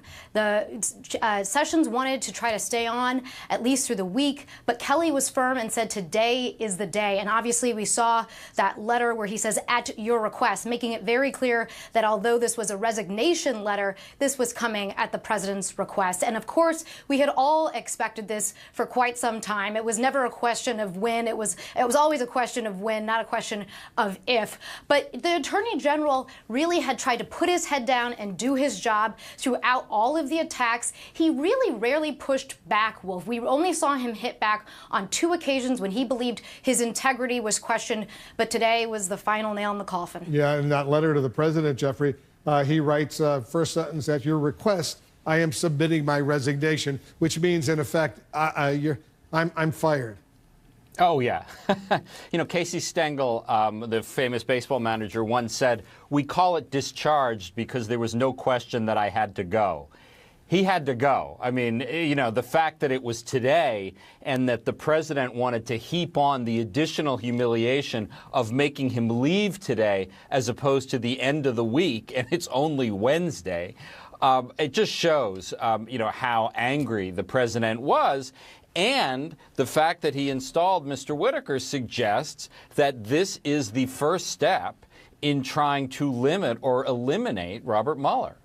What do you think, Shimon? What does this mean, Whitaker, now effectively, assuming he doesn't recuse himself, I assume he won't recuse himself, overseeing Mueller and the probe? It's a significant certain move here by the president, and it's clear why the president did it. Look, Whitaker has been out there before he worked for the Department of Justice saying how he thought that the Mueller probe was going too far, how he thought basically the president did nothing wrong, how he felt that some of what Mueller was looking at, certainly the obstruction stuff, they didn't think that the president obstructed justice, was critical of James Comey and the handling of the Hillary Clinton investigation. So you have a guy now who's running this entire investigation that has been openly critical of the way it's been handled. He will have oversight of this investigation. And one of the things I think that we're all going to be looking for those of us who've been covering this now for all these months, is whether or not he tries to speed up this investigation and basically tells the special counsel, okay, enough is enough, let's go, we're done here, and it's time for you to release your findings, release your report, whatever you have left, whatever indictments you may have left, let's go, let's move, and get this over with. Yeah, he's made it clear, Whitaker, who's now going to be the acting attorney general, that there are ways to limit Mueller's probe, reduce the budget, for example, and starve him. Yeah, I think there's quite a bit that somebody could do in this position. That's precisely why Trump has placed a loyalist in this role. You know, the acting attorney general still oversees the Mueller investigation. He is sort of in charge of it. Mueller has an obligation to consult with him on an ongoing basis, consult with him before taking any substantial or significant investigative step, and essentially has to seek approval. Now, one question is, if Robert Mueller feels as though he's being stifled or otherwise impeded, there's nothing that prevents him from doing something like holding a press conference and telling the public that he feels like he is not being given sort of the resources or support to accomplish his job. Phil, listen to what Matt Whitaker told Don Lemon here on CNN in July of last year. I think what ultimately the president's going to start doing is putting pressure on Rod Rosenstein, who is in charge of this investigation and is acting attorney general, and really try to get Rod to maybe even cut the budget of Bob Mueller and do something a little more stagecrafty than the blunt instrument of firing the attorney general and trying to replace him. I could see a scenario where Jeff Sessions is replaced with a recess appointment, and that attorney general doesn't fire Bob Mueller, but he just reduces the budget so low that his investigation grinds to almost a halt. See a little smile on your face. That is not going to happen. The game is too late for that. Watch two directions of paper and people. Let me focus on the paper. Robert Mueller's not stupid. He has paper that authorizes him to conduct the investigation. If anybody in this town, including at the Department of Justice, wants to change, including constraining his investigation, anybody in Mueller's position is going to say, give me a piece of paper, and that piece of paper is going to become public. The second and more significant piece or pieces of paper We've had a lot of time with the Mueller investigation, a lot of time in this interim period before the midterms when the Department of Justice typically doesn't bring politically related investigations to indictments. Within the next 15, 30, 45 days, is the Mueller team going to bring further indictments and then force the new leadership to say no? That's what I would watch. I'd watch the paper. Let me disagree with my brother Phil. I just think, remember, we just had a midterm election. Donald Trump, whatever you think about the House, he did great in the Senate. All of those senators owe their allegiance to Donald Trump. Even, the pretend moderates, the Jeff Flags, the Bob Corters, they're all gone, and they've been replaced by people who are completely loyal to Donald Trump. Donald Trump can do anything he wants through Whitaker. He can fire Mueller, he can limit the budget, he can prohibit some of the investigations. He has a free hand, and that's what and he has the ability to use it if he wants. So I do think that's a little bit of an overstatement, in part because the Democrats did seize on the House. They've made it quite clear that they intend to investigate this thoroughly and vigorously as soon as they have the gavel. And I do think that that's a sign to anybody else, anyone who's in the Justice Department right now who has to actually help facilitate the acting AG's wishes, that no matter, they better play by the rules, because this is going to be under a microscope. Laura, or what? I mean, they better play by the rules, or what? I mean, they have no. I mean, they're not going to impeach the president over this. I mean, they'll have hearings and they'll be very angry and they will, they'll make a fuss.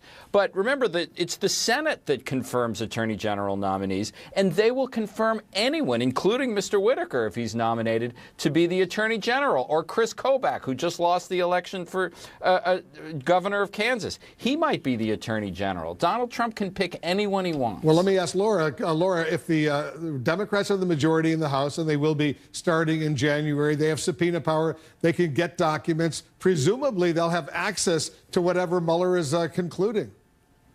Presumably that's right, but I think it could easily be a protracted fight. And the big question now is, what is Robert Mueller thinking about all of this? Obviously, he's seen the president's tweets. He's seen him attack Jeff Sessions for weeks and months. And based off of everybody's reporting, we know it's something he's interested in for purposes of obstruction. So you have to imagine he's paying very close attention to this. And of course, we'll need more reporting on what has he been doing behind the scenes to prepare for this very day. We've seen him already start to carve off pieces of the probe to U.S. attorneys' offices, partly perhaps to protect the probe in many ways. But it's also just, I mean, it's such remarkable timing. The president is at such a precarious moment in this time when he hasn't even submitted his official questions back to Mueller's team on the question of collusion. We've been waiting to see when he will do that, what he will say. So for him to make this kind of move right now, it's quite telling. You know Mueller. You worked with him. You know how he operates, how he thinks, and he's watching this so closely. That's right. He's going to be laser focused. Forget about press conferences. I see a couple scenarios. Scenario one, and let me focus on this one, and I'm curious about Jeff's opinion on this. Look, if you're in Mueller's shoes, you're sitting there saying, if I have further indictments to drop, I'm going to drop them. I'm going to force anybody sitting in an acting position as the Attorney General to say no. Documents on the record going in for a new nominee to be Attorney General. Documents on the record saying that the acting Attorney General declined prosecutions because he told the president he was loyal to him. Boy, that scenario, I agree with Jeff. The senators will confirm somebody. I think that looks really ugly, and I don't know what the consequences would be. I do agree with Phil about this. Robert Mueller is going to do exactly one thing. He's going to do his job. He is going to do the investigation that he was hired to do. He's going to indict the people that he feels he needs to indict. And if somebody from the Justice Department is going to stop him, he's going to stop him. But Mueller is going to do his job, and that's all that he can focus on. And everything we know about Mueller is that that's exactly how he's going to proceed here. People through the Department of Justice, people on the special counsel team, people at the FBI have been prepared for this moment. It's not like the president has hid this from everyone and suddenly this comes as a shock. There have been preparations made for this to certainly preserve the information and the integrity of this investigation and the evidence in this investigation. And whatever the FBI may decide to do down the line, if they feel that for whatever reason the current Department of Justice doesn't want to prosecute some of these cases, there are things that are, I think, from everything we know and some of the reporting that we've done, that there are plans in place, that the FBI has been prepared for this. And Mueller has been prepared for this. And also Rod Rosenstein has been prepared for this. And so, he's been talking to Mueller about this. They know, and they were expecting this to happen. As to when, or did they expect this to happen today? Obviously not.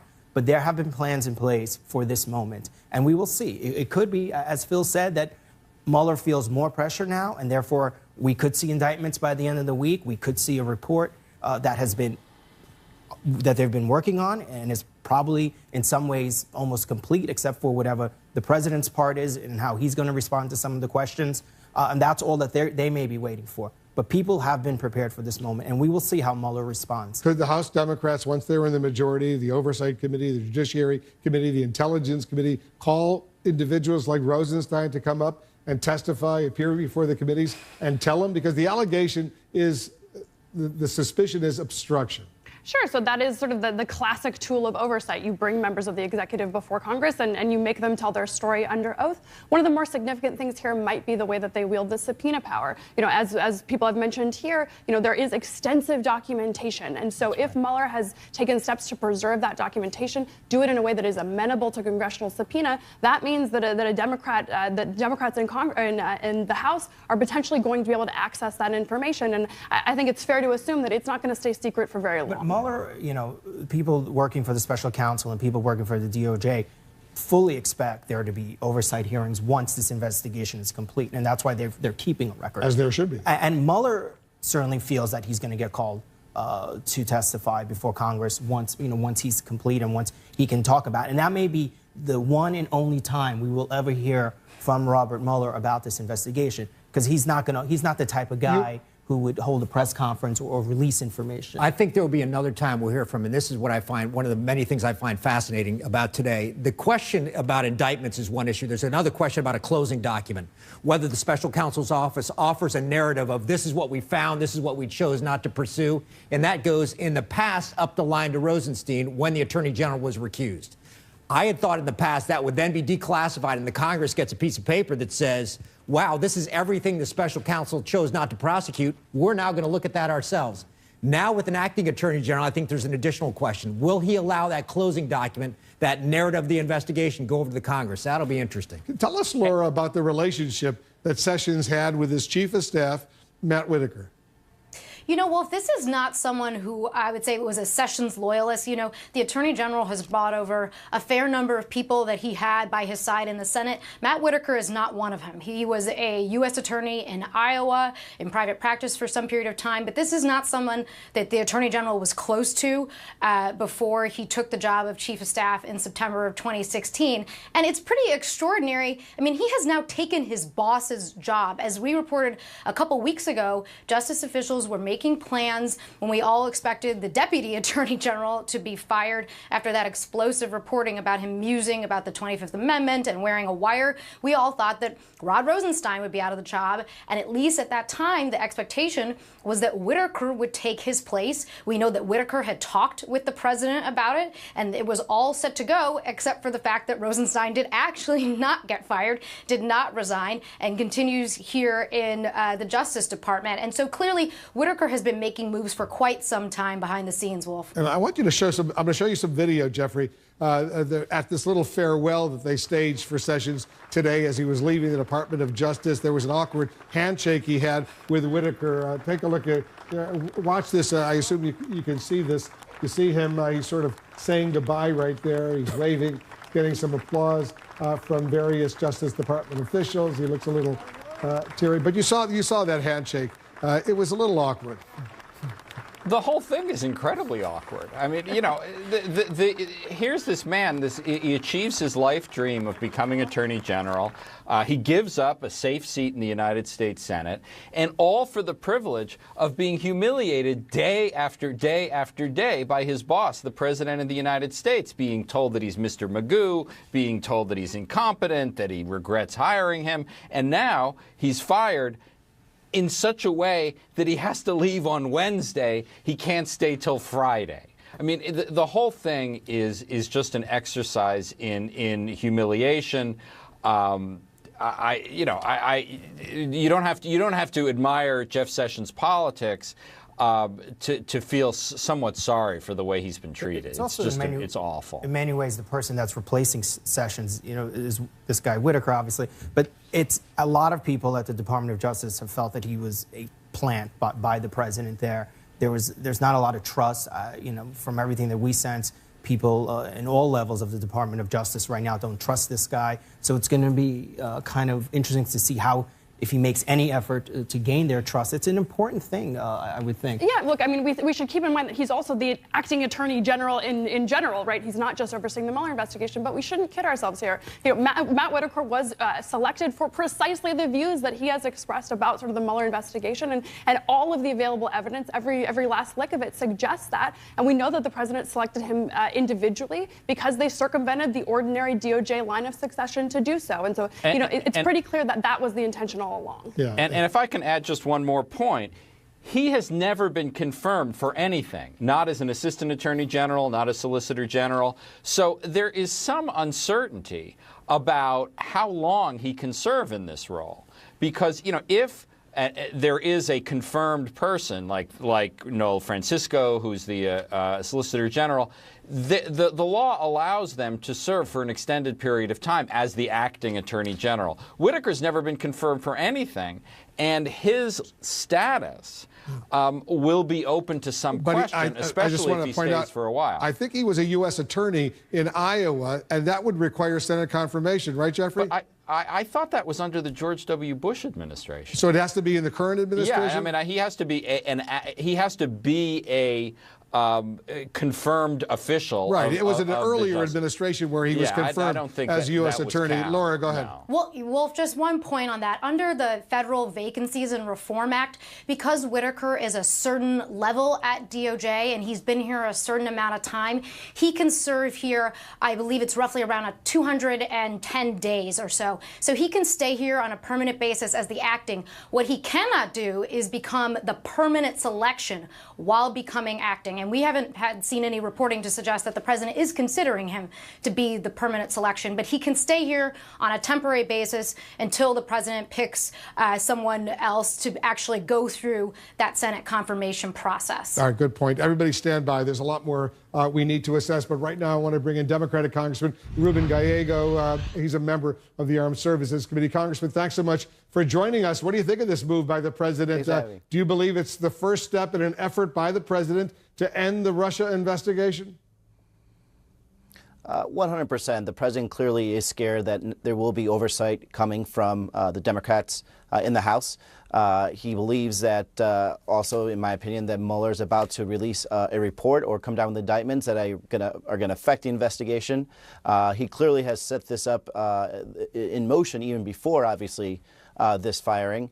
And at the end of the day, it really shows that the president is scared.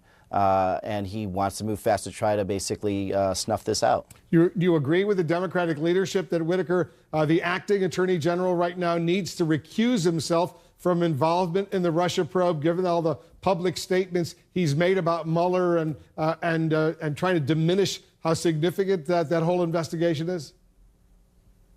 100%. Look, Mueller has run a very professional investigation that's trying to get down to the truth.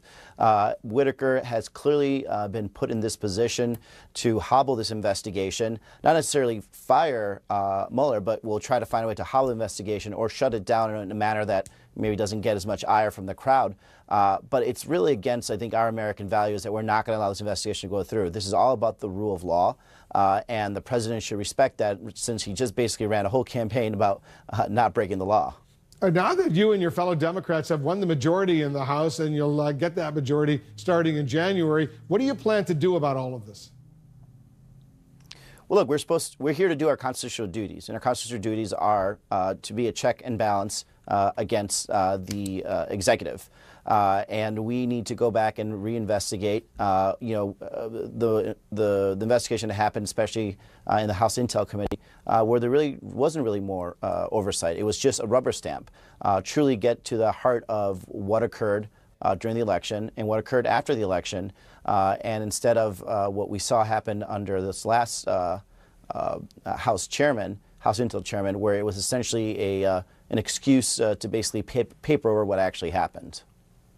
What do you think you'll do, you and your fellow Democrats, once you're the majority in the House, if the president were to fire Robert Mueller?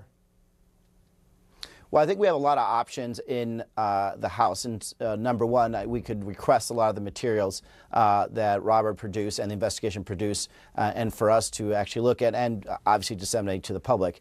Number two, I do believe that we can even create our own process to make sure that we have a protection for this special prosecutor or within a jurisdiction of the House. I would say, though, there's another option we have. Right now, we have Republicans that are in charge of the House and Republicans that are in charge of the Senate. And there is a bill, actually, that has passed Senate Judiciary Committee that would actually protect Robert Mueller from being fired. And it's a bipartisan bill. So you don't just have to actually make this a Democratic issue. The Republicans can actually stand up for the rule of law and actually show that they do want to have some oversight and some check on the executive and pass that bill. And I think it would go a long way to actually making this public feel good about where this country is going and whether this investigation is doing a legitimate job or not. Congressman Gallego, thanks so much for joining us. Thank you. Let's bring back the panel. And Susan, let me start with you. Now that Sessions is gone, he's no longer the Attorney General of the United States, is it possible that Mueller could call him to appear before a grand jury or to do some Q&A with the Mueller team about the various issues, collusion, obstruction of justice, money laundering, some of the stuff that he's investigating? Right, so I think it's entirely plausible and possible in part because we know that Jeff Sessions is a part of multiple lines of inquiry here. First, he was involved in President Trump's campaign. He was part of his foreign policy advisors. One of the reasons why he was forced to recuse was actually because he had some of these undisclosed reported contacts with the Russians. Second, on sort of the obstruction line of inquiry, one of the issues that Mueller has reportedly been intensely focused on is whether or not President Trump attempted to pressure Jeff Sessions to unrecuse after the fact. Whether or not that was done with the intention of obstructing the investigation. So I think it's maybe likely that Mueller is going to seek to, at an absolute minimum. What do you think, Shiva? I think it's all, yes, it's likely, it could happen, but it also could be that Mueller sees the writing on the wall here and it's time to wrap this up, unless they feel that Sessions could add something that is very valuable to this investigation, could perhaps either for the report or to bring charges. Yes, if it's got to be really, really pertinent and important, and it has to change the game to bring him in. Jeffrey, I would be surprised if Mueller hasn't already spoken to him. I mean, he has spoken to him, right? I mean, we know this. Yeah. I mean, he's at the center of so many parts of this investigation. That's why he had to recuse himself. That's why he made the right decision in recusing himself, notwithstanding all the abuse he's taken from the president for it. So Jeff Sessions is an absolutely critical witness on the obstruction of justice part of the investigation, the firing of Comey, and also the relationship between the Trump campaign and Russia, the collusion part of the investigation, because he was part of the campaign and he had some of the contacts that Mueller has clearly been investigating. But Laura, Sessions, even after recusing himself as the Attorney General overseeing the Russia probe, he probably saw and heard and was a witness to other stuff that was going on that potentially Mueller is interested in. Well, he's certainly a witness to all of the treatment against himself and all of the instances in which he was asked to unrecuse. I mean, I think it's a fair question to ask. Why is the president so fixated on you unrecusing? If this is all for naught and there is nothing to see here and the president did nothing wrong, why does he want Jeff Sessions to unrecuse so badly? I think that is a fair question for Sessions and frankly for the president. But we know that Sessions went in earlier this year. We reported that he went in months ago, but a lot has happened since January, as we know. He has been still the subject of blistering attacks and the president's ire has not abated on that front. And so you could certainly see a situation in which Mueller would want to talk to him again.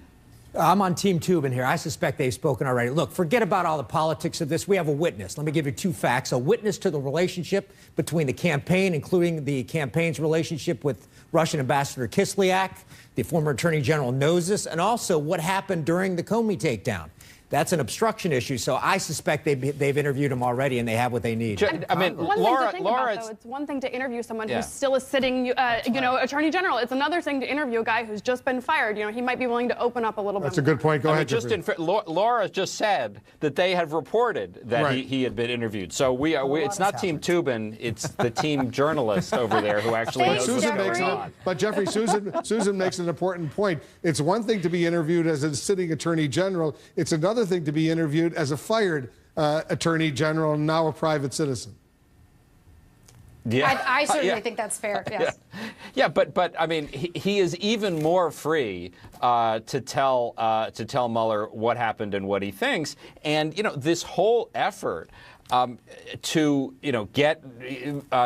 get Sessions out of the investigation, whether through firing him or recusing or over the recusal issue, it's all relevant to whether Donald Trump has been obstructing justice from the day he took office on this investigation. Yeah, because as some people suggest, I don't recollect or I don't remember. All of a sudden, your memory gets a little bit better. I suppose, but hold on a second. I think whether you like him or not, the Attorney General is honorable. I can't believe he'd give fundamentally different answers to questions about obstruction and relationship with the Russians during the campaign after a firing as before. And remember, if those answers are fundamentally different, someone's going to come back at him, presumably immediately, and say, why does your answer today differ from your answer when we spoke to you earlier? I don't think they'll get much more out of him, I'm guessing. One point that I just want to make is that we don't know what's been going on really in the last several weeks. And I think that could be critical to the Mueller investigation.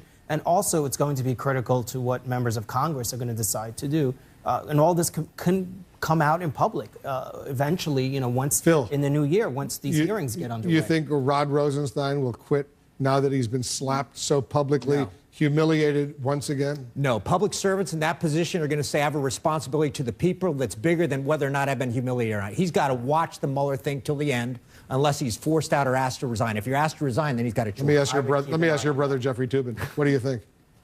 Everything I know about Rod Rosenstein is that he is a career guy, career civil servant. He is going to stick it out.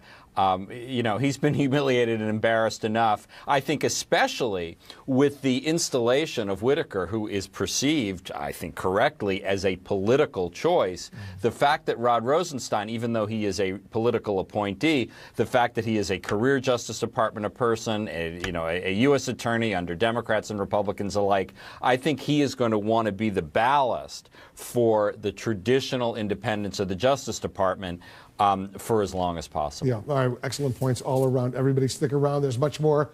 We have a lot of breaking news. We'll be right back.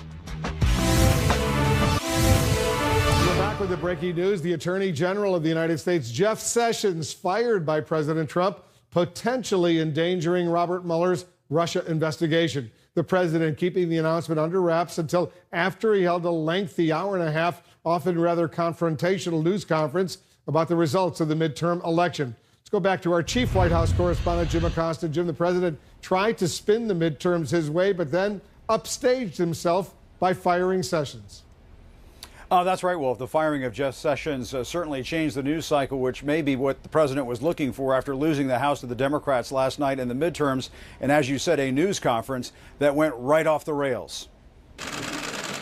A news conference that was expected to be a victory lap for President Trump instead descended into chaos. While the president played coy and didn't tip his hand on his decision to fire Attorney General Jeff Sessions. We're looking at different people for different positions. It's very common after the midterms. He was sounding off in nearly every other direction. Asked about Democrats riding the midterms into power in the House of Representatives, Mr. Trump bristled at the notion he will be under a slew of investigations, warning he'll retaliate. They can play that game, but we can play it better because we have a thing called the United States Senate, and a lot of very questionable things were done between leaks of classified information and many other elements that should not have taken place. And all you're going to do is end up in back and forth. The president tried to sidestep what could be the biggest worry for the White House, that Democrats will demand to see his tax returns. I'm on a very continuous audit because there are so many companies, and it is a very big company, far bigger than you would even understand. But it's a great company, but it's big, and it's complex, and it's probably feet high It's a very complex instrument, and I think that people wouldn't understand it. Mr. Trump was clearly taking the election returns personally, slapping at House Republicans who decided to steer clear of the president and lost. Mia Love gave me no love, and she lost. Too bad. Sorry about that, Mia. And Barbara Comstock was another one. I mean, I think she could have won that race, but she didn't want to have any embrace.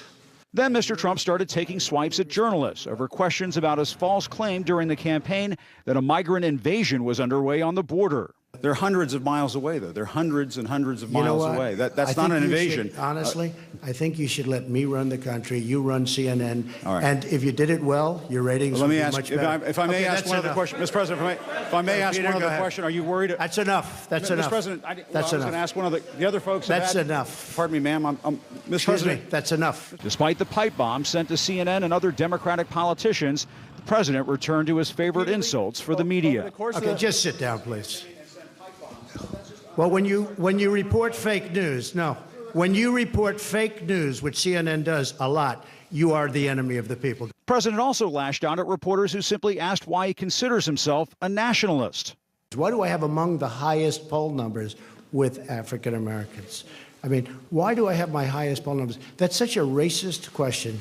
Honestly, I mean, I know you have it written down and you're going to tell me.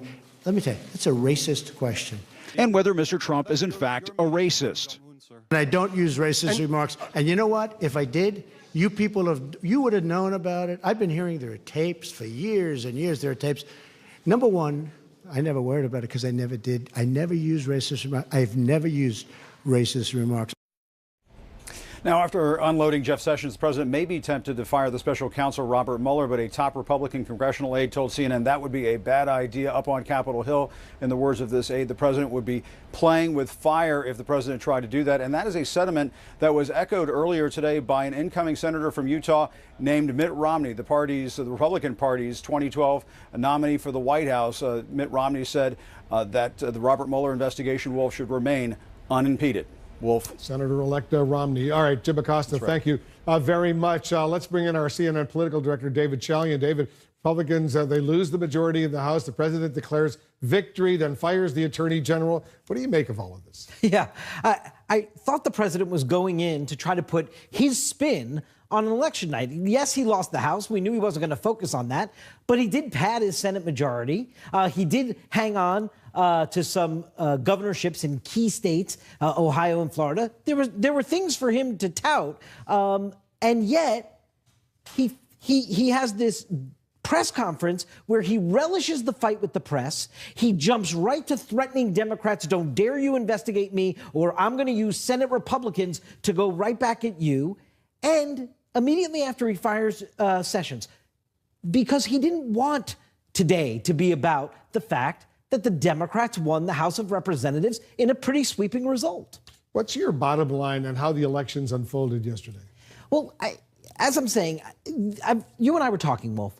This election took place in two universes. It took place, the battle for the House, across the suburbs and moderate Republican turf. And then for the Senate, it took place in Trump country. He got his folks out to save the Senate. But let me tell you, there are clear warning signs for Donald Trump now going forward in how he lost the House. He lost it in the suburbs. Okay, just 4 years ago, Republicans won the suburbs by 12 points. They split it evenly with Democrats. He lost with independents. We say all the time he's a base president.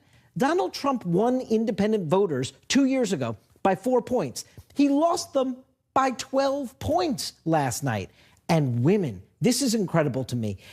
By 19 points, female voters yesterday chose to go with the Democrat over the Republican. Hillary Clinton, the first potential female president, won women voters by 14 points. Democrats did even better among women. He is bleeding support from his own coalition, pieces of his coalition of how he won in 2016. If he's going to get reelected, he has some work to do. Now that the Democrats are going to be the majority in the House of Representatives starting in January, what are the opportunities for them and what are the risks? Yeah, well, the opportunity is to really conduct the oversight role, as Nancy Pelosi said she would today, in a rigorous fashion, and that she would do it the right way. The risk is doing overreach. The risk is jumping to impeachment, something the American people clearly don't want. The risk is to focus on petty political fights and not delivering for back home now that they do have the majority in Congress. I think Nancy Pelosi is keenly aware of that, but there is real opportunity here for Democrats to actually hold the Trump administration accountable in a way that the Republicans did not over the last 2 years. To do some real oversight, unlike what was going on with the Republican majority. That's right. All right, David, thank you very much. There's more breaking news we're following. What does the firing of the Attorney General Jeff Sessions mean for Robert Mueller's Russia investigation? Plus, we're going to have more on the new acting Attorney General. He's been very outspoken on the Mueller probe. CNN. The breaking news tonight, the Attorney General Jeff Sessions fired by President Trump after months of browbeating over Sessions' decision to recuse himself in the Russia investigation. And the president slighted the Deputy Attorney General Rod Rosenstein at the same time. Currently, Rosenstein is overseeing the Mueller probe, but instead the president named Sessions' Chief of Staff, Matthew Whitaker, to become the acting Attorney General of the United States. Let's get some more of our correspondents, commentators, and our analysts. And Gloria, everybody anticipated that Sessions would be gone at some point, but it moved today. So only hours after the midterm election. Right, only hours. The president, gave this press conference in which he was very coy about Sessions' future, even though he knew, of course, that he wanted him to leave and had told him to leave. And so I think we could be surprised by the president's timing, but we knew it was going to happen. The question is, does this unravel the Mueller investigation? And how quickly? Does Whitaker come in as acting AG and start cutting the budget for it, or start disproving requests that, for example, Mueller may have for subpoenas? We just don't know. There's a lot of potential there. In Sessions' undated resignation letter, he wrote the first words, Caitlin, he wrote, "At your request, I am submitting my resignation." This is a letter to the President of the United States. It doesn't tell us much about the timing, though, because there's no date on that letter. Jeff Sessions could have written this letter a year and a half ago. He's probably just had it tucked away, waiting for this day to come, because that was essentially what everyone knew was coming. This firing was coming. But the timing of it is a good point. A lot of White House officials think this was bad timing. They knew the president wanted to fire Jeff Sessions. He wanted him gone. That's not a surprise. But in their opinion, they had a pretty good night last night with the midterm elections, because even though pundits would not say that, they think it could have been a lot worse than what it was. So they're questioning the timing of this, because here we are right back again talking about the Mueller investigation and whether it's going to be protected. But it's interesting that you brought up the president's answer at the press conference about when Jeff Sessions is going to leave, because our reporting shows that by that point, President Trump had already had the Chief of Staff, John Kelly, call Jeff Sessions and request his resignation before that. Now, Laura Jarrett and I are told by sources that Jeff Sessions asked John Kelly, can I stay on until the end of the week, have a few days to say his goodbyes, get his affairs in order? And John Kelly said no. He was very firm that today had to be the day that he left. So then President Trump went to this press conference, ducked the question. So not only did he not fire Jeff Sessions personally, he had John Kelly call and do it. He ducked a question about when he was leaving. And then, of course, just a brief time after that press conference ended, we found out that he had resigned. Yeah, wants to fire people, but he doesn't like to do it personally. Exactly. Here's a statement. On TV. Here's a statement from Matt Whitaker, who's now the acting Attorney General of the United States. It is a true honor that the President has confidence in my ability to lead the Department of Justice as acting Attorney General. I am committed to leading a fair department with the highest ethical standards that upholds the rule of law and seeks justice for all Americans. I will work with our colleagues in federal, state, local, and tribal leadership, including our partners in law enforcement and our U.S. attorneys, to ensure the safety of all Americans and the security of the nation. Attorney General Sessions has been a dedicated public servant for over 40 years. It has been a privilege to work under his leadership. He is a man of integrity who has served this nation well. Very nice statement that he released. Right. But we know in public articles that he's written and interviews that he's granted, including right here on CNN, he's made it clear he's no fan of the Mueller probe. Sure, Wolf. Look, Matt Whitaker is a nice enough guy. I've met him and talked to him right here at the CNN Bureau. But this is kind of Soviet, if you think about it. He was almost brought in, it seems to me, as a political mind or a political commissar, right? You put him in as the chief of staff of the guy who's recused himself, who, as Caitlin just said, for over a year, everybody has known his days are numbered. And then the day after the election, Attorney General Sessions is cut loose and his chief of staff former U.S. attorney, is put in his place. I don't know what else you expect him to say in that statement, but it just really there's a mismatch between what happened and what he said. You know, David, I want to play a clip. This is Whitaker. He was on CNN on June 22nd of last year. He had this exchange with Don Lemon about the whole Mueller obstruction probe. Listen to this. Matt, what do you think of that? Why isn't this obstruction? Well, first of all, several of the acts are constitutionally permitted. You know, his conversation with Jim Comey about the Mike Flynn investigation, and together with firing of Director Comey, those are both well within his power as executive. Given all the public statements that he's made critical of the whole Mueller probe, saying maybe they should starve the budget to end it once and for all, should he recuse himself if he's the acting attorney general now, and he's overseeing this whole Mueller probe? Well, certainly people will make that point, and there are people within the Justice Department who may render a judgment on that. But I guarantee you that he wasn't put in this job to recuse himself. That's what got Sessions in trouble in the first place. In fact, I would consider that appearance on Don Lemon as Matt Whitaker's audition tape for this job. And you know, the president tends to hire off of who he sees on TV. I think he wanted a guy who was going to go in there and limit and stymie this investigation. And my guess is that is exactly what he's going to do. You know, Gloria, Nancy Pelosi, presumably the next Speaker of the House, tweeted, "It is impossible to read Attorney General Sessions' firing as anything other than another blatant attempt by President Trump to undermine and end Special Counsel Mueller's investigation." Yeah, look, I think what we're seeing here is this unraveling, of trying to unravel the Mueller investigation, and the president may well succeed. I have a hard time believing that the same ethics officers who told Jeff Sessions that he needed to recuse himself wouldn't say to Whitaker, wait a minute, you've commented publicly on this investigation. You have defended Donald Trump Jr.'s meeting with the Russians in Trump Tower. You have said that Hillary Clinton ought to be investigated. There's a conflict here, and you should not be allowed to oversee this investigation and make decisions about whether Mueller ought to be able to subpoena the president or anybody else. So I wonder when that process is going to take place. He said something that was pretty outrageous today, the president. He said that if the Democrats, the new majority in the House, they investigate him, he's going to launch a huge investigation of all of them, including from the Senate and presumably the FBI and all other departments of justice. And he seemed to be singling out Dianne Feinstein specifically, talking about leaks, because he is under the impression that her office is the one that leaked the accusation about Brett Kavanaugh, even though she has denied that.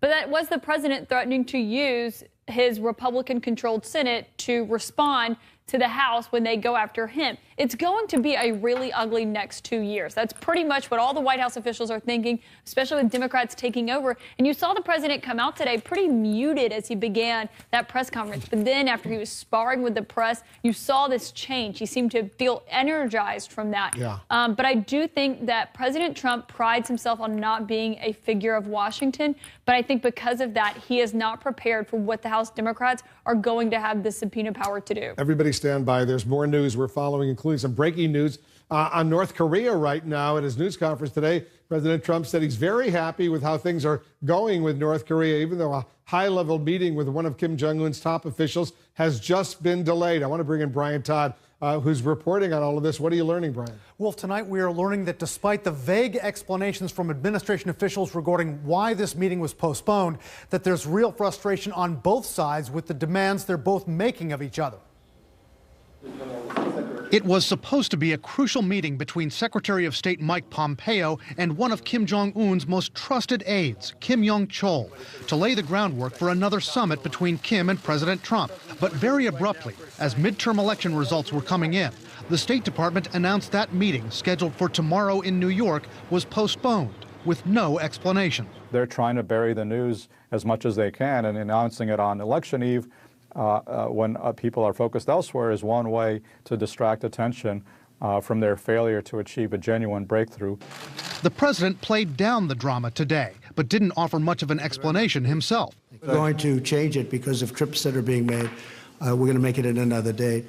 But we're very happy how it's going with North Korea. We think it's going fine. We're in no rush. The State Department now calls it simply a scheduling issue.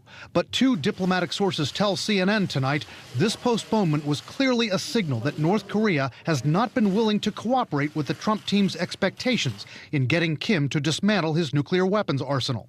I think the expectations that the U.S. has are that the North Koreans will open up the country to international inspectors on the ground. Sources tell CNN the North Koreans are looking for the U.S. to offer something themselves, like an easing of sanctions against the regime before moving this process forward.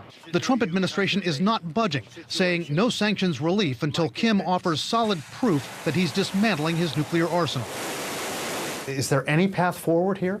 Well, I mean, I think the momentum for these negotiations has been slowing for several months. What we see ahead is real grind between the United States and North Korea. Could Kim's point man with Pompeo have something to do with this diplomatic impasse?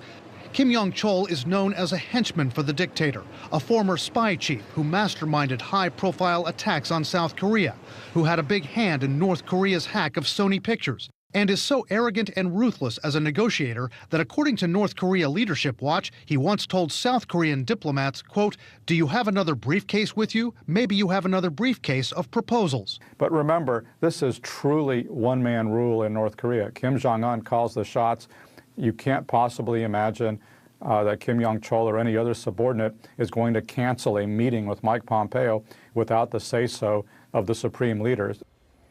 President Trump says there will still likely be a second summit with Kim early next year. Analysts say that probably will happen because Trump and Kim both love the optics of it. But experts are warning tonight that if there's another summit and real progress isn't made toward a legitimate nuclear deal, well, next year could be the year that we see both sides going back to the insults, the threats, and the talk of possible military action that we saw before. Wolf? We'll watch every step of the way. Brian Todd, thank you very much for that report. Lots at stake right now, clearly, with North Korea, other international hotspots as well. Thanks very much for watching. I'm Wolf Blitzer in the Situation Room. Aaron Burnett on front starts right now. This is CNN Breaking News. Good evening, everyone. I'm Kate Baldwin in for Aaron Burnett. Out front tonight, breaking news. Trump takes charge of the Mueller investigation. Today, firing his Attorney General, Jeff Sessions, replacing him for now with Sessions' Chief of Staff, Matt Whitaker. According to the Justice Department, Whitaker will be, in their words, in charge of all matters under the purview of the Department of Justice.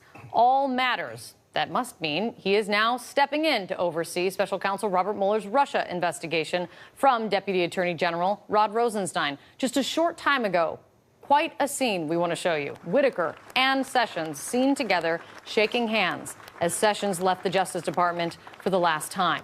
It is no secret that President Trump has wanted to replace Sessions ever since he recused himself from the Russia investigation. Over the past year, the president has repeatedly asked Sessions to regain control of the investigation, a demand Sessions refused. Earlier today, the president played coy, though, when asked about the AG's future. Can you give us clarity, sir, on your thinking currently, now after the midterms, about your Attorney General and your Deputy Attorney General? Do they have long-term job security? I'd rather answer that at a little bit different time.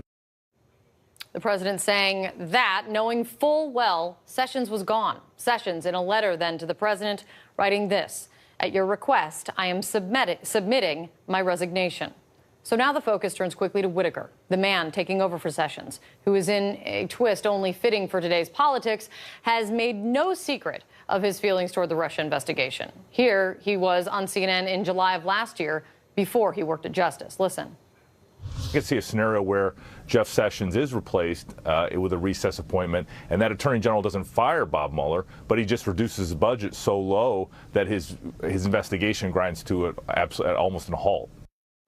Grinds to a halt. Whitaker also writing an opinion piece for CNN last summer, and it was titled, "Mueller's investigation of Trump is going too far." And also writing this: if Mueller was investigating Trump's finances, quote, "this would raise serious concerns that the special counsel's investigation was a mere witch hunt." Those final words, likely music to the president's ears. Here's what the president had to say about the investigation today.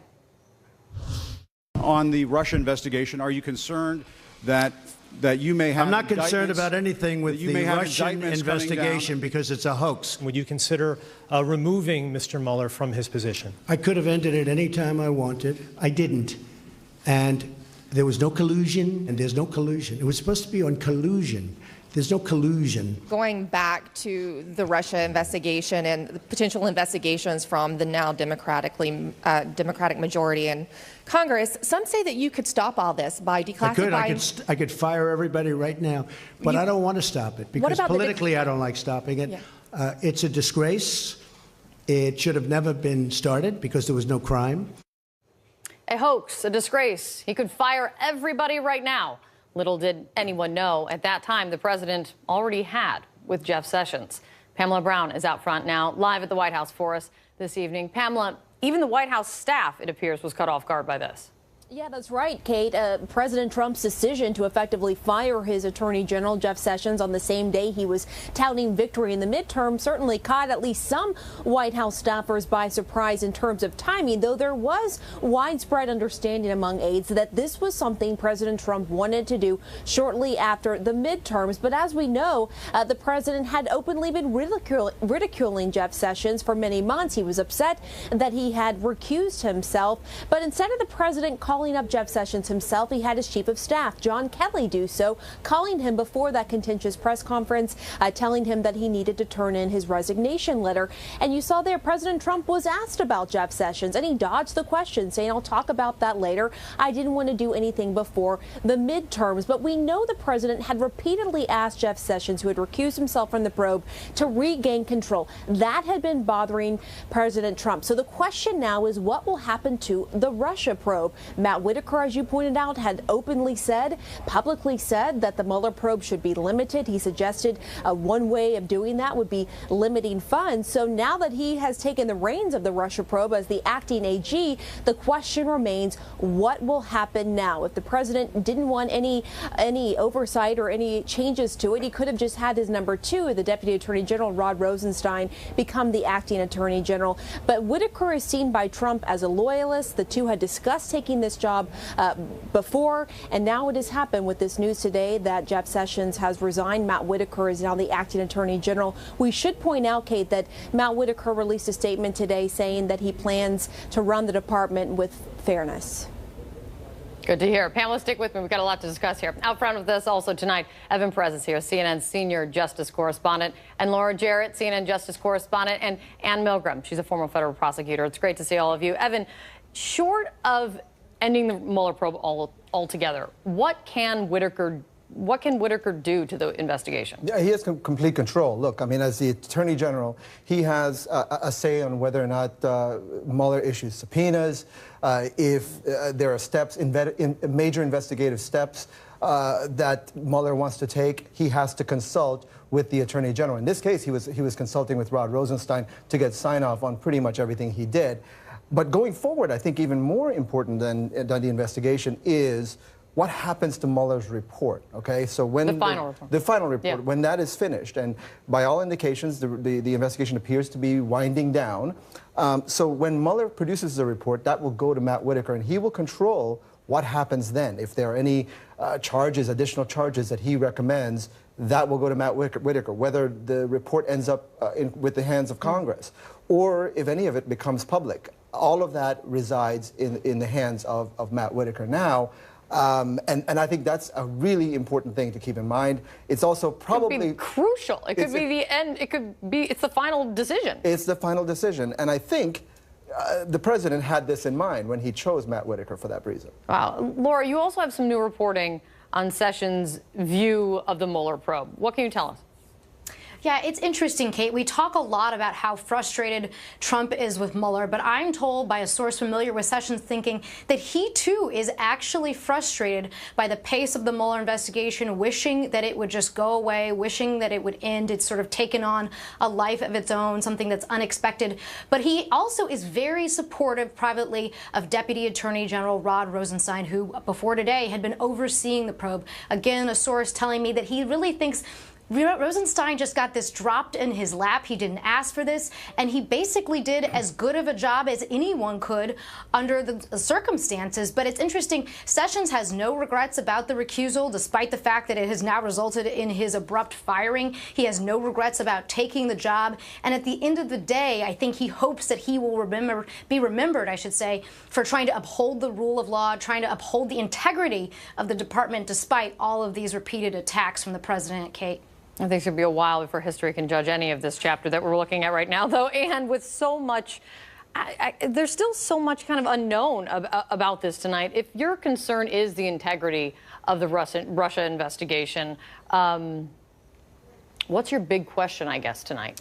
Yeah, I mean, I think we have to think about this a few different ways. I mean, the first is that the Justice Department is made up of men and women who are career prosecutors, investigators. And so I think, while I do think it's significant that Sessions is out and Whitaker is in, particularly because his background, he did serve as a U.S. attorney, but his background is largely political. So I do think there's reason to be concerned about what he'll do to the rule of law and to the Mueller probe. I think it's important to remember that the department itself as an institution is very strong. And so I think, it isn't as easy as he might have said in an interview to just turn off the money to an investigation like Mueller's investigation of special counsel. So I think some of that is hyperbolic, and I think the reality will be different. I do think, though, we have to watch what happens next. The only thing I know, and I think we're speculating about a lot of stuff, but the only thing I can say for sure is that Mueller will do everything the exact way he was going to do it, regardless of whether Whitaker sits in the chair or Rosenstein sat in that chair. And so the question is how they'll respond to Mueller moving forward to complete the investigation and possibly, I think, charge additional people.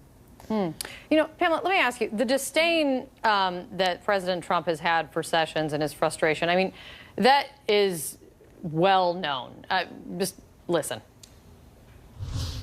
Jeff Sessions should have never let it happen. He should have never recused himself. I think it was a disgrace. Jeff Sessions never took control of the Justice Department, and it's a sort of an incredible thing. The Attorney General made a terrible mistake when he did this and when he recused himself. I'm very disappointed with the Attorney General, but we will see what happens. Time will tell. Time will tell. Look, this may have been a long time coming, Pamela, but I mean, you're also reporting not only the White House, but justice officials were kind of kept in the dark on this one as well. Yeah, that's right. Again, the president had publicly ridiculed Jeff Sessions, so there certainly was an expectation at the Justice Department and the White House that eventually Sessions would go. But aides had been urging the president to wait until after the midterms. However, timing was surprising at the Justice Department as well. In fact, U.S. attorneys across the country, DOJ employees, only found out because they watched TV. They saw it in the media. They were given no official notification of the fact that Jeff Sessions had given President Trump his resignation letter, which is pretty extraordinary if you think about it, but also it sort of fits in this theme of how the president handles these firings. Oftentimes it's not him doing it, and oftentimes people find out from watching the news. Worth noting that John Kelly was the one in this case who asked Jeff Sessions to hand over his resignation letter, and our reporting is that Sessions had asked him if he could stay on for the rest of the week, but John Kelly stayed firm with him and said no, that he needed to do so today. Now, Evan, Nancy Pelosi is already, and there are others that are already calling for Whitaker to recuse himself from overseeing the Russia investigation.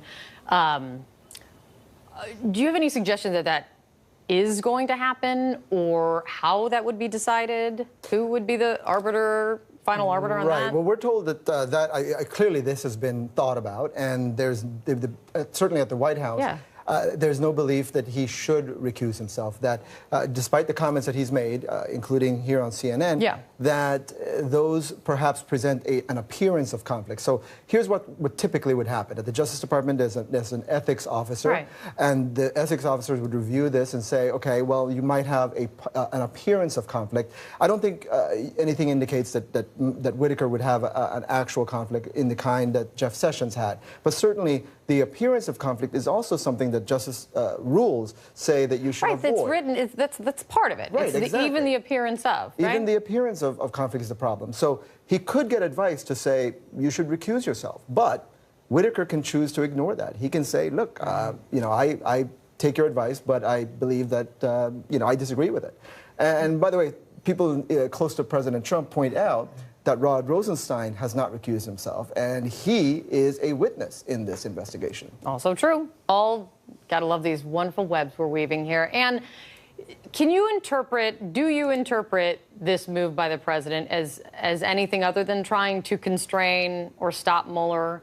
Because when you look at the record of Jeff Sessions, he was carrying out Trump's agenda at the Justice Department. When you look through where his priorities were, what he was focused on, he really was delivering on what Trump was looking for.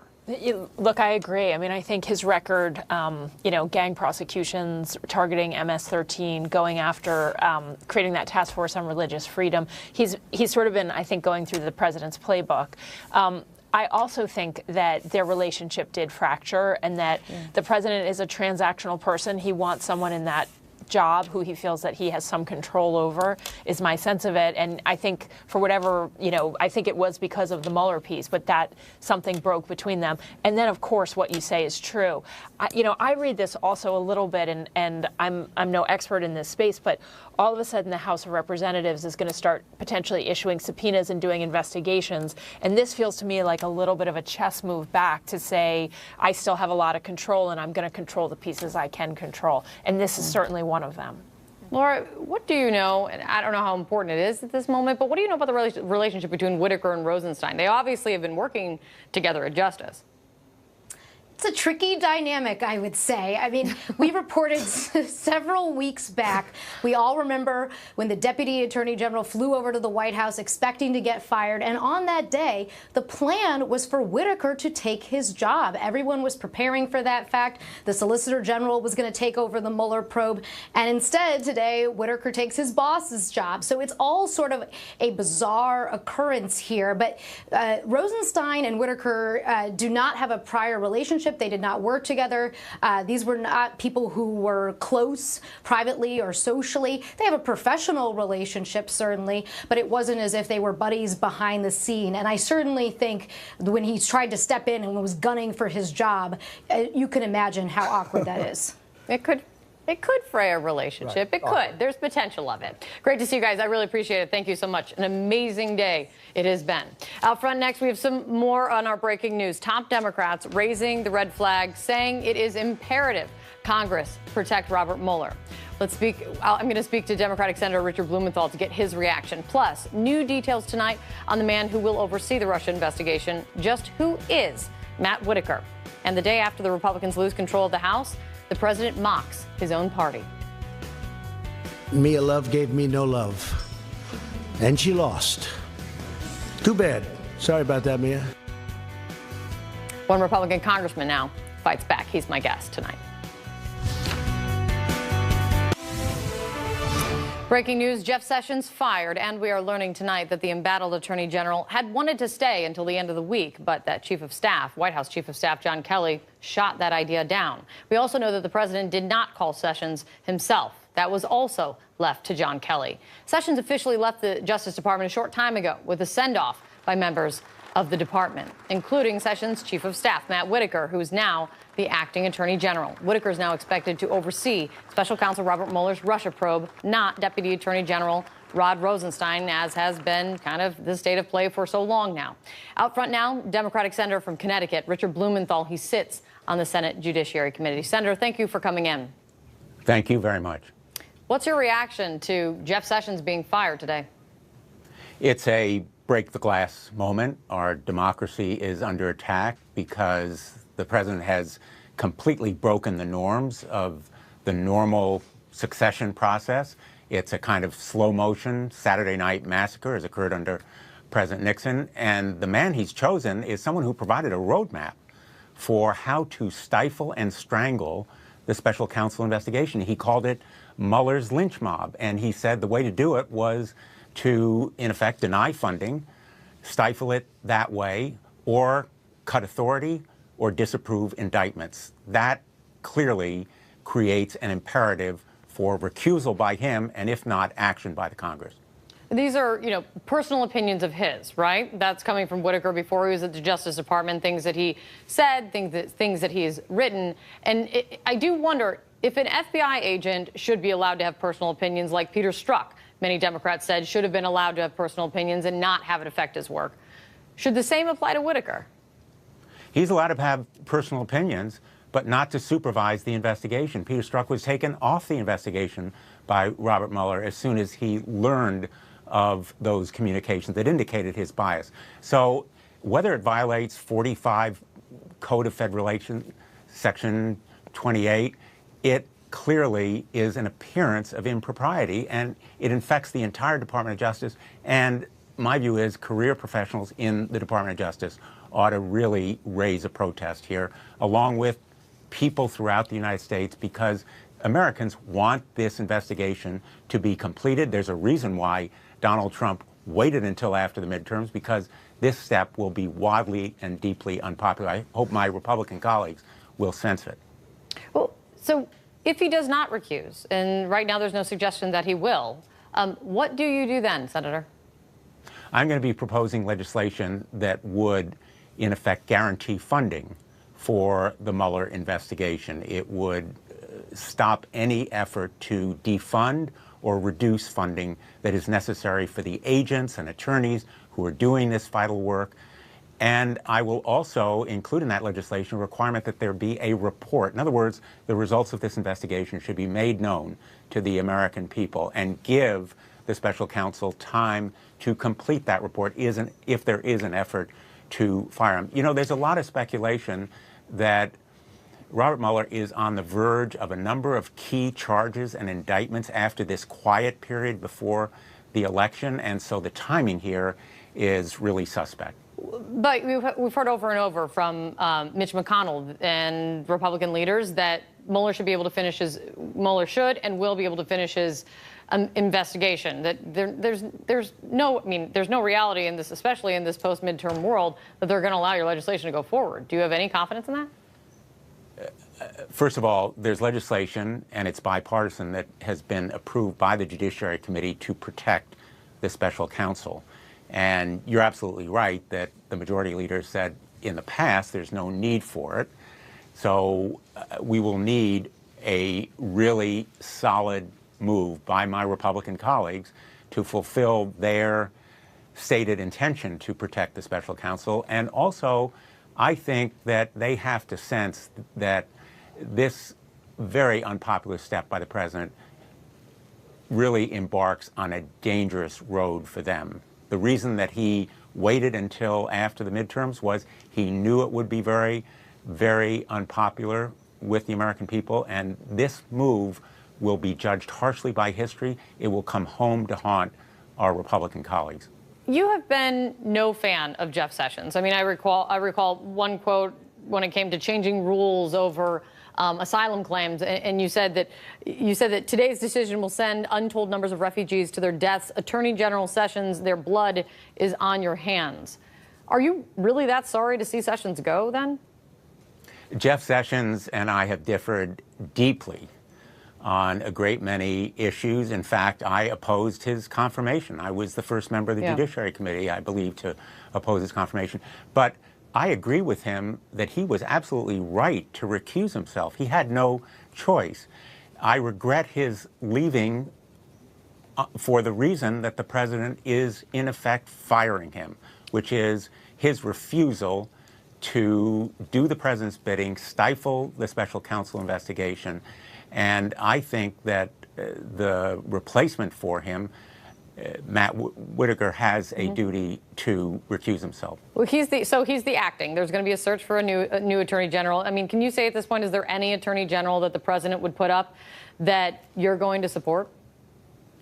Rod Rosenstein should be put in that job. That's the normal succession process. That's typically the way the process has worked in the past. The president, in effect, is, again, breaking the norms and avoiding the normal rules, and that is the succession that should take place now. That's what's happened under previous administrations when attorneys general have left. Senator, thank you for coming in. I appreciate your time. Thank you. Up front for us next, our breaking news continues with a closer look at the president's now acting Attorney General, Matt Whitaker, what he said about Special Counsel Robert Mueller's investigation. There is no criminal obstruction of justice charge to be had here. There's just the evidence is weak. Plus, the president publicly shaming Republicans. I'm going to speak with one Republican congressman who says today's attacks angered him to his core. Tonight, Democrats already calling for Acting Attorney General Matt Whitaker to recuse himself from the Russia investigation. House Minority Leader Nancy Pelosi saying this: given his record of threats to undermine and weaken the Russia investigation, Matthew Whitaker should recuse himself from any involvement in Mueller's investigation. Jessica Schneider's out front with more on Whitaker's record. Matthew Whitaker has been on the president's succession list since at least late September. The president spoke directly with Whitaker when it was Rod Rosenstein whose future was in question. At the time, multiple sources told CNN that the president talked with Whitaker about becoming acting deputy attorney general after revelations that Rosenstein suggested officials wear a wire to record the president as a way to oust him from office. But with Sessions' resignation at the request of the president, Trump named Whitaker acting attorney general via tweet. I think what ultimately the president's going to start doing is putting pressure on Rod Rosenstein. Whitaker has long backed President Trump's tough take on the Mueller probe. In an opinion piece for CNN.com in August 2017, Whitaker wrote that it was time for Rosenstein, who oversees the special counsel, to order Mueller to limit the scope of his investigation to the four corners of the order appointing him special counsel. And he warned that by investigating the president's personal and business finances, Mueller has come up to a red line that he is dangerously close to crossing. And he said if Mueller didn't limit his probe, it would raise serious concerns that the special counsel's investigation was a mere witch hunt. Whitaker also appeared on CNN in July 2017, suggesting any replacement attorney general would likely slow down the special counsel by pinching the purse strings. And that attorney general doesn't fire Bob Mueller, but he just reduces his budget so low that his investigation grinds to almost a halt. And before Whitaker began working at the Justice Department as Sessions' chief of staff in October 2017, he was quite vocal about two main focal points of the Mueller investigation: any possible obstruction of justice by the president. There is no criminal obstruction of justice charge to be had here. There's just the evidence is weak. And that Trump Tower meeting in June 2016, where Donald Trump Jr. and others met with a Russian lawyer. To suggest that there's a conspiracy here, I mean, you would always take that meeting.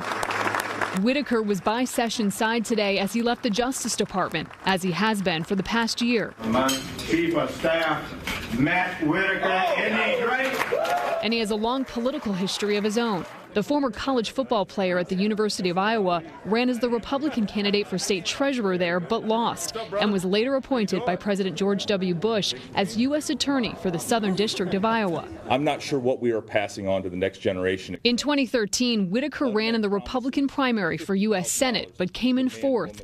And 1 year later, he was named chairman of Sam Clovis's unsuccessful bid for Iowa State Treasurer. Clovis was a top Trump campaign aide and has reportedly testified before Mueller's grand jury. And despite Whitaker's past comments speaking out against the special counsel, he will be assuming oversight of the Russia probe, taking over that duty from Rod Rosenstein. But Kate, Democrats like Nancy Pelosi and Chuck Schumer, they've called for Whitaker to recuse himself. But remember, it was Jeff Sessions' recusal from overseeing that probe that sparked President Trump's fury and led to his firing today. Kate? So I'm hearing you say is there's not really a chance. Great to see you. Thanks so much, Jessica. Out front with me now, Joan Walsh, national affairs correspondent at The Nation, and Steve Cortez, member of President Trump's 2020 Re-elect Advisory Council. He has signed an NDA with the campaign. It is great to see you guys. Thank you so much for being here. So you're saying there's a chance does not apply, I do not think, when it comes to recusal. Right. And nor should it. By the way, shocker, the acting attorney general has legal opinions. I would hope he does, and he has clearly legal opinions on this issue. We wouldn't want somebody who doesn't have legal opinions, by the way, and he's a political appointee. And his opinion, by the way, which he voiced on CNN's website, is exactly correct, which is that the idea of a prosecutor who's subject to no one, who has no jurisdictional boundaries, there's a name for that. He has boundaries. Tyranny. There are boundaries. There are no boundaries on yes, Rosenstein. there are. There absolutely Just ask about Rosenstein. Rosenstein has totally refused to supervise this investigation. You don't know and the that. reason we do know that because they are delving. This was supposed to be about Russia. Now they're looking at, and not just now, for months. But here's the thing. Here's the thing. Business affairs before he got into politics. I know, but I do want to play. They may be related to Russia. They actually might be. Russian banks. But I do. Here's an important kind of.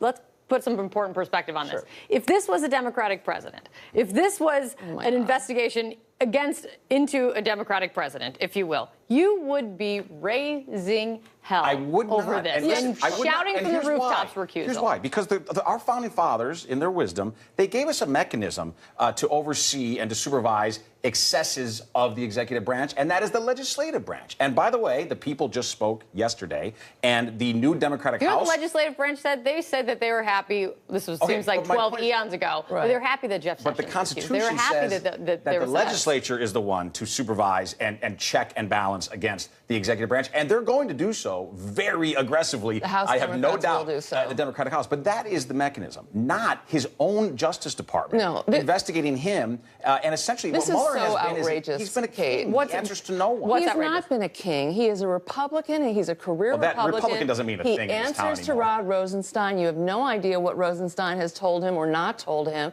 And the idea that Mark Whitaker, who has spoken in Trump talking points about this investigation, talking about he shouldn't look at his finances, Donnie Jr. anybody would take that meeting. That's ridiculous. That meeting could get him in a lot of trouble. The idea that this is the guy that Mueller has to go to talk about subpoenas, to talk about indictments, and when he issues his report, it will be Mark Whitaker who decides whether we get to see it. That is outrageous, given everything that's on the record. This is What's outrageous is an investigation in search of a crime. That's an un-American principle. It's unjust, and that's what's going on here. Now, if the president, there have been. Joan, if the president had, and we know he did, obviously, a bad relationship with Jeff Sessions, he does have the right to surround himself with cabinet members, with people that he wants to have around. I mean, this was a long time coming. Is this one of those cases where why isn't now as good a time as any to take him out and put Matt Whitaker in? I mean, I can't believe I'm expressing pity or empathy for Jeff Sessions, but I mean, he could have given him till the end of the week. And the only thing Jeff Sessions has done wrong in this president's eyes is recuse himself. I mean, he has carried out a hardline immigration policy that Democrats are aghast at. That is one of the surprising things. He really has carried out the president's agenda. The policy, he's implemented the policy all the way. There's only one reason that he fell afoul of this president, and that makes a lot of us very, very nervous. Right, but that is a foundational reason. I mean, all that Trump has accomplished in these last couple of years, and it's amazing, particularly on the economy, all of it has been with this constant cloud of Russia that wouldn't exist if Jeff Sessions had done the honorable thing in the first place and informed the president, if you make me Attorney General, I have to recuse myself from anything Russia-related. I don't think he realized it. I think former Senator Al Franken... It wasn't Jeff Sessions that sparked the Russia investigation. It was firing James Comey that lead the did. Justice Department. I think that's And he ridiculous. should have resigned. And I do find it funny, by the way, how liberals are now embracing Jeff Sessions, who was probably the most right-wing member of the Senate. I asked Richard Blumenthal about that. Like, Don't make a strange he said at the MoveOn.org banquet. I mean, believe me, he's about as right-wing in this day and age, stranger things have happened. For a president who takes no one's advice and takes pride in taking no one's advice, that he shoots from the gut, he does his thing, why not wait until after why did he wait until after the midterm? If he was so mad at Sessions and he really wanted to get this done, this seems entirely calculated because of the timing to be changing the conversation from bad news that you had a bad night on election night. You had a terrible night, and you could see he had a terrible night just looking at him today. By the way, we didn't have a terrible night, but I think it's part of it is changing the news cycle quickly. Yes, I do. But also is that we have a better and more conservative and more Trumpian Senate on the way. So that is the key, is that he couldn't have gotten, if he had fired Sessions under the previous Senate, he couldn't have gotten a replacement approved. Confirmed. Now he can't. I think the Senate got better, got more, from my perspective, better, got more Trumpian. So it makes perfect sense for him to pull the trigger now. Now, I advised him, and I wish he had done this a heck of a long time ago, but better late than never.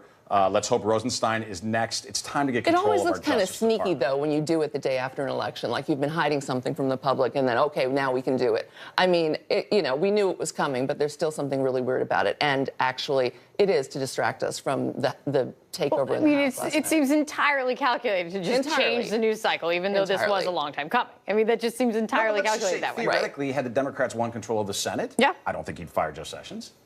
Well, never get a replacement. Then he'd never get a replacement. There would be no That's Attorney probably General. true. And better to have Sessions, as feckless as he is, than to have zero Attorney General. Do you think?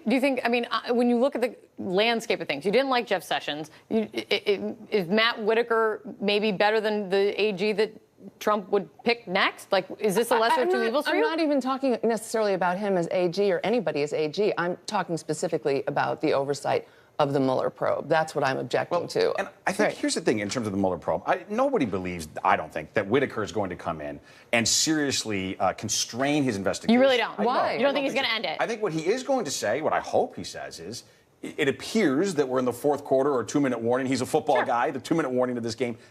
Wrap it up. This cannot go on indefinitely. And I think that's totally fair to say, unless you can tell me reasons why, let's wrap this up in the coming weeks and months. Well, we all hope that happens. Oh, good. Look, agreement.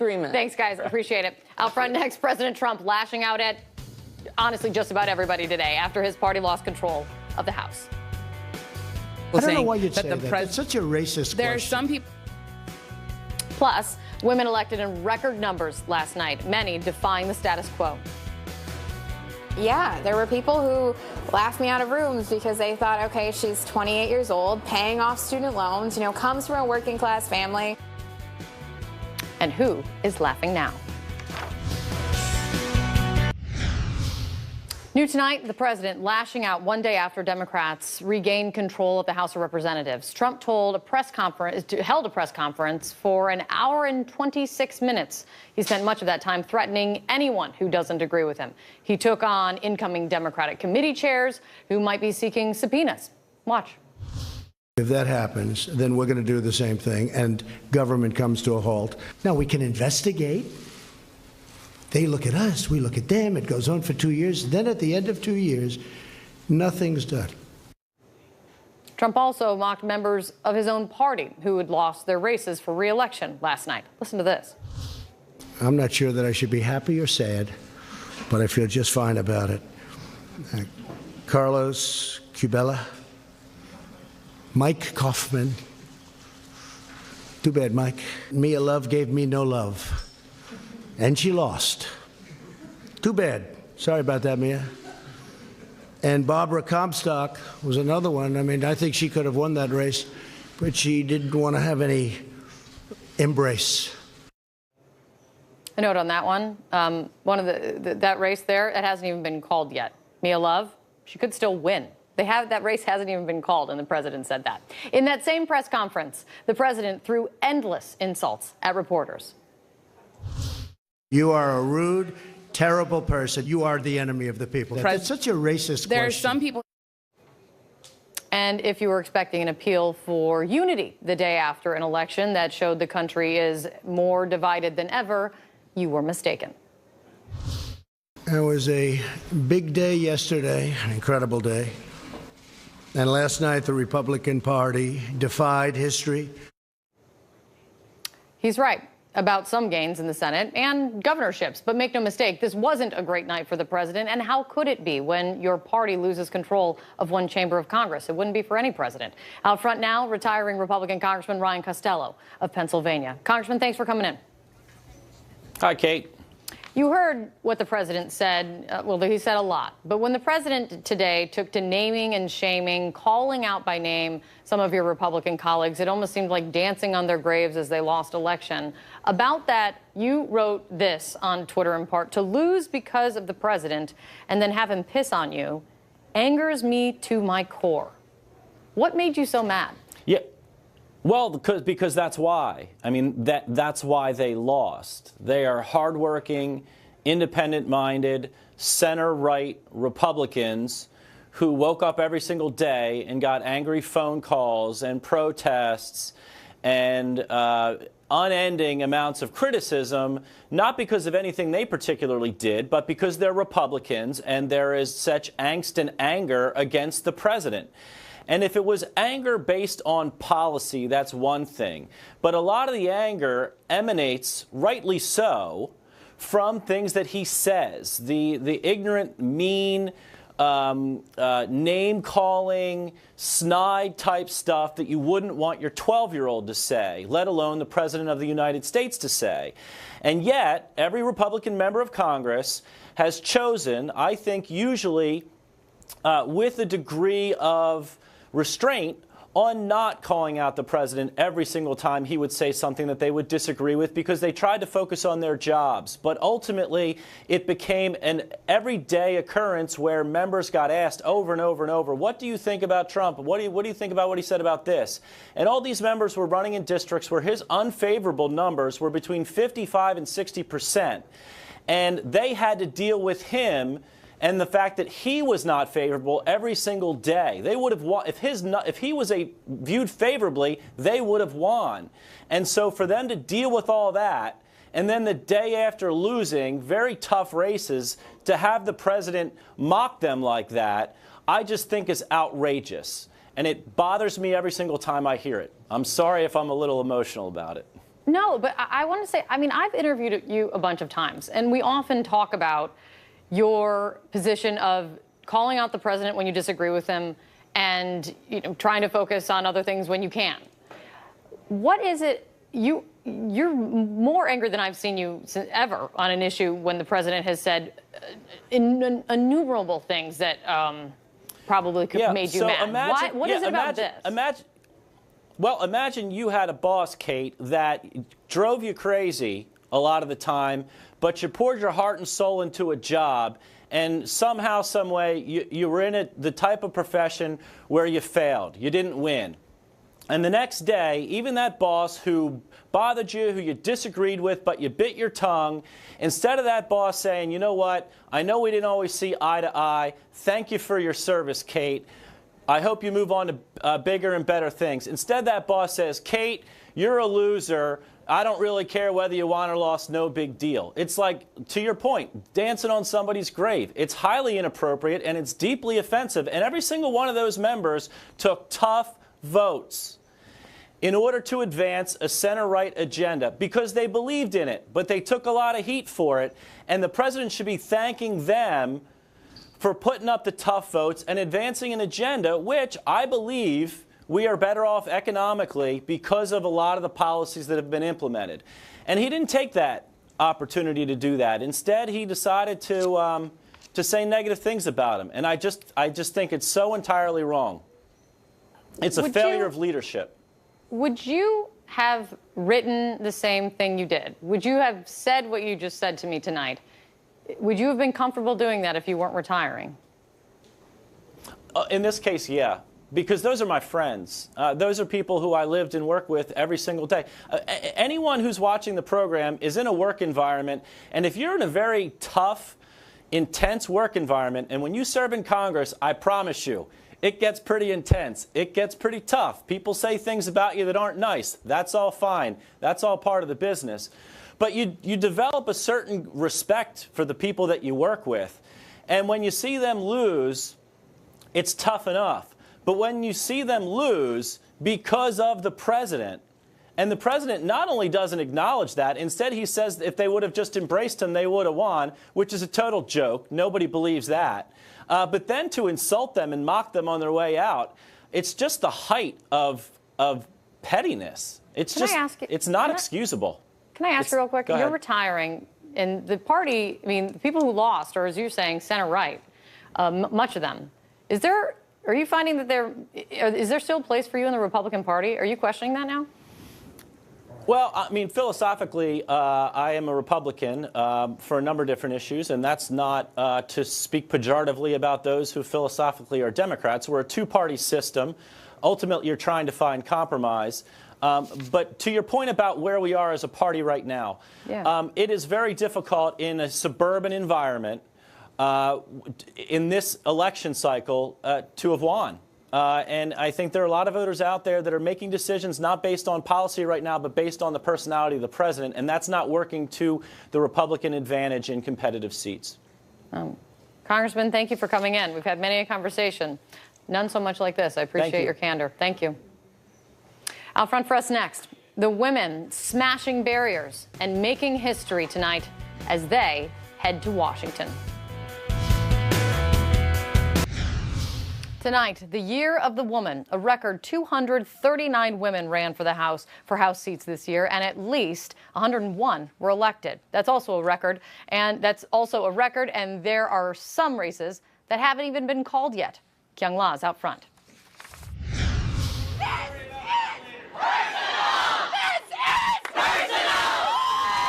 The cheers we heard for Iowa Democrat Abby Finkenauer began as laughter. Yeah, there were people who laughed me out of rooms because they thought, okay, she's 28 years old, paying off student loans, comes from a working class family, no money of her own to put into this.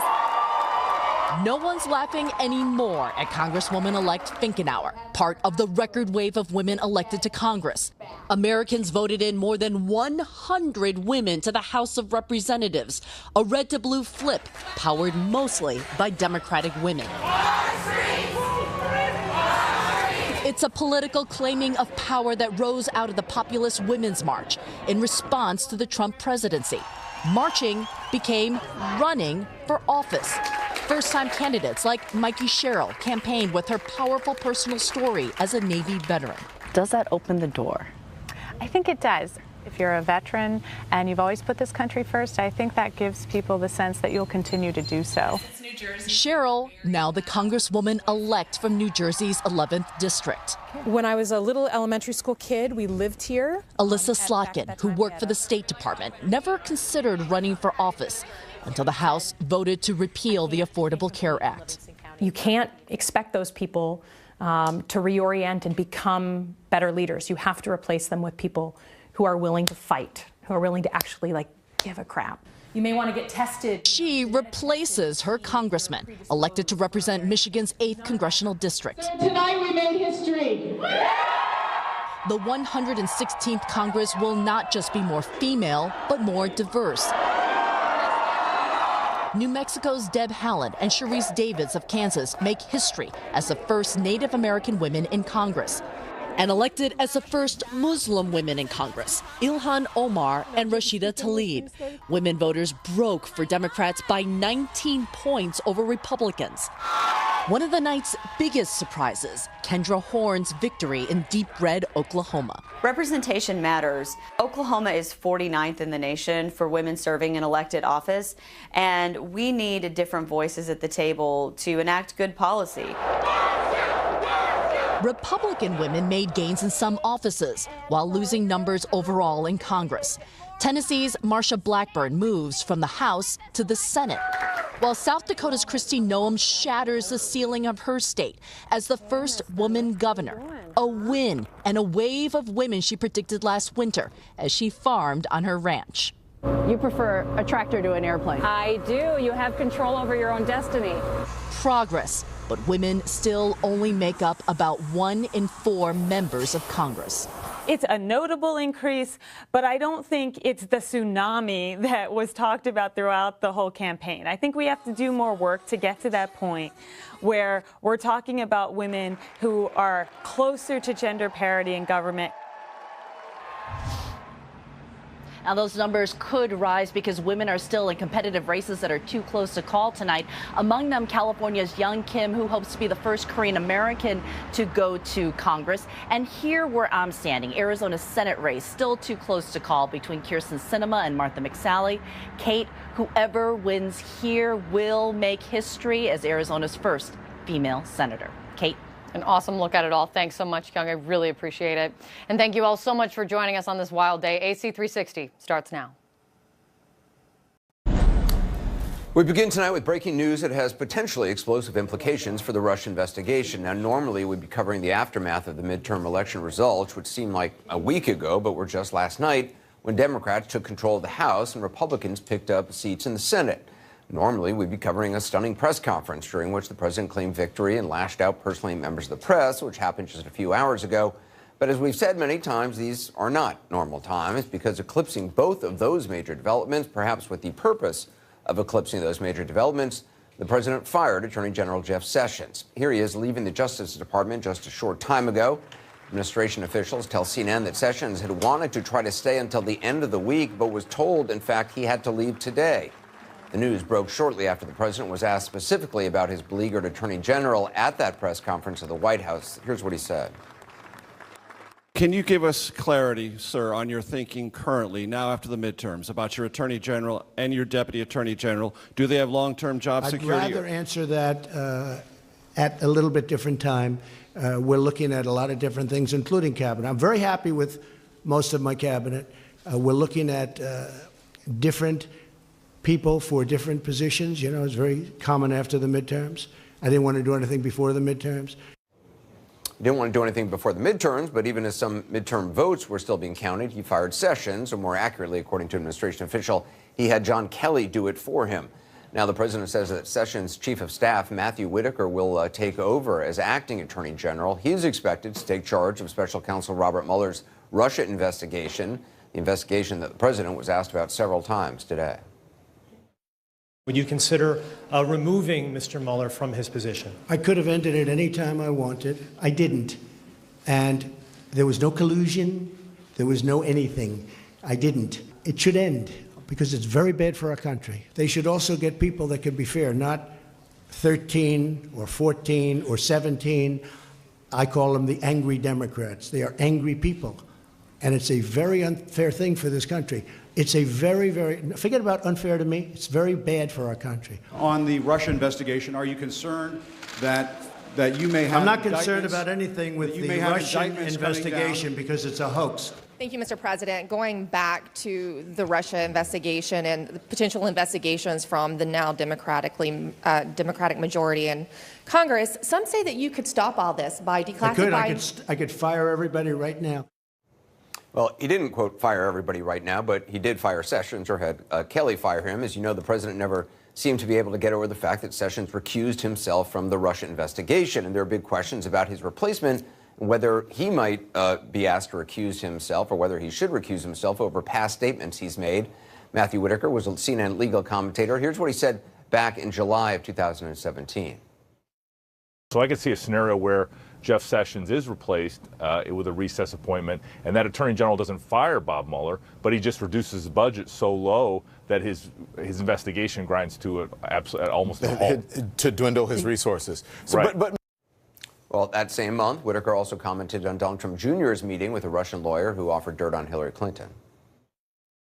I mean, you would always take that meeting. We have no information right now that would suggest that he knew who this individual was that he was meeting with, or who the three were going to meet with. They just knew that they must have been sold the fact that there was some really good information that they needed to hear. And in having been in campaigns, I know what that pitch looks like. And you would always have somebody from the campaign take that meeting and hear that person out. Whitaker made his feelings about the Russia probe crystal clear in an opinion piece for CNN back in August of 2017. The headline, Mueller's investigation of Trump is going too far. Joining us now is CNN crime and justice reporter Shimon Prokupecz, who joins us right here. Can you just walk us through what we know happened here and what the implications are for the Mueller investigation? Right. So really, the implications are tremendous for the Mueller investigation in the sense that now Whitaker runs this entire investigation. The DOJ and the Attorney General was sort of separate and kept separate.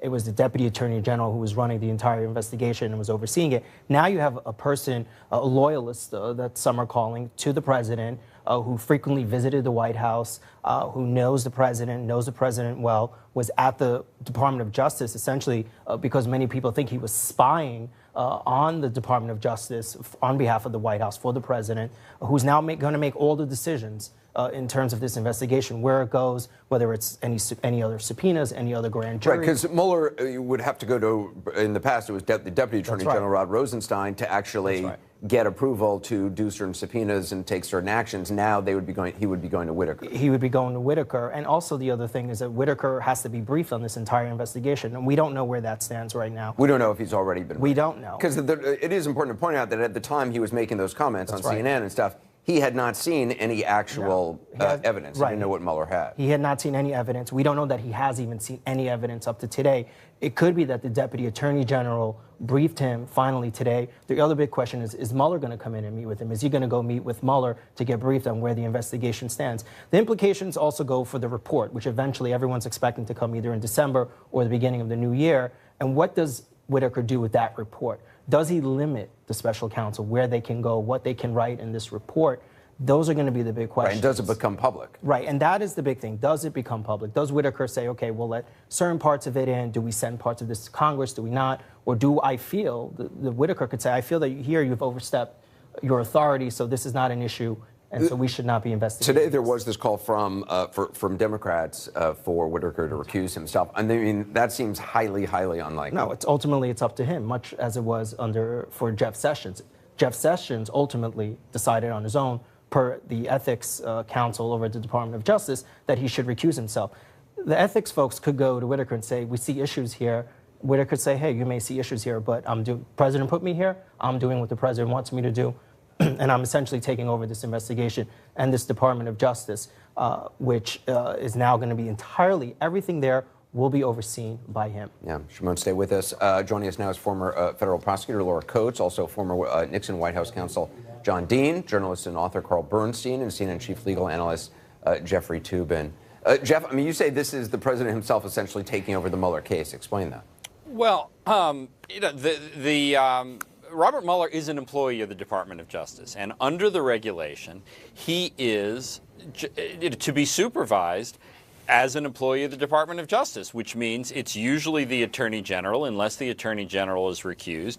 Now, because there's a new acting Attorney General, he is the supervisor of the Mueller investigation, Mr. Whitaker.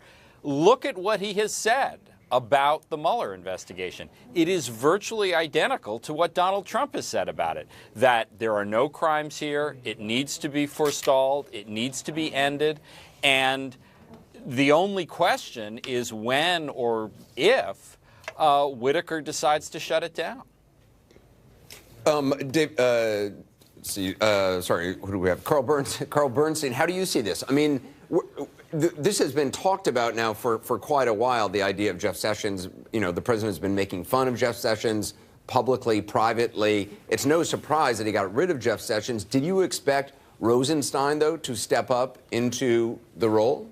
I think that Rosenstein has been surpassed by Whitaker's appointment, unless Whitaker recuses himself. But more important, what we saw today is a kind of coup against the rule of law, a kind of action that you see in a tin pot dictatorship, in which now we have the President of the United States who clearly, from the beginning, has been trying to shut down, bury the Mueller investigation. He is on the road to doing it. He has done it today after the election, under the cover of night, as it were, and this is anti-democratic in the sense of lowercase d, in the sense that we now have a president of the United States who is willing to totally undermine the system of justice in this country for his own ends. Laura, I mean, is there anything to stop if Whitaker wanted to do what he had said on television and cut the budget for Robert Mueller's team? Is that possible? Well, he could limit and try to hamstring the nature of the investigation. Remember, what Rod Rosenstein's role was essentially to have an oversight of the Mueller probe in terms of subpoena power, whether or not to subpoena the President of the United States, whether to impanel the grand jury, to what extent to seek indictments. All that's important and has some budgetary implications. But remember, as it stands right now, Whitaker is not Senate confirmed, so he wouldn't fall under the Vacancies Reform Act of somebody who could stay for even 200 or more days. He is not somebody who could possibly technically fall under the recess appointment, and if he did, it'll only be through January. So whatever power he could wield would be temporary. Now, even temporary power can be very impactful, Anderson, including the ability to hamstring. However, the most concern that I think I have about Matt Whitaker is not just that he's shown his hand at this point in time. It's the nature of his temporary appointment. Can he then go back and inform the President of the United States about what he's learned after being briefed by Mueller and his team? Will he be able to be a form of a plant, not just when he was chief of staff for Jeff Sessions, but right now in a temporary capacity? And so that's a very big concern. But either way, if he were to try to limit or even fire Robert Mueller, remember there is an existing legislation. It has to be for cause. And that for cause finding of why he may be let go or dereliction of duty has to be reviewed by Congress. So there are checks in place to have an oversight function even over Matthew Whitaker. John Dean, do you believe Whitaker's past public comments, casting skepticism on the Mueller case, meet the bar for recusal? I read those regulations today, as a matter of fact, and there is a catch-all in the regulations that says even an appearance of a bias is a basis under the existing regulations to recuse. And if he was to honor those, he indeed, given his prior statements, he would do so. Anderson, I don't think he's going to do so, though. How likely, John, how likely do you think that if the president got some sort of a promise from Whitaker that he wouldn't recuse himself? Because obviously if he recused himself, that's what the president freaked out about Jeff Sessions. Exactly, and I think there was discussion of this. I don't know if it was at the presidential level, but if you look at the press on this and go back a few months, there was discussion of Whitaker coming in to replace Rosenstein as the acting deputy attorney general. And that was after he'd already made all these remarks about his attitude about Mueller going further than he should go. And that was the first time my antenna kind of quivered. And I said, that'd be interesting because they're placing somebody who has got a definite bias in front of the investigation, which would be highly unusual. But now we've accomplished it not only for the special counsel, but for the entire Department of Justice. Jeff Toobin, I think you wanted to say something. Well, I was going to make a similar point that recusal is the exact reason why, as you pointed out, that the president was so angry at Sessions. There is no way this whole crisis is going to be repeated. The whole point of appointing a stooge is to make sure he continues to act like a stooge, and that is undoubtedly why he's there. There's also the element of the election. The Republicans who are now in charge of the Senate are an expanded group of Trump supporters. Even the sort of pretend moderates like Jeff Flake and Bob Corker will be gone. The president can install anyone he wants at the Department of Justice now, and the Senate will confirm him. They only need a majority, and they'll get that. So this president is now in charge of the Justice Department and the Mueller investigation, and he's exercising it with Whitaker's appointment, and he will exercise it with whoever he nominates for the full-time attorney generalship. So, Jeff, are you saying that basically the president can end the Mueller investigation? Absolutely. Absolutely. The question, that would raise the question of whether the House of Representatives moves to impeach him. Certainly Nancy Pelosi does not want to have that fight because that was a loser in 1998. But if they fire Mueller, that's the fight they may have. Not only can he end the investigation, and he has the legal power to do it if he's going to exercise it through this appointment. We all know that what has driven Donald Trump the craziest and angered him more than any other thing about Mueller's investigation is that he does not know what Mueller is doing. He has no roadmap that his lawyers have been able to provide him of what it is that Mueller knows and where Mueller is going. It's one of the reasons he fired Comey is because Comey was not sufficiently forthcoming to give him a look at what was going on in the investigation. And this is truly the fox at the hen house, that he now has the ability through Whitaker to get a full picture of what is going on in this investigation, which are the crown jewels in terms of what he does to extricate himself from terrible, terrible legal problems for himself and his family. And in itself, it is an obstruction of justice. And we're going to see if some people in the Congress of the United States have enough backbone to say we must have the rule of law prevail here. Well, the other question, Shimon, is has Robert Mueller baked this in? Has he kind of gamed this out already? Yeah, so yes, he has. I think they were prepared for this because Rod Rosenstein, who was overseeing this, was prepared for this, because he thought he was going to get fired just a few weeks ago and Whitaker was going to take over his job. So he was prepared for this. The FBI, most important, the FBI has been prepared for this. Why? Because that's where all the evidence lives. That's where all the intelligence lives. That's where all the documents live. All of that is in the hands of the FBI, and they have been prepared for this. We know that they have been planning, just in case, if for some reason the president says, stop this investigation, or do this, get rid of this, don't do this, they have been prepared for it. But what does that mean, Laura? Well, I can't be so apocalyptic, perhaps as my colleagues, about the idea that the president now controls the Mueller probe. And in a sense, he's always controlled the executive branch, which includes the Department of Justice. That's no surprise. But there has been, as you said, baked into the ingredients here, the idea that if pundits are able to opine about this in the recusal or perhaps the resignation of Jeff Sessions, you better believe that Mueller has as well. Remember, when he had all the indictments, including the most recent one about Russian nationals, he included within the language of the actual crimes that there were American citizens who were perhaps unwittingly a part of it or were somehow in cahoots. And at least one person raised his hand later on, I think his name was Roger Stone, to indicate perhaps he was one of these people. Now, he wasn't indicted at the time, and there are others who are lingering in the anonymous factor there. But I believe that Mueller has had this jury, the grand jury impaneled, for a sufficient amount of time to be able to anticipate the conclusion of his investigation, which means that there could be indictments forthcoming. They could already be sealed. They could already be somehow a part of the system. And so if he anticipates it and he knew that his time is short, but the one thing holding him up, of course, was that you had the midterm elections. That's now gone, and the subpoena power now goes to the Democrats. I want to thank everybody. The reaction from Democrats on Capitol Hill has been consistent that the Mueller investigation must be protected from interference from the president. What does that mean now that Sessions has been fired? We're going to hear from Senator Chris Coons in just a moment. We'll also hear from someone who knows all too well what it's like to have a target on your back placed there by the president, Democratic Senator John Tester, who's just won re-election in Montana. He joins me shortly as well.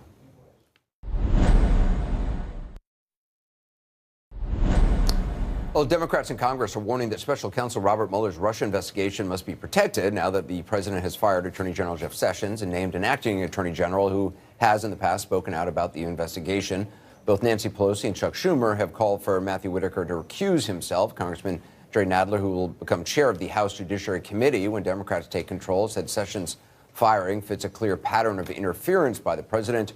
Joining me now is Senator Chris Coons, a member of the Senate Judiciary Committee. Senator, thanks for being with us. Today, you tweeted the president crossed a red line by firing Sessions. Doesn't the president, though, have the authority to fire anyone within his cabinet?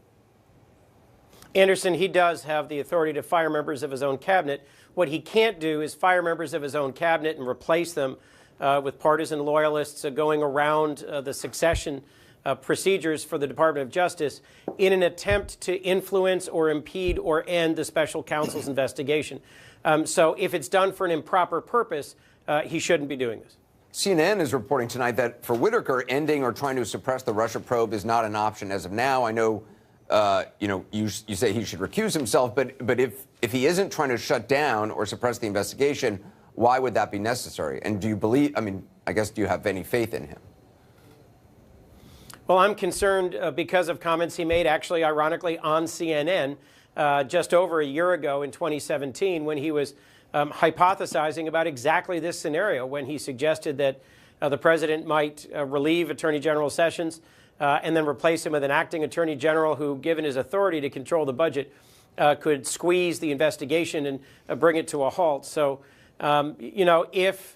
if Whitaker were to publicly state that he was leaving supervision of the investigation to Deputy Attorney General Rod Rosenstein and take action to confirm that, I think that would address the concerns that I and many other senators, both Republican and Democrat, have raised about this step.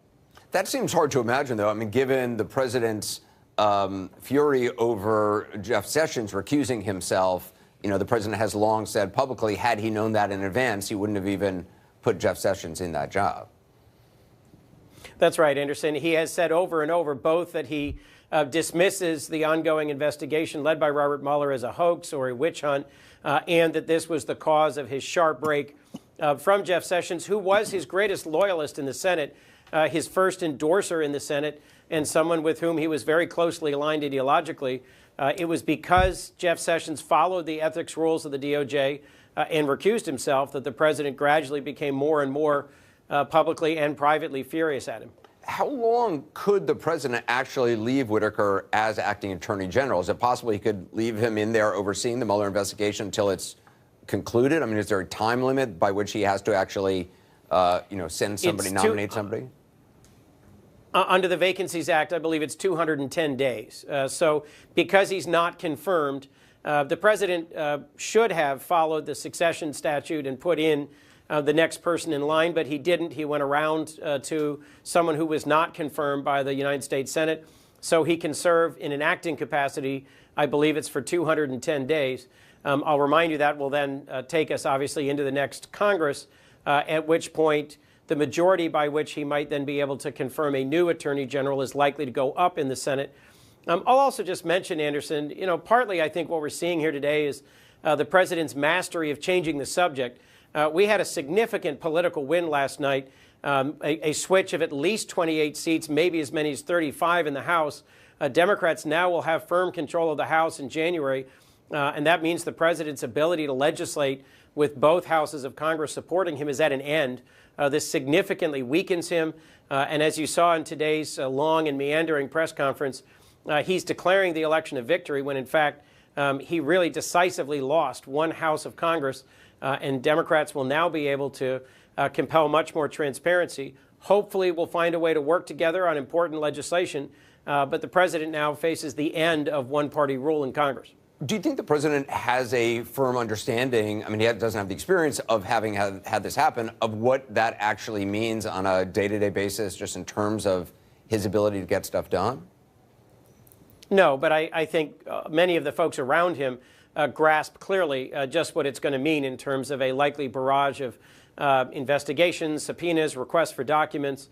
I thought that Nancy Pelosi's press conference after last night's results extended an olive branch, made it clear that there's a number of important areas in infrastructure and health care and in drug pricing where there really could be constructive bipartisanship here between the House, the Senate, and the White House. The president today made some positive comments about her, but mostly was combative and suggested generally that if Democrats ask for things like his taxes, that he'll take on a war stance. I don't think he personally grasps exactly what it's going to be like if the House fully exercises its powers. Senator Chris Coons, I appreciate your time. Thank you. There's no shortage of topics for our political team tonight. With me now, David Axelrod, Gloria Borger, Van Jones, Kirsten Powers, Mark Short, and David Urban. I mean, Gloria, if there was any doubt that keeping Sessions was a political move, I mean, gone. Right. Look, everybody told him he had to wait until after the election, and he waited, what, 24 hours? Yeah. After It took him literally. Wait a minute. Less than 24 hours. And I think people are kind of surprised that we know that this was pent up for months and months and months, and he couldn't control himself. But if he doesn't want any investigations by the House Judiciary Committee, he's just guaranteed one, I think, because people are going to want to know, why did you fire Jeff Sessions at this particular point? Isn't Whitaker conflicted? And they're going to want to know the whole story here. And so I think it's clearly something that House Judiciary is going to want to look at. David Urban, you know Matt Whitaker. I want to ask you about your opinion of him, but also just because he has made public comments about things he saw no evidence of. I mean, he was not privy to evidence, so he's making public comments as a pose a hypothetical on this network. If you were king and you wanted to kill us, how would you do it? Right, and that's his original sin, which he's now going to be forced to be, flogged over and over in the public debate, in the public square. Look, you heard Senator Coons. He's going to, if only he's guilty. Only if you impute, some malice aforethought here by the president doing any of this. Matt Whitaker's a patriot. He's not going to fire Bob Mueller. The statute's pretty clear. He can ask some questions of Bob Mueller according to the special counsel statute. He can inquire into some things. I mean, he's not going anywhere. This is like much to do about nothing, I think. Kirsten, do you think it's much to do about nothing? No, I mean, it feels like maybe I'm just really old-fashioned, but if you're going to have somebody who is in a position to be overseeing an investigation, you'd want them to be as neutral as possible. And this strikes me as not being as neutral as possible. And maybe in this new world, this seems normal, but I think that you want somebody who hasn't already expressed an opinion about how the investigation is supposed to be going. You have to find a monk someplace, perhaps. Right? All right, we're going to take a break. We're going to get the whole panel in just a moment. Just head more on what has been a remarkable day here in Washington. And later, I'll talk with Vermont Senator Bernie Sanders as well, get his take on Jeff Sessions' firing, plus the Democrats' victories and losses last night.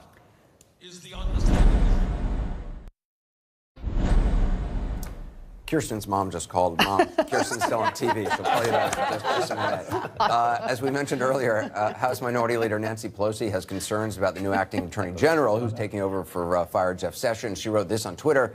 Given his record of threats to undermine and weaken the Russia investigation, Matthew Whitaker should recuse himself from any involvement in Mueller's investigation. Congress must take immediate action to protect the rule of law and the integrity of the investigation. Back now with our political team. David Axelrod, I mean, there is no appetite certainly in the Senate, to send sort of some protection for Mueller, it seems, or ask Whitaker to recuse himself. Well, no, and let's just be clear. The thing that infuriated Donald Trump was that Sessions recused himself.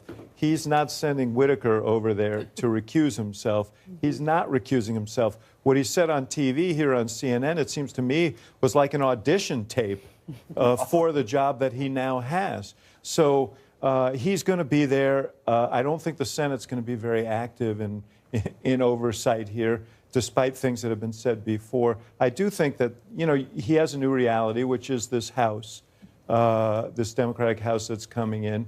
And we'll see. Dave assures us that he's not going over there to mess with the Mueller investigation. But I do think that there's going to be heightened alert on the part of this new House. A lot of fear, a lot of fear. Who knows? Maybe this is all just, you know, coincidence. You know, maybe. But I think when you listen to most Democrats, they say, listen, Sessions is perfect for Trump. He's terrible on every issue. He's terrible on immigration. He's perfect for Trump. There's only one thing he's not good on, and that's this investigation. And so what is Trump scared of? That's the lens through which people are looking at Whitaker. Why him? What are you scared of? And we could be in a situation where it all works out fine. Liberals feel silly for having been concerned, but it feels more likely. This is a slow motion, almost a self-coup, by which a president pulls power to himself that he's not supposed to have to protect himself. Mark, we're talking about coups now, and I think for every day for the last year we talked about is today the day that Donald Trump's going to fire Bob Mueller. We've been talking about this repeatedly. He's not firing Bob Mueller. The reality is there used to be a point in time when conservatives, limited government conservatives, oppose special counsels on the basis that they go beyond the limitations. And what you see is something that started as a Russia investigation that now is prosecuting people because they failed to register as foreign lobbyists. I think there was a time when Republicans hated this concept, and then during the Clinton years, they fell in love with it. And they decided this is something we're going to take was a whitewater and we make it something bigger. Jeff Sessions was, you know, one of the early supporters of the president in the Senate. And in terms of a cabinet member who was actually executing the president's agenda, he was doing a great job. He was the one who defended the president most on the campaign. There's no doubt about it. Van's right on that. But at the same time... But he was moving judges through. I mean, wasn't he doing a good job in that sense? I think a lot of that was coming out of the White House counsel's office. But at the same time, I understand that you, as a president, I think, should be allowed to put in place a cabinet he has faith and trust in. And that is eroded. There's no doubt about that. But let me ask you this question.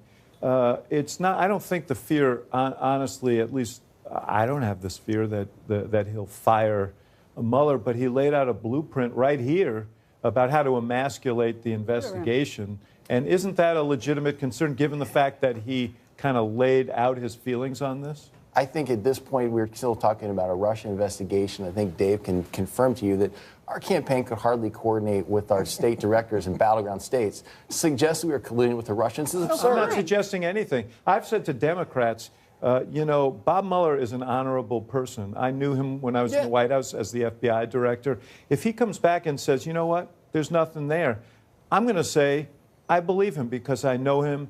He's thorough. He's honest. He's an honest person. And I think everyone should do that. It's good for the country. He has a tremendous record of service to our country. My concern is with the statute in general. It's not the individual being that role. Here's what Whitaker could do. He could say, okay, you have this report. That's it. It lives here. It's not public. It may go, it doesn't, it gets redacted. He could say, this needs to be heavily redacted. We're going to heavily redact it because of privilege or whatever other issues there are. And I know this is a discussion, and not with Whitaker at this point, but I know this has been discussed. So he could say, okay, well, we're going to redact it, and then they'll have a fight. And Mueller may say, you know, I'd like this released to the American public because they have a right to see it because we've been working on it for however long. And that could, and so to protect the president, he could. Right, but House Democrats are already talking about if he's fired or if that happens, of calling him to testify. Exactly, and that's what this would guarantee. Look again, just to pick up on Mark's point, independent counsel statute, right, was widely decried by both Democrats and Republicans. It wasn't reauthorized for this exact reason, because you get these big investigations which run for years, start out one thing, end on something else. The Mueller investigation just needs to wrap up, and for all Americans. Look, to David's point, he's a very honorable guy. He's going to come back with something that's thorough, and we just need to put it to bed. Several weeks ago, we were here for the midterm election. And I just wanted to make a few comments. I know it's ancient history. It was, almost a day ago. But, you did say something interesting. You talked about the House Democrats. Yesterday, I think a little bit of crying in the beer on the part of liberals and progressives feeling like we didn't have what we really wanted. In the cold light of day, something really extraordinary happened yesterday. You have the House now firmly in the hands of Democrats. You saw real victories in the Trump heartland, industrial heartland, in the states that he's got to hang on to. You saw a rainbow wave of women, of gays and lesbians, of all kind of people. And I think the momentum and the heart and the enthusiasm is going to carry forward. I just wanted to David, I think we talked about this a little bit before. I think that it's not just going to be the fact that you have the House going against Trump. I think you've got an energized movement now that's going to be standing up for more of these values. Although in exit polls just from last night, the midterms, which feel like they were months ago, Robert Mueller actually did not score very well. Yeah. There wasn't a huge difference, but more Americans seem to distrust the Russia investigation. 46, What was it? 46-41. And if you 46 ask people to even disapproval. rank their top 10 issues, it doesn't even show up. If you ask them the direct question, it's negative. But if you ask them to rank their top 10 issues, it's not even on there. Right, and my hope is that Democrats use this new majority to do what the members who got elected said they wanted to do, which is address the kinds of issues that have been neglected relative to health care, relative to economic security, and a variety of issues that are important to people in their lives. That said, there is a responsibility that comes with the oath you take, and if there are egregious constitutional problems, they're going to have to respond to it. It is interesting. Just on I'm always interested in the sort of the personal side of all this stuff. It always interests me that the president is so averse to actually firing somebody face to face. It seems like, and obviously with Comey, but Jeff Sessions was there from the beginning. You would think maybe. I kind of assumed, maybe he just called the guy up or something, and maybe he has subsequently. But it was Kelly, from all the reporting, who actually fired. Yeah, it's like this is a Donald Trump character on TV. Yeah, I saw him fire someone every week. Yeah, exactly. On television, as long as it's like some fake thing, he's like, "You're fired," and I love it. In real life, he's like, "Would you please do it?" Let me tell you, I don't know if Mark says this. I've been yelled at by the president. He's pretty tough. Okay? He's pretty tough. I've been on the receiving end. Kelly he's needs pretty to tough. give Sessions till the end of the week, apparently, according to CNN. Listen, I would avoid trying to fire someone if I could. I don't, but you're not famous for it. I just find it interesting. Everyone, I appreciate the discussion. Very busy post-election day for sure. Coming up, we'll talk with Senator Bernie Sanders. His thoughts on whether he believes President Trump can really work across the aisle after the Democrats seize control of the House, and whether the Democrats can as well.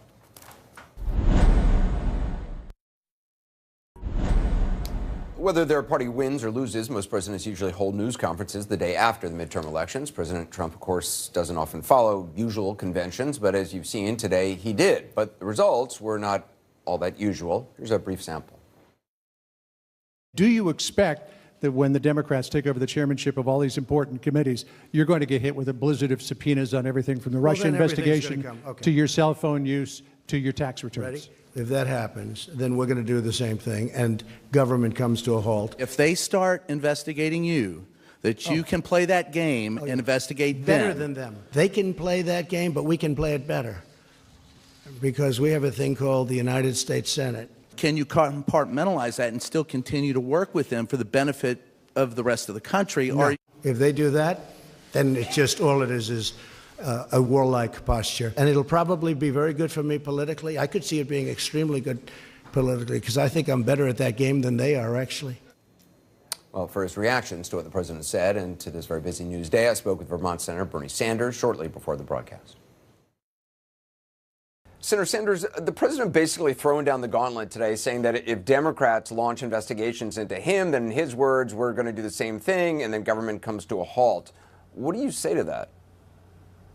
What I say about that is that Democrats in the House have a constitutional responsibility for oversight, and I think to a large degree, the Democratic victory last night, regaining control over the House, was telling the President of the United States we're going to end one-party government, You simply cannot do anything you want anymore, and that's important.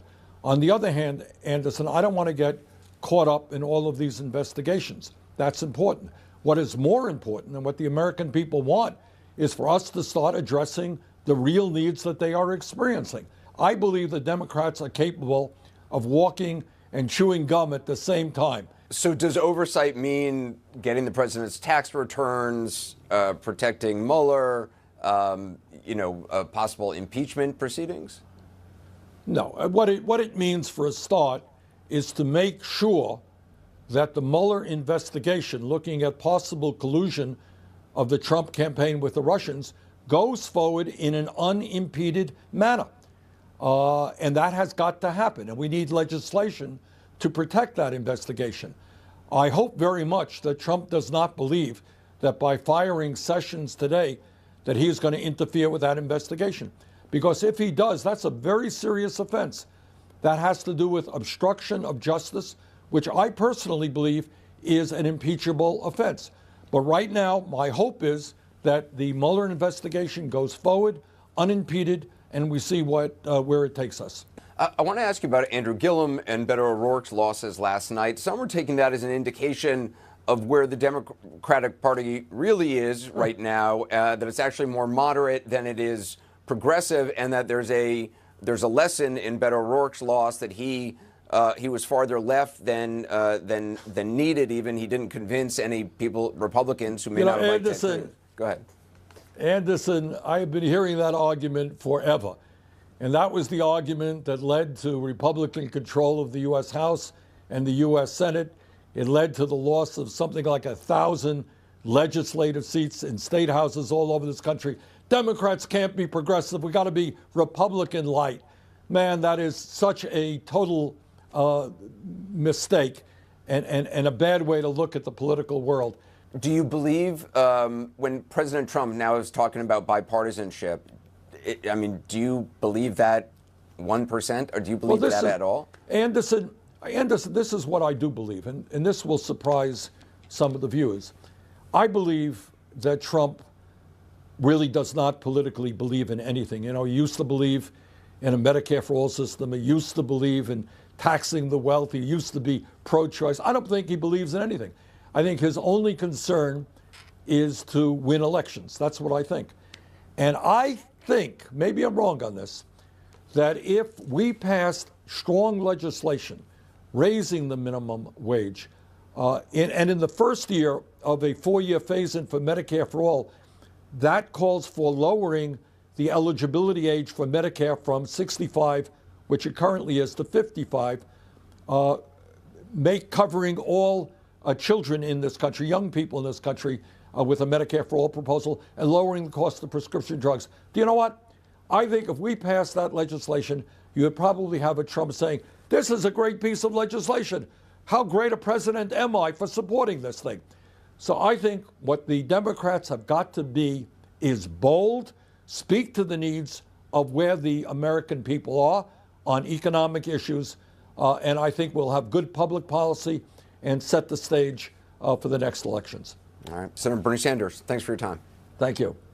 Well, coming up just ahead, the White House is suspending Jim Acosta's press pass, quote, until further notice. We'll talk to Jim about what happened next.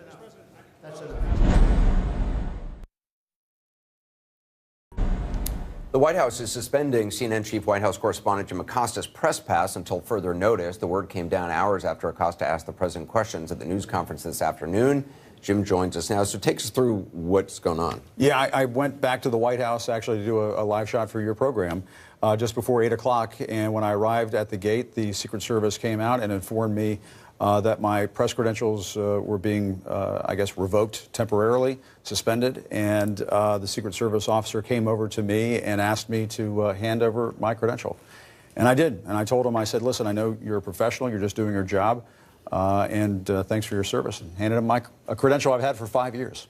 I want to read a reaction from a few of your colleagues covering the White House. Jeff Mason from Reuters just tweeted, I was seated next to Acosta at today's press conference and did not witness him placing his hands, those in quotes, on the young intern, as the White House alleges. He held onto the microphone as she reached for him. Peter Baker from the New York Times tweeted, false predicate to punish a reporter. This is what the president wants. If he really thought Acosta was unfair, then why did he call on him? Because he wants the confrontation.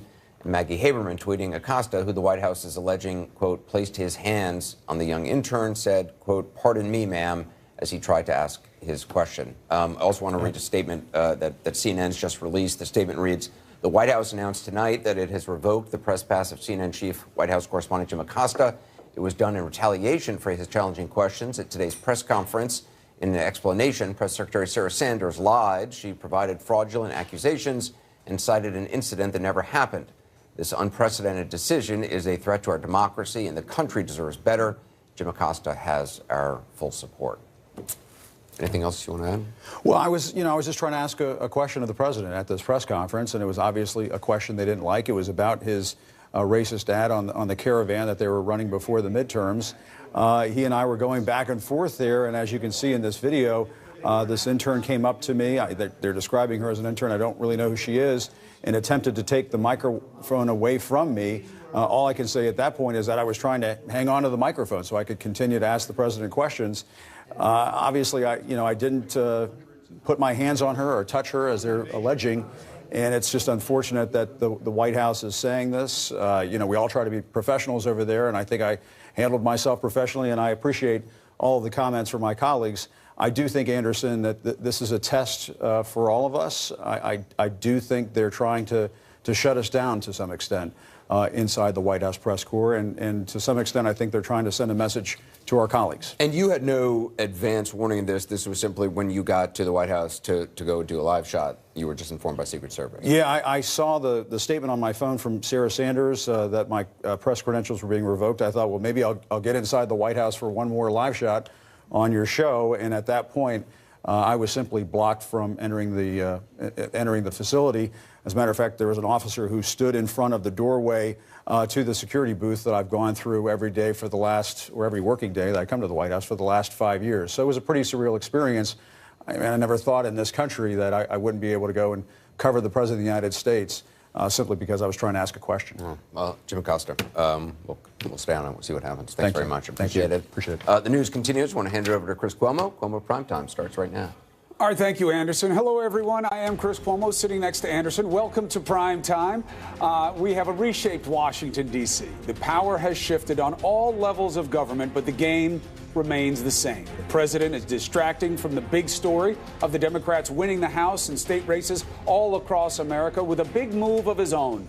Jeff Sessions, the Attorney General, fired, replaced with someone who is not a fan of the Mueller probe, at least for now. Some races are not even over yet, but any early promise of a new day of deal-making with the Democrats was quickly followed by a threat from the president to have the Senate investigate anyone who investigates him in the House. So, Democrats have a choice. Are they going to be deal makers or ball breakers? Really, they promise to be both. So how will they do that? We're going to ask two Democrats fresh off their big victories, one in the Senate, another in the House. My friends, lots has changed, but will anything really be different? Let's get after it.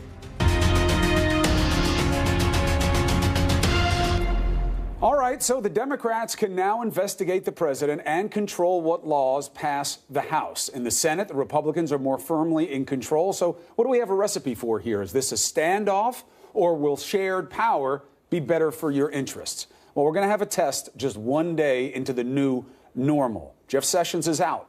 The Mueller probe is vulnerable. What will the Democrats do? Now, one winner who now has to walk that line between getting things done and getting after what matters is the Honorable Joe Manchin, Democrat, Senator, West Virginia, hung on to his seat last night in a deep red state. Congratulations, Senator. Good to see you. Thanks, Chris. Always good to be with you. So, you won last night. Why do you think you did? Chris, I'm just me. I'm just Joe from West Virginia. I mean, everyone wants to be in a tribe. What tribe do you belong to? Do you belong to the Democrat tribe or the Republican tribe? And everybody's at war. I belong to the American tribe, and my branch of the American tribe is West Virginia, and I'm not at war with anybody. I'm just trying to make things work. And I think people understand that. They want that. You voted with the president before. In fact, I mean, look, you've been outspoken and arguably controversial about it. You voted for Neil Gorsuch. You voted for Kavanaugh. You even said once, hey, maybe I'd vote for Trump in 2020. I have to see what it would mean for my constituents back home and how I feel about it. Democrats didn't like it. Chuck Schumer said, well, he'll be fine. We'll let him see what he does. Sure. That's all in the past. So now you've won, and you've got to balance working with the president where you can, but also doing right by your convictions and the people of West Virginia. You got to challenge, Senator. Him getting rid of Jeff Sessions is an obvious move. We all knew it was coming. We didn't expect it the day after the midterms, but this is how he is going to distract from the big wins for the Democrats. They're putting somebody in as the acting who is there because he doesn't believe in the probe. Will you speak out about this move? Oh, I think we'll all speak out about it. I think you'll see Democrats and Republicans. We're very much concerned about that. We think that Bob Mueller is the right guy, doing the job that he's supposed to do, and he will do it professionally and honorably. We've all spoken out about that. I'm on the Intel committee, Chris, and we're watching it very carefully. And we were very much hopeful that Jeff Sessions would be in this, and the president has the right to do whatever he wants to do when he loses confidence or whatever. But in a situation as highly charged as this, you would have liked to seen Jeff stay until the end of the Mueller probe, until all the facts were in, and whatever decisions were going to be made were made. This throws a complete wrinkle in it, and I think it'll be the first thing we take up when we go back next Tuesday. But what are you prepared to do about it in light of the fact, Senator, that if you go tough at him, he's not going to want to work with you? We know how this president is. I mean, look, politics is not an unusual game. He plays it just more intensely than we've seen in the past. If you come after him about this, he's not going to want to work with you. You'll be the enemy. You're already the guy that they sent people down to your state, including his son, and lied about your position on coal. That's how they play. Are you willing to take that on? Well, I've taken him on right now. This election I just finished up was not election with me and my opponent. It was election with me and the president. For 5 months since the primary, every ad I've seen on television was the president when he comes to the state. He's been to the state 8 times, 3 times during the campaign, and then Vice President Pence was there for I think 3 times, and his family's been there. So it really became a race that he ingested himself into, and every ad was vote for my opponent, Patrick Morrisey, was a vote for him. So it came down to where the people finally said, Mr. President, West Virginia has spoken loud and clear. We want our senator, not your senator. So I'm all about West Virginia. I work with him, and I've always worked with whoever's in charge when I think it's good for my country and definitely my state. When it's not, I speak up. I think we can fix health care. I've asked the president, why don't you become the Mr. Fix-It president? Repair. We'll call Trump Repair Care. My people need insurance. They need health care. Pre-existing condition needs protected. These are things we fight for. And I feel very strongly about that. I think the tax bill is going to have to be reworked. I think it has problems. I'm willing to work with them if I think it's good, but I want to make sure that the average working person gets a permanent tax cut. And I think that basically the corporate tax cut should have been at 25%. We took plans to the president of how we could get 10 or 15 Democrats to really make it a bipartisan bill. Right. When they finally had 51 votes, there was no more talking, Chris. It was over. Well, look, that's the way it was. They called it a middle-class tax cut. It clearly wasn't. 83 cents out of every dollar went to the top 1%. And they just hoped the base would swallow it. And in part they did. But now, last night, America spoke. And clearly the country wants more. The president lost the vote last night by an even bigger margin than he did against Hillary Clinton. So we'll see how you deal with the challenges going forward, Senator. But let me ask you this. I know you say you're about West Virginia and you're just Joe. But you are a Democrat. And now with the Senate, with a bigger margin for Republicans than before, are you a vote that can be counted on for the Democrats in the Senate? Hey, if I can't go home and explain it, Chris, I'm not going to vote for it. I don't care if it's Democrat, Republican, or who comes up with the idea. If it makes no sense in West Virginia, I'm just not going to vote for it. So nobody owns my vote. The only people who own my vote is the people in West Virginia. I told Harry Reid that. I've told Chuck Schumer that. I've told Mitch McConnell that. You know, that has to be something that makes sense and is going to be beneficial. Then if why you're not just run as playing an party independent? games, count. Why not run as an independent or start your own party called the Just Joe party? Well, why be a Democrat? Just Joe. It's the West Virginia Democrats. We have a heart and soul. We've always been there, always trying to help people better their lives, always been there when people fell down and needed some help. But we've always expected in West Virginia, the Democrats, we've always expected people to help themselves if they could, to get up and do something, to contribute, to make sure that you were always adding value. And with that, we've all gotten along well. We never looked at our West Virginia Republicans as our enemies. They had different ideas. And a democracy, Chris, doesn't work with one-party system. It's not what our founding fathers thought this to be. So I don't know why people think I've got to be pigeonholed. I'm a proud West Virginia Democrat. I am no way, shape, or form a Washington Democrat. I've been very clear about that. And my friends in West Virginia, the Republicans, they're not proud of the Washington Republicans. So we're going to still do our thing. I'm hoping our state can show the civility. Shelley Moore Capito and I work very well together. We show the civility, the collegiate attitude that you should have. And it always comes down to what's important for our state. We can be a Democrat and Republican, but you better be an American and a West Virginian. First, let me tell you what I think, what I would hope.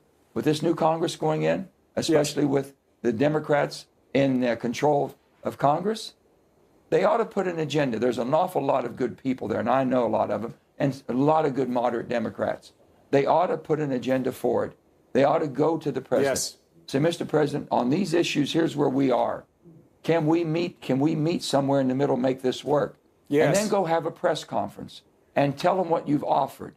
Show the public with a progressive what you want to do in basically helping Keep the it country transparent. and what you've laid out. That's exactly 100%. And then the president will play from that or off of that. If they At least don't people do that, will see who makes the if deal he and who starts doesn't. setting it up, right? If he starts demonizing from the beginning and they start basically saying against, I'm for everything until you show me something that doesn't work. Then I'm not going to be for it. So I'm always going to accept something. If you give me an idea, Chris, I'm thinking you want to do something good and you want to help me. Well, now, when I find out that was not your intent, I'm going to turn. I hear you. I've seen you operate on the ground with your people in West Virginia. I know you care about them, and I know they care about you, and that's why they gave you your victory. My one idea for you is should be on this show more so we can have more transparency about what's happening in the Senate, and the invitation is open. Chris, it's always been, and you've been great to work with, and I think the world of you, and you know that in the family, but the bottom line is you've got to have a heart and soul for people. This is a people's game if you want to play a game. But if you don't have a heart and soul, get out of it. Let people that want to help people. Don't worry about the parties. This party system, this tribal stuff is killing us. And it's not what people want. And I'm just not going to partake in it. I'm going to still be me, and I'm going to fight for my country. I'm going to try to help my state. If it's a Democrat idea and it's great, I'm with it. If it's a Republican idea and it's great, I'm with it. And I'm going to work for whatever I think's best for my country and my state. Senator Joe Manchin, let's see how it is going forward. The people are obviously demanding better. Thank you and congratulations.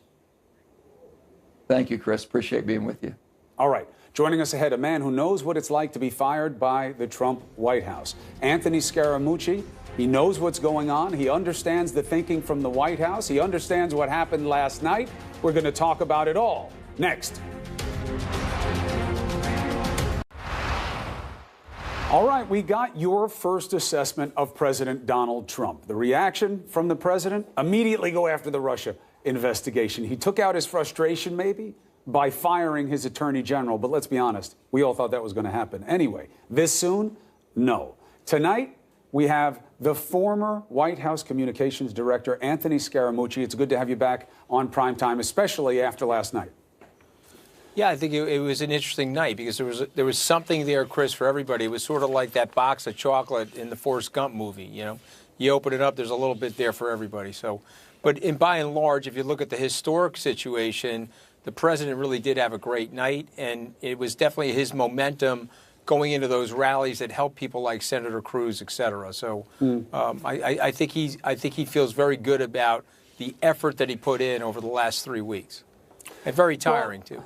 Well, look, I think that what it proved last night is that we are a diametrically opposed country. We are as divided as I have seen in my lifetime and yours. The president did well where he has done well in the way that he's done well, but the base shrunk, and he got rejected in the overall vote by even more than he did in the 2016 election. I think those are just the raw facts. But I want to ask you about something else. I'm happy to get into the election. Okay, but we I can get wanna into see it, with but the how he dealt with participation it. is down. You know, he himself wasn't on the ballot. Participation was down. He was on the ballot in every way except legibly. Yeah, and it's there are off more from people who 2016. voted last night than we've had maybe in any other midterm. Make your other. I understand that, but still only 49%. But make your point. But it's higher than ever before. So how is the participation down, Anthony? I'm talking about off the 2016. But it always campaign. is. This is a midterm. I understand that, but he himself was not on the ballot. He said he was. Well, he told your candidates and the rallies, vote for me like I was on it. Of course he said that, but he wasn't on the ballot, and so we both know that, and so that's why the data that you're looking at, I don't think is 100% accurate. But if you guys want to use that, you want to use that data, you're getting, the Democrats will be set up to lose again in 2020. How so? Ahead, they have a better map in 2020 for the Senate, and it's not fake data.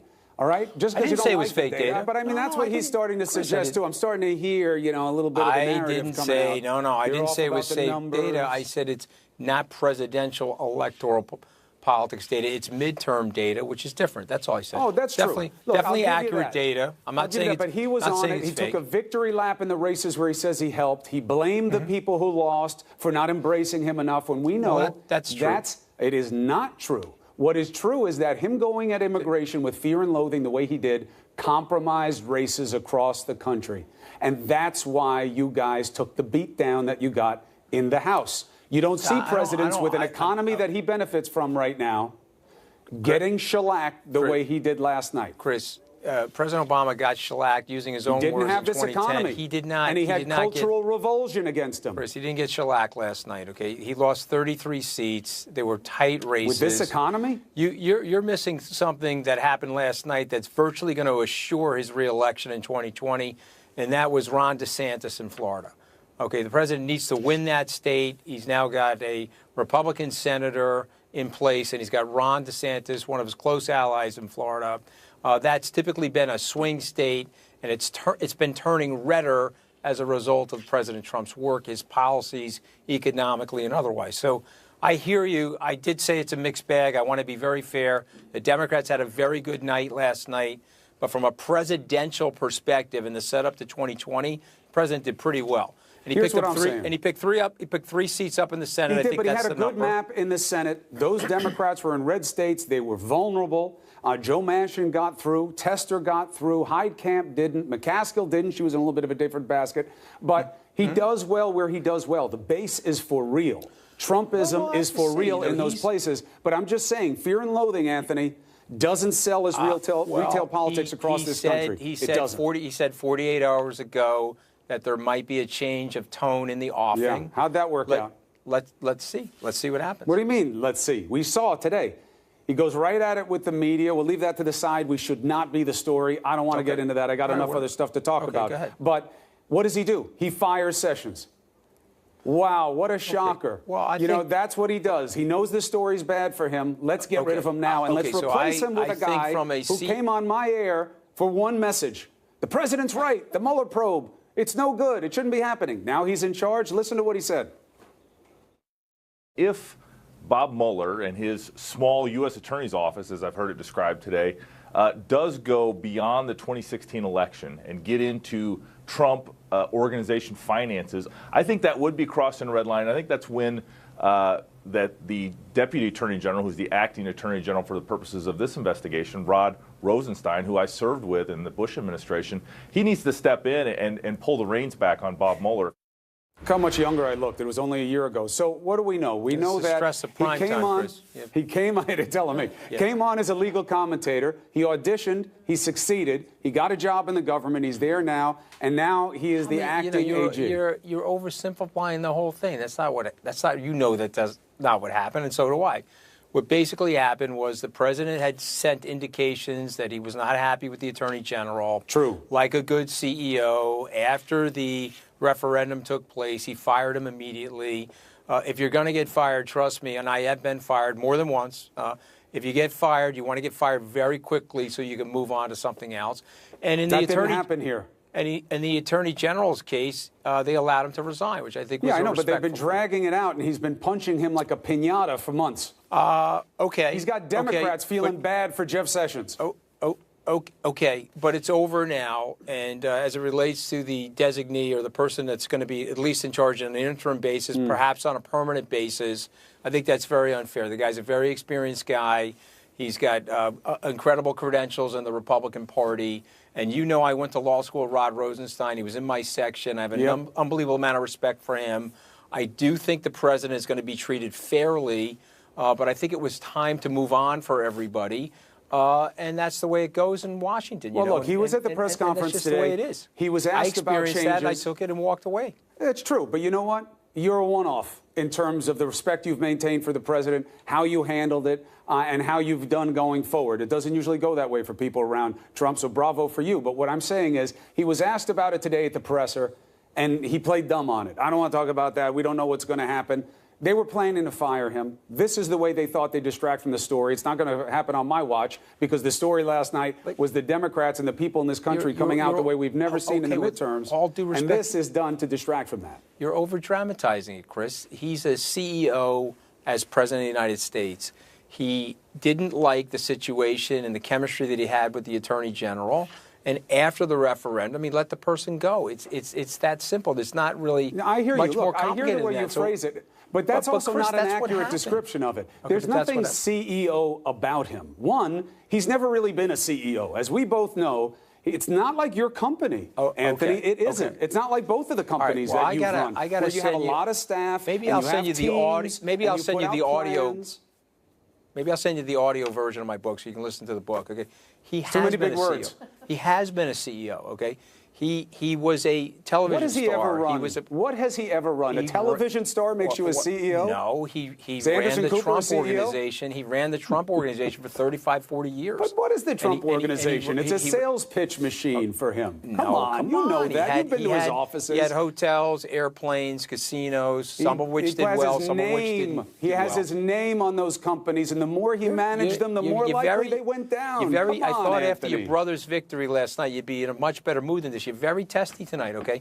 Hey, when my taxes come down in New York State, I'll be in a better mood. Okay, Nobody well, gets a pass with okay, me, well, okay, even if well- you look exactly Well, like you and I should team up with him on that. The entire state would be very happy with the two of us. But back on the president, I think he did very well last night on a relative historical basis. I'm just No, trying to I be hear clinical. you on that. I hear you on that. Let me just give you one last question on that. Go ahead. Let me just give you one last question, all right? Because, look, the people came out and voted. That's all that matters to me. The turnout was everything for me. And now we'll see if the politicians respond. If not, they'll get a bigger dose next time. Mm-hmm.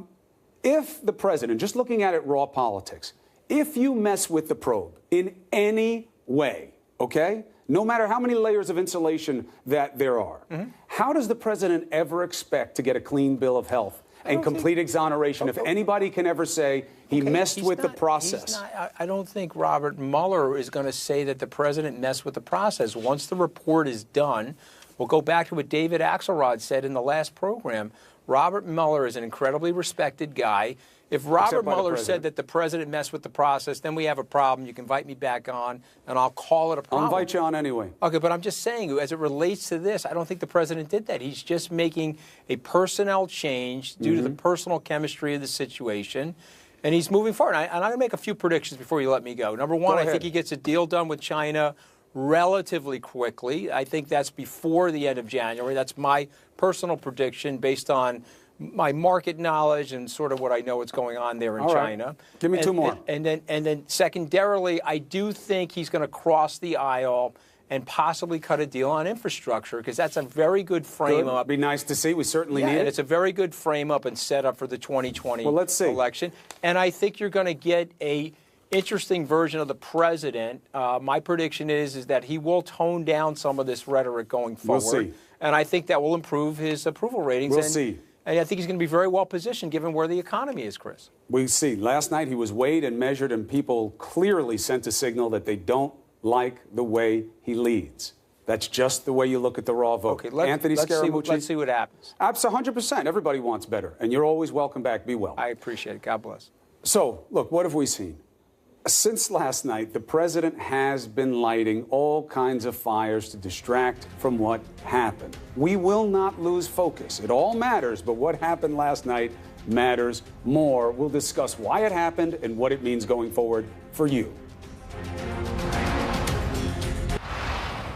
You know, look, there are still outstanding races going on. Some may have legalities, others it's just about ballot counting, but we do anticipate that the House is soon going to be in Democrats' hands. The president will be up against something he has never experienced. Forget about us. We're nothing compared to politicians with subpoena power, especially if they are determined to hold him accountable. So the question is, how will he handle it? The president, as usual, fighting with his own set of threats. Do you expect that when the Democrats take over the chairmanship of all these important committees, you're going to get hit with a blizzard of subpoenas on everything from the Russia investigation to your cell phone use to your tax returns? Ready? If that happens, then we're going to do the same thing, and government comes to a halt. If they start investigating you, that you can play that game and investigate them. Better than them. They can play that game, but we can play it better because we have a thing called the United States Senate. Can you compartmentalize that and still continue to work with them for the benefit of the rest of the country? No. Or if they do that, then it's just all it is a warlike posture. One day into it, and already it's face-grabbing toxicity of talk. Let's discuss why what happened last night happened and what it means going forward. Dana Bash, Phil Mudd, Ken Cuccinelli. Great panel. Thanks for having everybody there. You, I see 24/7. I know. It's like... So this is not a new day, okay? This is not, we're getting better. That's right. It's a different show, same suit. So the idea of we're all going to change. It's going to be better. Oh, if Congress tries oversight, the House, we'll do the same to them. Well, okay, first of all, it doesn't work like that. Your phone goes off all the time. I want you to know that, and it's okay. That's Mooch. Hold on, It's Mooch. Yeah, it's Mooch. He's with my brother. All right, so how do you see it? I don't remember the question. No. So, look, I mean, it doesn't work like that. All of us who, never mind, went to law school, but have, a basic understanding of civics, the United States Congress has oversight of the executive branch. And it is the role of the Congress, in particular the House. It is just much easier to get the subpoena power. Again, it was designed this way in order to get information. There is this part of the executive branch that you work for called the FBI, but it is not legal for them to be used by a president for political retribution. It's just not the way it works. And he talked about the Senate. I mean, I guess, certainly there are some political ramifications, good and bad, for what we saw last night. We were reporting on all night, the expansion of the Republican majority, but it's also not that easy to do. And like you said, big picture, the war footing, I mean, everybody should just try to take a breath. And that certainly should go on both sides. And the president started out that way. It just certainly didn't end up that way in this press conference. I don't believe that's where he is, but we'll see. Everybody's got to be open to optimism. The idea with the probe, okay, again, I don't believe in coincidences. They didn't like that story last night. We know that they've been thinking about moving on Sessions for a long time. They say he resigned. He clearly didn't. It says it in the letter. At your request, I submit a resignation. That's not a resignation. So messing with the probe. Anthony says that's not what it's about. Anthony Scaramucci. He just is a CEO, and he didn't like some of his staff. What are your concerns and considerations? Well, let me go minor, let me go major. I mean, if you're the CEO, call the man in, as you should have done with James Comey, as you should have done with Secretary of State Rex Tillerson, and say you're done. I think that's fine. You serve at the pleasure of the president. When the president says go, you go. There is a bigger issue here, and that is it's a bit late in the game. I've got a wager that Mueller has been around, and I know Robert Mueller. I served under him for 4.5 years. He doesn't like to sit around. He's not there sitting around saying, let me cross T's and dot I's. Mueller is sitting there saying, I'm at the end game. If there are further indictments to drop, they're not going to take forever. I think it's too late for the president to say, let me change the team, and they can sort of push back the Mueller investigation. I think it's over. I don't think it'll work. Now, you say look at the speak of different politicians, of Grassley and others, about what they think of the probe. That's as indicative as anything else. Why? One message, and that is, if you want to change the probe, presumably one thing you would do is to select a future attorney general who would say, I'm going to limit it. The people who can limit that are the Senate, who might say, we're going to confirm the next attorney general. And the message to the attorney general is, A, limit it, or B, we want the investigation to move forward. I want to see what Mitch McConnell says. Can I just add a real quick C? Sure. Or C, keep the investigation under Rod Rosenstein, as it is now. That would have eliminated all questions. It would have made sense. Okay, he doesn't like Jeff Sessions. He can get rid of Jeff Sessions. He can put somebody else in there. But keep this Mueller investigation as it is, overseen by this guy. But Whitaker doesn't have any of the basis for recusal that Sessions had. And he's stepping into the acting attorney general role for opinions about the case? No. Opinions about the case isn't enough? I was listening to Laura. Well, everybody in America has an opinion about it. Right, but not everybody's But now, in charge. now it's time for him to make decisions. And to your point earlier, Chris, this is one of those things we got to see. We can sit here and speculate and hyperventilate and do all the rest, but I remember the night Comey was fired. I sat with 7 other people here at CNN, and they were all sure the Russia investigation was going to be shut down the next day. And within 40 hours, McCabe was testifying before the U.S. Senate that everything was running just the same as it was before Comey was fired. Don't assume that this is going to be major disruption. The proper assumption is that it is not going to be major disruption. And frankly, I think the president will benefit from seeing Mueller all the way 100%. through. Now, because 100%. there's not going to be any collusion. There are other things like... Whatever the disposition is, if Paul he's so that's come out confident of what you say, I've never understood this. Honest to God, I've never understood it. He just fights almost naturally. Well, but look, I think that... Look, I'm not a Which I don't psychologist. understand. I'm just telling you, I think I understand what's going on, and I don't think my opinion matters. But I do know this as a matter of fact. If you believe you've done nothing wrong, I said this during the Kavanaugh hearing, I say it again about this, or any probe, you want a thorough investigation. Unless you have damn good proof, they're out to get you in an abusive process way. Because if you mess with the process in any way, if you allow Dana Bash to be able to report at any point X, Y, or Z was done to hedge, to contaminate, to change, to obstruct, you'll never get a clean bill of health. And that's what the president wants. Chris, we're about to see the Democrats take over the House. They're going to have the subpoena power. There has never been a partisan subpoena issued in the history of the world that didn't have the dual interest in a fishing expedition. Look, let's just face it and be honest about it, both parties. And so everything that goes forward on this has more than just the objective purpose of what's in front of it. It also wants to find other stuff they can dig up and use to throw I'm just saying the only way you get a clean bill of health is to let it happen, nothing is found on you, and you move on. Ken, Phil, Dana, you were great last night. Thank you. Thank you very much for everything. All right, so last night, brava to the women. Brava to the women. I don't care what your partisan stripe is, what your tribe, your team, or whatever we're calling it, it doesn't matter. Women were on the ballot, and they won the night. Women voted in ways that we haven't seen. Truly, her story was made. And one of the women who made it is here next. Her story, not his story. Come on, Mud. Come on. You worked in intelligence?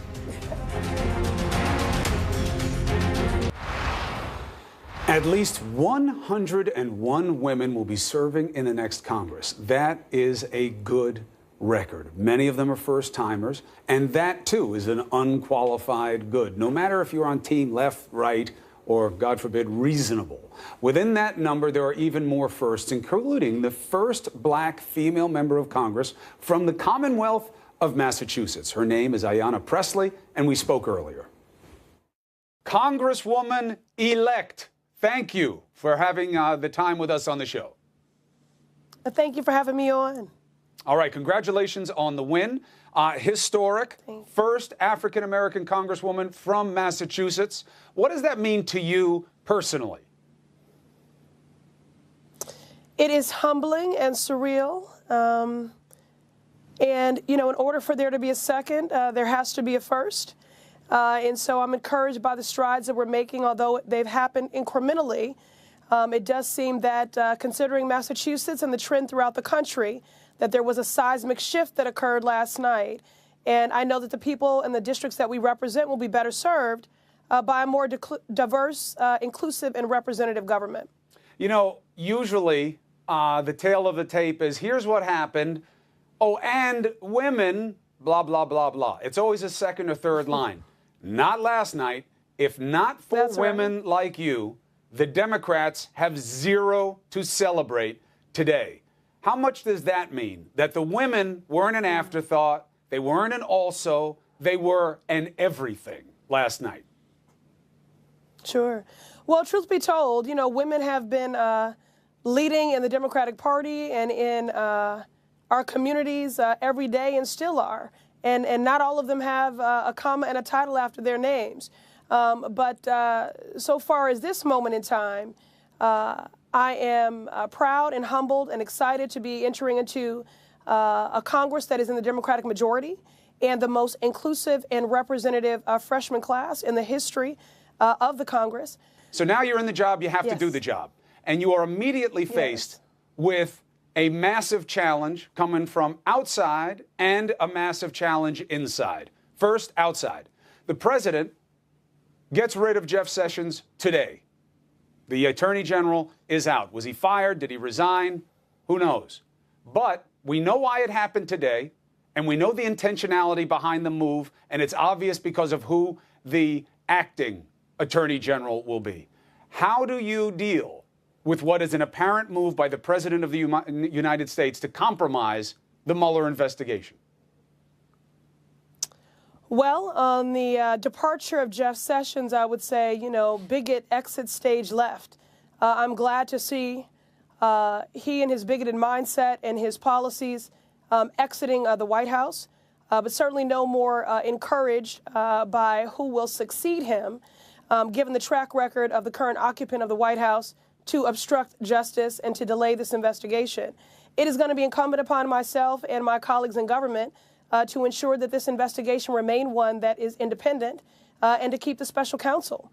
And that's why I'm feeling especially emboldened as we head into a Congress that is in the Democratic majority so that we can be that checks and that he's not had in this lame duck Congress. So you are saying that you will be in line with your party's efforts to protect the Mueller investigation and check the executive. All right, so that's one challenge. Absolutely, and to hold the DOJ accountable. And then you have the internal challenge, which is, who are you guys? I understand the big tent talk. Exactly. I get it. You guys won your races. Everybody had to appeal to their own districts. I get it. But now you got to make a sense of who sits where inside the tent. And the party's going to have to figure out if Nancy Pelosi, the leader who got you here, is the leader who you stay with, and what your party makes its priorities. Are you going to be about abolishing ICE, or are you going to be about cutting a deal about how to keep the border secure? What's your head on what you want? Well, you hit the nail right on the head. We need to have a conversation as a party. There are lessons to be learned from these midterm elections, and the candidates that made it possible for us to be entering the House in the Democratic majority. Again, the leadership choices that we made, the type of campaigns that we ran, the platforms that we ran on. And so we need to do that postmortem and that analysis and take that inventory and I think put those things into practice. Until we better understand who we are and the vision and the vision for the future of this party, I don't know that we can pick the most effective leader to steward us if we're not clear on who we are. So you're saying right now you're not ready to say that you'd be with Nancy Pelosi? I'm waiting to see who all puts themselves forward, and I look forward to meeting with all of those candidates and then making a fully informed decision. But we have time here. That's not a vote that will take place until the final week of November. In the immediate, I'll be making my way to Washington in the next couple of days for freshman orientation, and I'm looking forward to that. Good luck to you in doing the job that Thank you. That deserves the respect from the people who elected and put you there. Congratulations Absolutely, and good luck, I'm very Congresswoman. humbled. Thank you. So many came out, that vote, that message, it was sent, and let's see if it was received. I'll tell you what, it's not that long that the Democrats have, and that's why tomorrow we have a prime time exclusive, one-on-one with Nancy Pelosi. She did a lot to get the Democrats where they are today in their celebration. What will she mean going forward? What does she think the majority means? A lot of questions for the leader. That's tomorrow.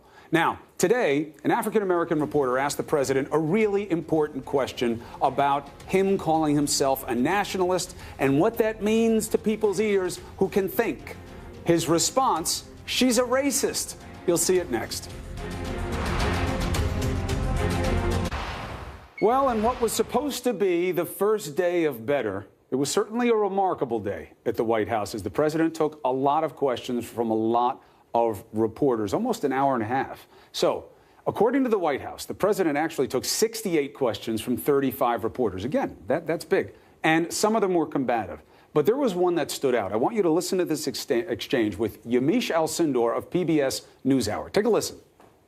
On the campaign trail, you called yourself a nationalist. Some people saw that as emboldening white nationalists. Now people are also saying that the president. That's such a racist There are question. some people that say that now the Republican Party is seen as supporting white nationalists because of your rhetoric. What do you make of that? I don't believe it. I don't know. Why do I have my highest poll numbers ever with African Americans? Why do I have among the highest poll numbers with African Americans?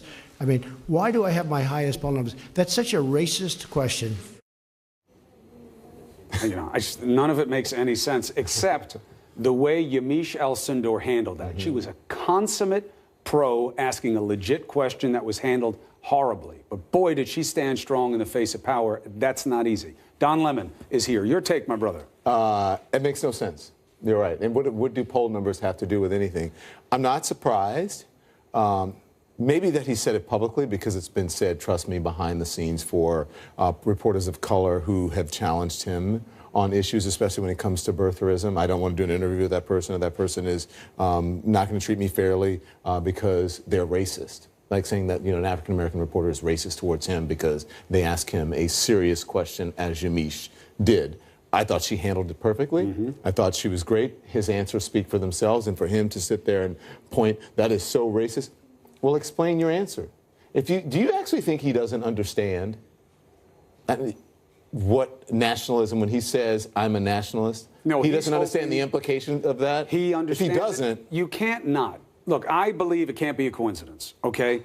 Nationalist, don't show me what it says in the dictionary. Use it as it's been applied since World War II. America first, enemy of the people, make America great again. All of these are extracts of very ugly periods of rhetoric. He knows it. What he's hoping is that his base doesn't get it and that they'll listen to his explanation. But it didn't get there today, and I've never seen a poll that shows anything impressive about him and African Americans. Well, absolutely, and he will quote a real poll. Yeah, a real poll. He'll quote outliers in polls that don't live up to the standards of most mainstream news organizations. But if he doesn't know the implications of saying I'm a nationalist, then we have bigger problems than we think we have. That is of dictatorships, all of those terms that you used, and the day he said that, white nationalists, which are racists, applauded. Yes. They cheered. David Duke. They cheered. So are those the people you want to animate? Do you really want that sort of support? Because if I did that, even inadvertently, most people would say, I don't want that support. That is not what I mean by that. And if that's what nationalism or being a nationalist means, I am not that. He won't say that. He doubles down. But attacking the reporter is She handled it great. Does, Quickly, tell me what you got. You know Whitaker, who's going to be the new acting?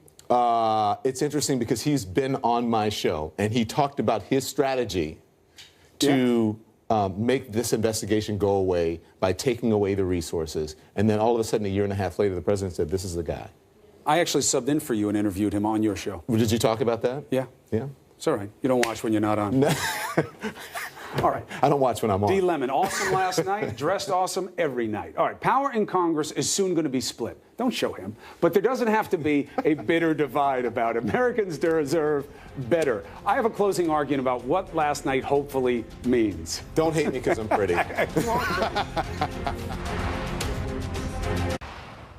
Hooray! Now we know.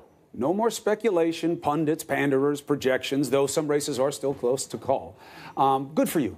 close to 50% of eligible voters came out, well over 100 million strong. That makes this midterm a high watermark. Here's the breakdown by partisanship. Take a look at this on your screen. See, everybody came out. The Democrats came out most. All were represented. But women, brava to the women, huge on the ballot. They won the day for the Democrats. If you're a Democrat, you cannot be happy without thanking the women who came out as voters and candidates. But they ran from all parts of the political spectrum.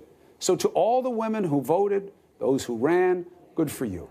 Now, let's just be clear about what happened last night. Trump was on the ballot effectively. This was largely about his rule. The president was weighed and measured and found lacking in the main. He lost another popular vote, this time by millions more than even the last time, maybe twice as much in a margin. We'll have to see.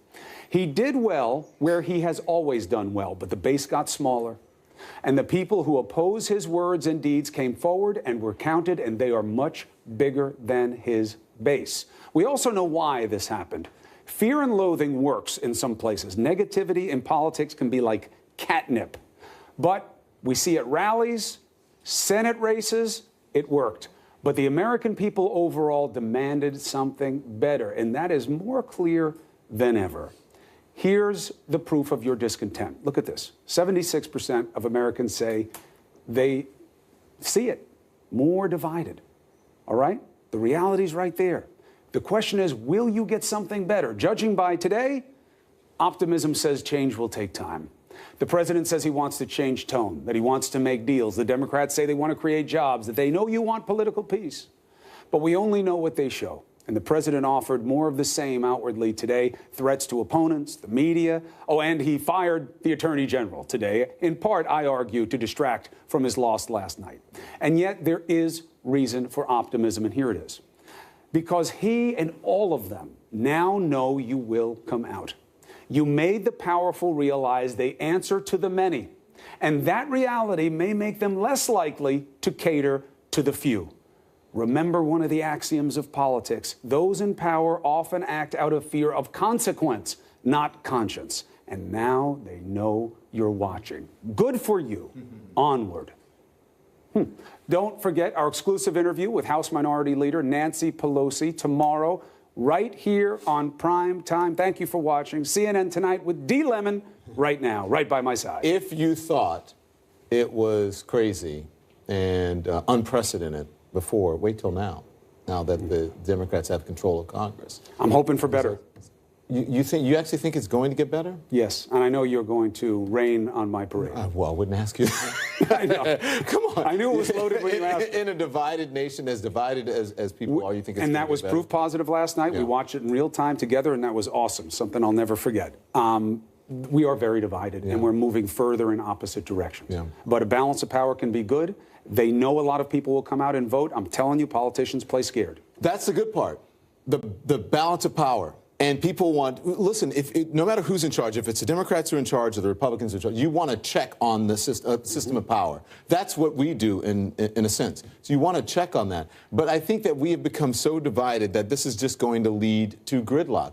I think the Democrats, and in some ways rightfully so, will demand answers for a Congress that has pretty much just been a check on whatever this administration but they got to balance wants to do. Deal-making opportunities with ball-breaking opportunities. Yeah. If they're just a hammer the whole time, they won't get anything done. Yeah, but do you think this president before, remember, where he said, well, my tone could have been better. Do you actually think he wants to sit down with Nancy Pelosi, who he demonizes all the time, Maxine Waters, who he demonizes all the time, Adam Schiff, who he criticizes? Do you actually think he wants to sit down with those people and make deals and have his base say he is making deals with the, what he calls the swamp, or the elites? Right. Yes, no, and yes. Yes to Pelosi, no to Waters, no to Schiff, because he'll know she'll be the powerful one. And yes, he wants to make deals, and he'll say to the base, I get it done even with these bastards. Yeah. Even a wall? I think that a wall is going to be a defined term. He thinks they're building the wall right now, and they're not. They're repairing fencing. They're repairing But balance of power is a great thing. People want to check. They want opposites. That's why we both get invited to the party. They bring you there for the looks and the style, and me in case there's trouble. Well, I wouldn't be so high on you, but what you said. Well, I know you wouldn't. That's why I had to speak my piece. I know I wasn't getting any love from you. What I said was absolutely right. You're right. We got to watch it in real time last night. I thought it was fantastic. A lot of races weren't even called. Some of them are not called now. True. But I do have to say it's great for the country. I think both political parties. It's a win for both political parties. 100%. I have to say that last night. The Democrats picked up a great number of seats. And towards the beginning, I was a little surprised by the tone and the consternation of people saying, oh, my gosh, this is terrible. It wasn't terrible for either party. Right. It wasn't terrible. There was something for everybody. People wanted bigger numbers. Why? Because we like extremes when we cover things. But people came out. You may have had historic turnout in the midterm. That's an unqualified good. Yeah, you had Ayanna Pressley on earlier. I've spoken to her. Very impressive. I have a young lady on tonight who's one of two Native American candidates, right, who won. There were a lot of firsts, especially for women. If you look at some of the places that maybe Georgia has not been called in, where people may perceive them as losses, they're losses because they didn't get into office, but they're real wins, I think, for this country when it comes to diversity. You have a woman of color in Georgia who could be governor or may lose it, who knows, had the opportunity pretty close to flipping a red state to blue. You had a man of color down in Florida flipping a red state to blue, and then you have a vibrant person in Texas flipping a red state to blue. Almost. Almost, but that's what I'm saying, almost flipping it. Right. That's progress, I think. It shows that it's closer together. It's close. Is that there's a lot of division, but there's also common ground, and people all want better. Yeah, I got a lot of folks sitting here tonight. I know, much better than me. I don't know why you're wasting time. I know Laura. I'm jealous of your panel. Laura Coates is like doing this. I know. She's like, why are you talking to this guy? Yeah, good to see you. Thanks for last night. Be well. By the way, there's our panel. You saw them. Thank you. Thank you, Chris. See you later. Good evening, everyone. This is CNN Tonight. I'm Don Lemon. Thank you so much for joining us. And President Trump is showing you just how rattled he is right now. On the day he purged a top member of his administration and basically threw a 90-minute temper tantrum in the White House news conference. Only hours after his party lost control of the House, he fired Jeff Sessions.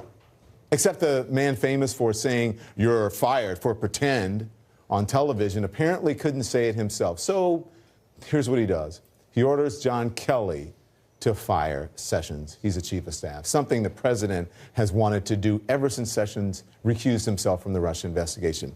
And now the former attorney general, who was the first senator to support Trump's campaign, reportedly wanted to stay just until the end of the week. But Kelly told him that he had to go, and he had to do it today. So take a look at these pictures now. It's quite the photo op, isn't it? Sessions leaving the Justice Department tonight to applause from his colleagues who are telling CNN that they learned about Sessions firing from news reports and, of course, a tweet from the president. It's a pattern. Sessions leaving with his replacement looking on. There's his replacement right there. See that guy? We'll talk about him. He's the acting attorney general, the now acting attorney general. His name is Matt Whitaker. He has oversight of the Russia investigation. I want you to pay close attention to this, all right? This is what Matt Whitaker, this is what he told me in July of 2017 when he was a CNN legal commentator. Here it is. I could see a scenario where Jeff Sessions is replaced with a recess appointment, and that Attorney General doesn't fire Bob Mueller, but he just reduces his budget so low that his investigation grinds to almost a halt. So we know Matt Whitaker here. We had him on the show a number of times around that time. Another guest who was on this show, who actually was on set with Whitaker on June 19th. There's the photo right there. He posted this on Twitter today. This is from attorney John Q. Barrett about a conversation he says that he had in the green room before their joint appearance. Okay, he says, Whitaker told me in June of 2017 that he was flying out from Iowa to NYC to be on CNN regularly because he was hoping to be noticed as a Trump defender and through that to get a Trump judicial appointment back in Iowa.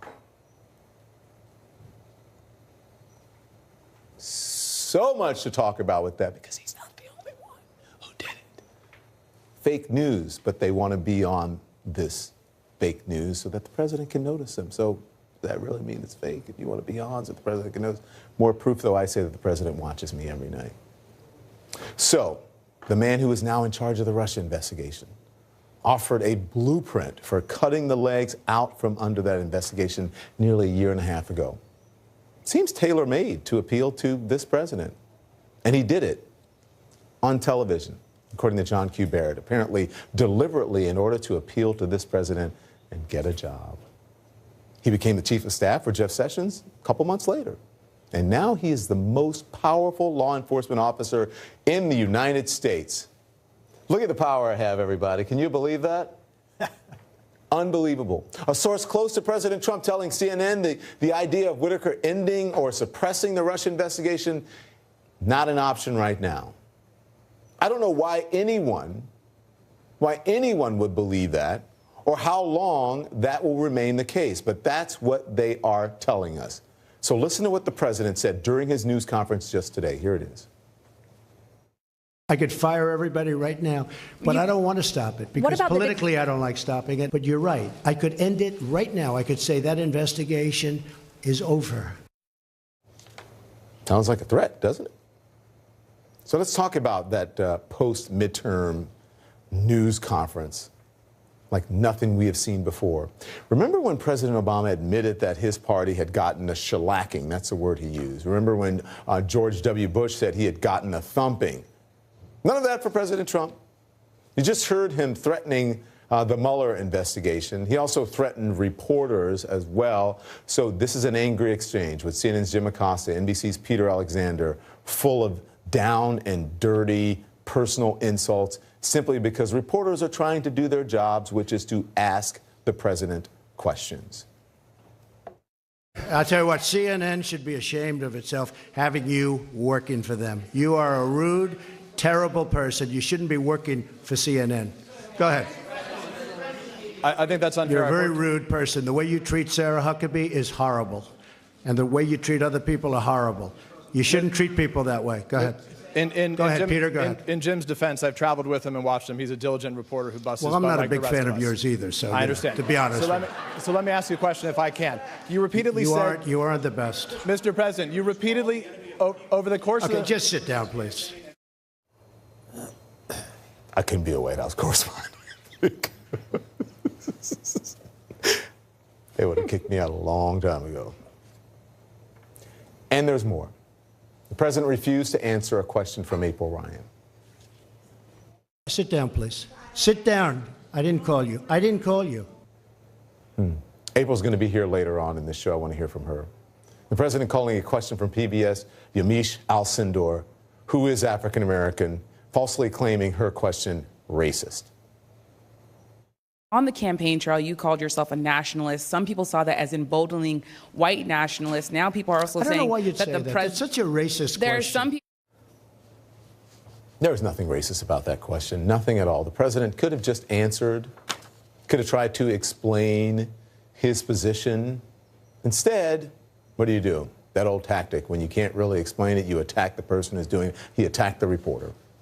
But the president did not just target reporters today. He also threatened Democrats if they step up their oversight of the White House, which is their job. But they can play that game, but we can play it better because we have a thing called the United States Senate. He even threatened candidates from his own party who made the fatal mistake of not wanting Trump to campaign for them. You had some that decided to, let's stay away. Let's stay away. They did very poorly. I'm not sure that I should be happy or sad, but I feel just fine about it. Carlos Cubella, Mike Kaufman. Too bad, Mike. Mia Love gave me no love. And she lost. Too bad. Sorry about that, Mia. That's the president. The fact is, Mia Love did not lose. Her race is still too close to call. Facts don't seem to matter much to this president. What matters to him is winning, adoration. When he doesn't get both, he lashes out. Lots to talk about. Laura Coates is here, Evan Perez, Ryan Lizza as well. We're going to dig into that, all of it, next.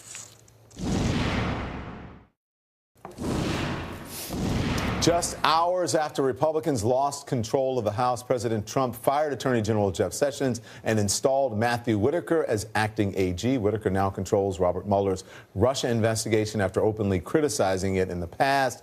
And sources tell CNN Trump views Whitaker as a loyalist. So is the president moving to control, to derail, or end the Mueller investigation? I think we all know the answer to that. Laura Coates, Evan Perez, and Ryan Lizza. Good evening. So we know the answer. Thank you. Good night, right?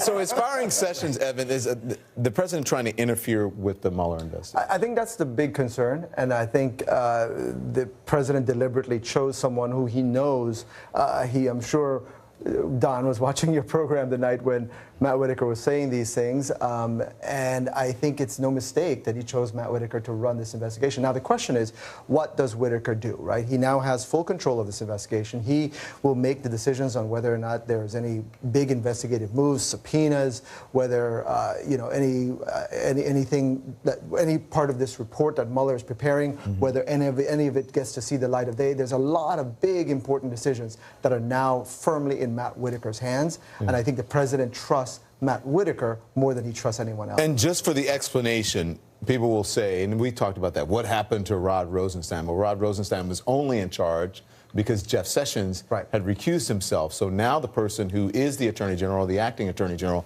is actually now back in charge of the Russia investigation. Can this be seen as anything else, Laura, as trying to restrict, constrict, shut down the Mueller investigation? I don't think so. I think that this is very clear and transparent, that the President of the United States essentially killed two birds with one stone. He was not happy with Jeff Sessions. He's been very vocal about that for more than a year. He has been emasculating him politically. He's been vilifying him over Twitter and in actual press conferences for quite some time.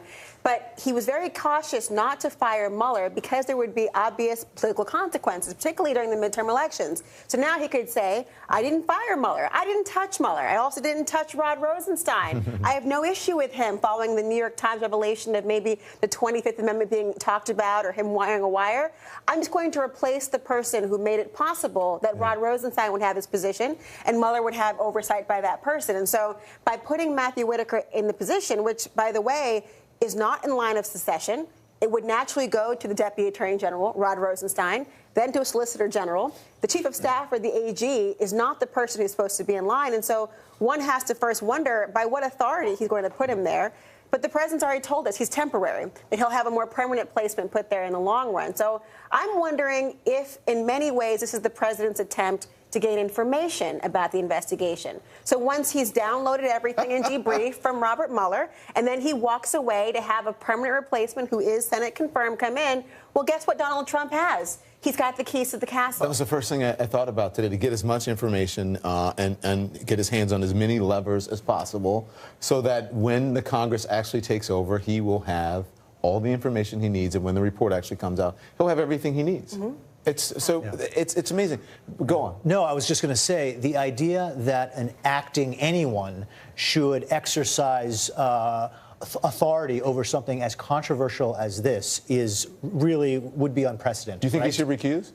Well, I don't know that he should recuse, but he should basically freeze things where they are. When you are in as important a position as the Attorney General of the United States and you are not confirmed by the United States Senate, you don't monkey around with anything. I don't care if you're at the Department of Interior or any other department.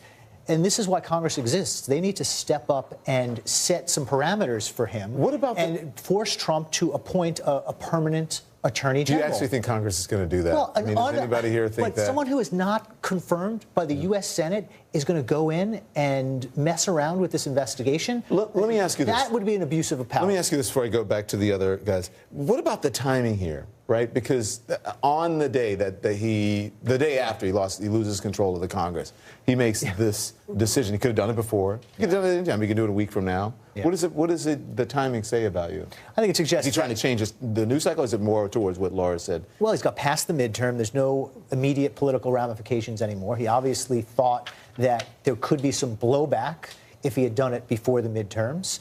and that he decided to do it once the voters had said what they're going to say. I mean, that's very clear. How does this affect? Because we talked about Rosenstein no longer in charge, unless the scenario plays out like Ryan says. But how does this affect Rosenstein? Well, I mean, I think Rod Rosenstein now wonders whether there's any reason for him to stay. I mean, one of the reasons why Rosenstein has been sitting there is simply to protect this investigation. Now it is completely out of his hands, and so now it's like what happens to Sessions. Now we're looking at the exits to see when Rosenstein heads for them, because there's really no reason for him to stay now, in this place. And keep in mind, behind the scenes, Whitaker and Rosenstein, there's been a bit of a tension there, because Whitaker's been behind the scenes essentially gunning for these jobs, and there's a lot of distrust about, behind the scenes for Whitaker and what role he's been playing with the White House. So I think that if you're Rosenstein, it's not clear that you want to stay around for this. The ambition here, my gosh, it's so ambitious. It's Shakespearean. It oh is. my gosh. There's no clear regulation, though, with DOJ that says that Rod Rosenstein can have no part whatsoever going forward in the investigation. Now, realistically, you're absolutely correct. Yeah. If you're Matt Whitaker and it is a sort of Caesar-like thing, he's the boss. Why do you want the person whose shoes you're trying to fill to still walk around the room? You probably do not. Right. But technically, he could still be informative. And I also think, though,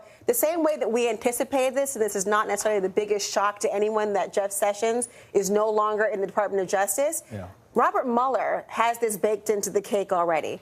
I'm certain that he's anticipated that there was going to be a time and a deadline when his grand jury would no longer be in panel. Are you talking about sealed indictments? It could be sealed indictments. It could be just the idea of having, remember, the last indictments that came out that weren't sealed involving Russian nationals had people who were anonymous, but Roger Stone talked about it, I think it's me, as American citizens who somehow were complicit in the collusion, or at least in facilitating different discussions. And so he already anticipated and knows that. I suspect that he was trying to honor that DOJ regulation about not trying to interfere with an election, although he didn't have to, because there's no one on the ballot who's a part of the campaign.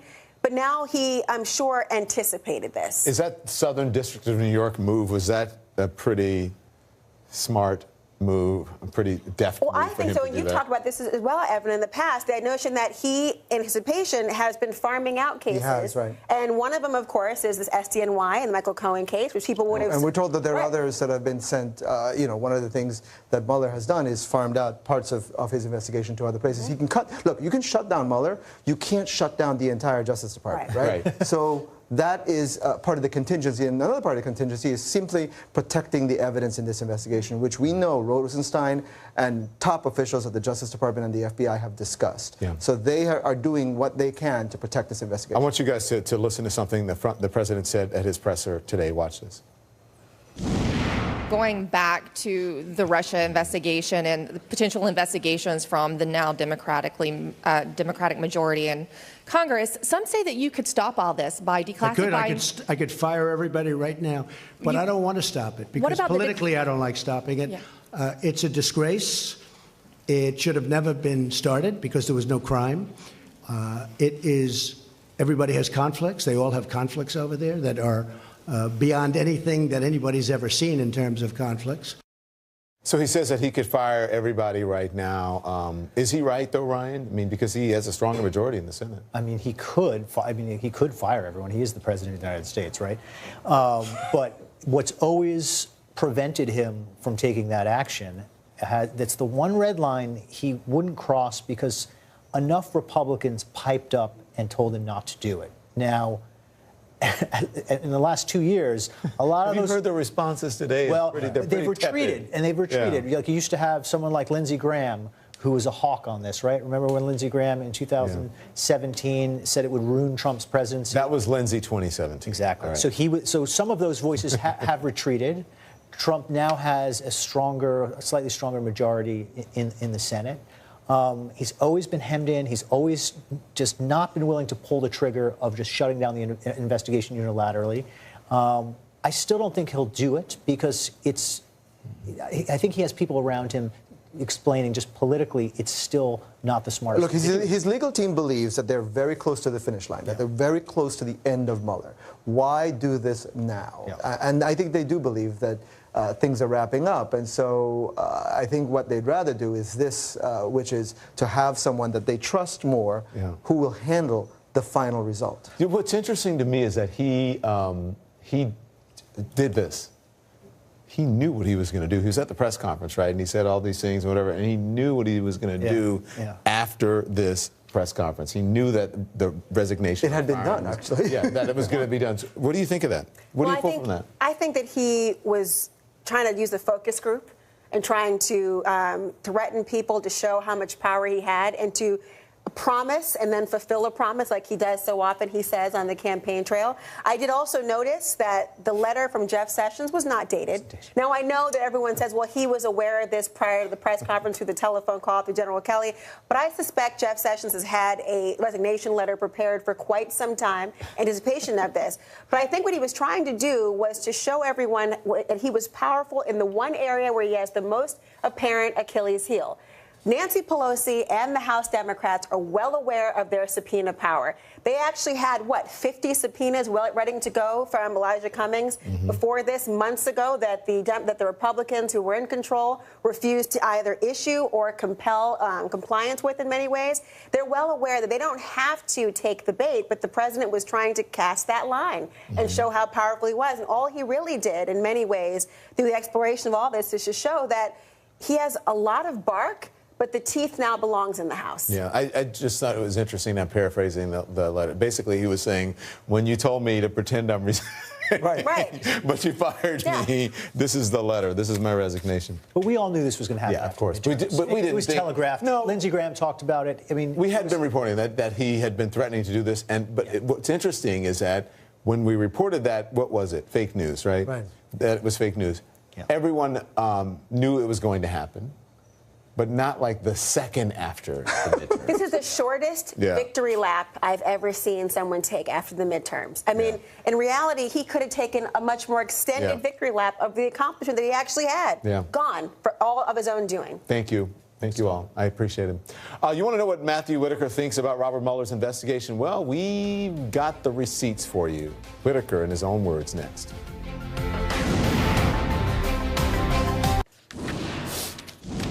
All right, I want everyone to pay real close attention to this next segment because I think you're going to learn a lot about what's going on here. Because Jeff Sessions is out as the Attorney General. Now, Acting Attorney General Matt Whitaker is taking charge of Robert Mueller's Russia investigation from Rod Rosenstein. But Whitaker is a man who has been very critical of the special counsel. Listen to what he said on this show in 2017. I could see a scenario where Jeff Sessions is replaced with a recess appointment, and that Attorney General doesn't fire Bob Mueller, but he just reduces his budget so low that his investigation grinds to almost a halt. So Whitaker also argued that Rosenstein should limit the scope of Mueller's investigation in an August 2017 op-ed for CNN.com. This was the title of it. The title was, "Mueller's investigation of Trump is going too far."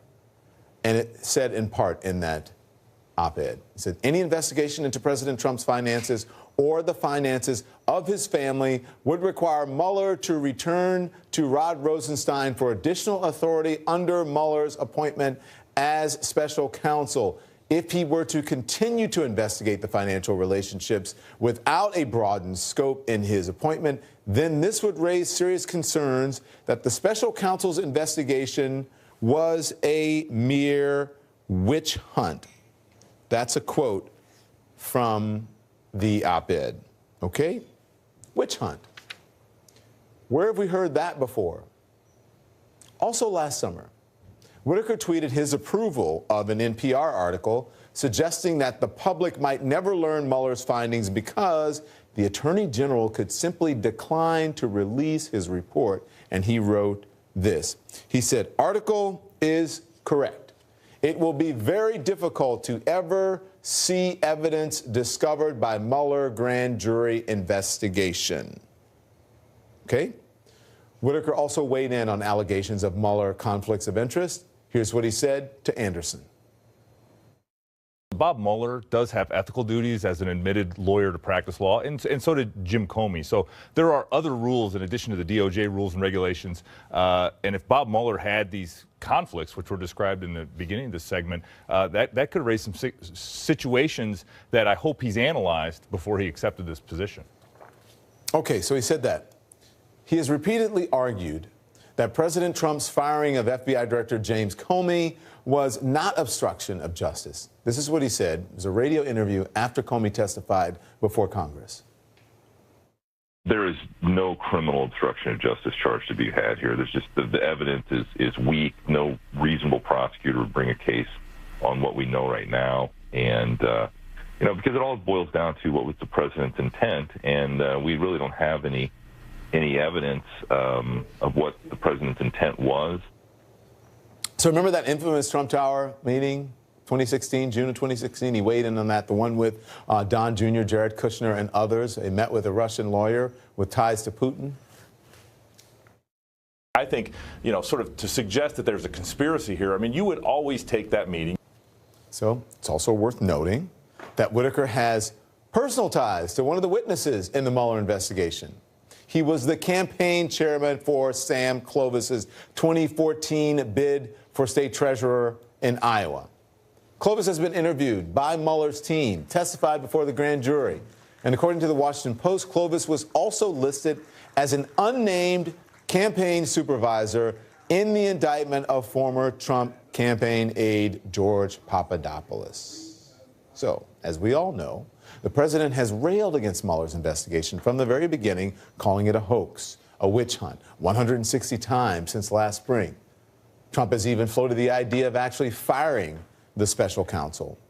Over a year ago, I asked Whitaker whether the president would actually go through with that, and here's what he said. I don't. It will be a spectacular. We will spend a lot of time talking about this if and when he does. But I think this president puts these things out there into the ether of politics to see what the commentators and the rest of the folks think and respond, and then ultimately makes his decisions, I think, based on that feedback. Because this is, as I don't think there's a single person who's heard this today that hasn't been, that's a little ill-advised, I think would be a proper term. It's also important to note that Kellyanne Conway also said today that Trump won't fire Mueller. Who knows if she is right? What we do know is the man that he appointed to oversee Mueller's investigation has repeatedly criticized the investigation that he will now be overseeing. Is this all just a slow-moving Saturday night massacre? Nixon White House counsel John Dean weighs in. He's next.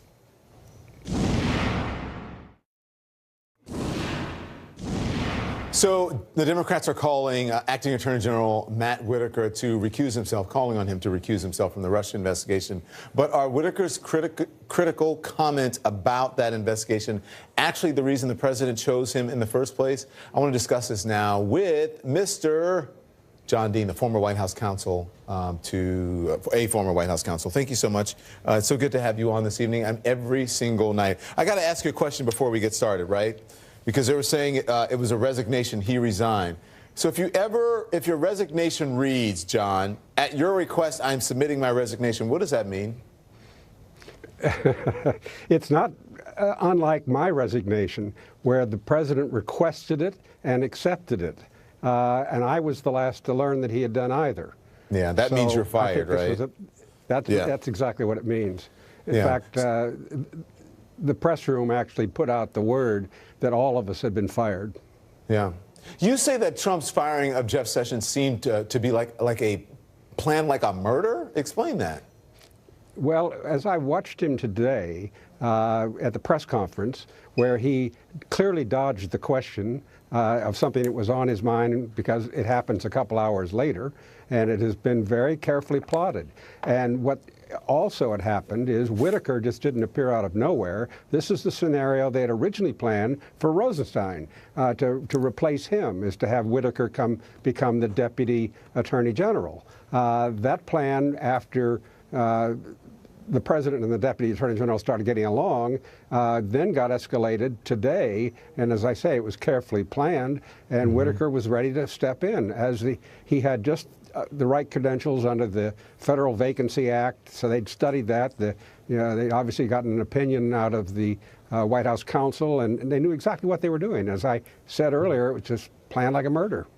I want to read a quote from Michael Beschloss, the presidential historian. Okay, John, he says, if this is going the way it looks, this is 10 times worse than Nixon. Is he right? I think he is. One of the things we know about Nixon today is that he did collude with a foreign government to get his presidency. That happened during the '68 campaign. That was something that was buried and kept buried during the totality of his presidency, and only a couple of years ago did we learn that. What makes this bad is the degree with which the plotting and the actions are being undertaken, the scheming that's going on to try to undercut a very legitimate, first of all, counterintelligence investigation, and then a related criminal investigation. So do you see this as a slow-moving Saturday night massacre? And if you can explain a little bit, Saturday Night Massacre is referring to the Nixon times, but go on. Watergate. That was the firing of Archibald Cox, the special prosecutor who refused to stand down when Nixon asked him to in appealing to a court to get a decision favorable to get the tapes from Nixon. And when Cox refused to stand down and held a press conference as to why, Nixon called his attorney general and asked him to fire the special prosecutor, the attorney general Elliot Richardson, who had pledged not to do that before the Senate Judiciary Committee when he was confirmed, turned to his deputy attorney general, and he refused to do it. And the only person who those two men convinced to do it was the Solicitor General, Solicitor General Bork, Robert Bork, who did execute the president's order. So is this a slow-moving one? This appears to be a slow-moving one. I don't know that Trump will go so far as to remove Mueller. There are a number of members of the Senate on the Republican side who have said that's a step too far. Mitt Romney, who's now in the Senate, said it during the campaign. Lamar Alexander has said it. Not just those who are on their way out the door have said it. So it's very possible that Trump knows he's playing high risk if he ever were to go that far. And I think what the plan may be, as was said by Matt Whitaker, that you can do a slow death by cutting off his funding, cutting off his resources, cutting down his staff, and giving him some turndowns on his prosecutorial choices. Squeeze the life out of the investigation. Thank you, John Dean. I appreciate it. Always. Thank you so much. Can the new Democratic majority in the House, can they do anything to protect Robert Mueller? I'm going to ask Congressman Ted Lieu, who serves on the Judiciary Committee, next.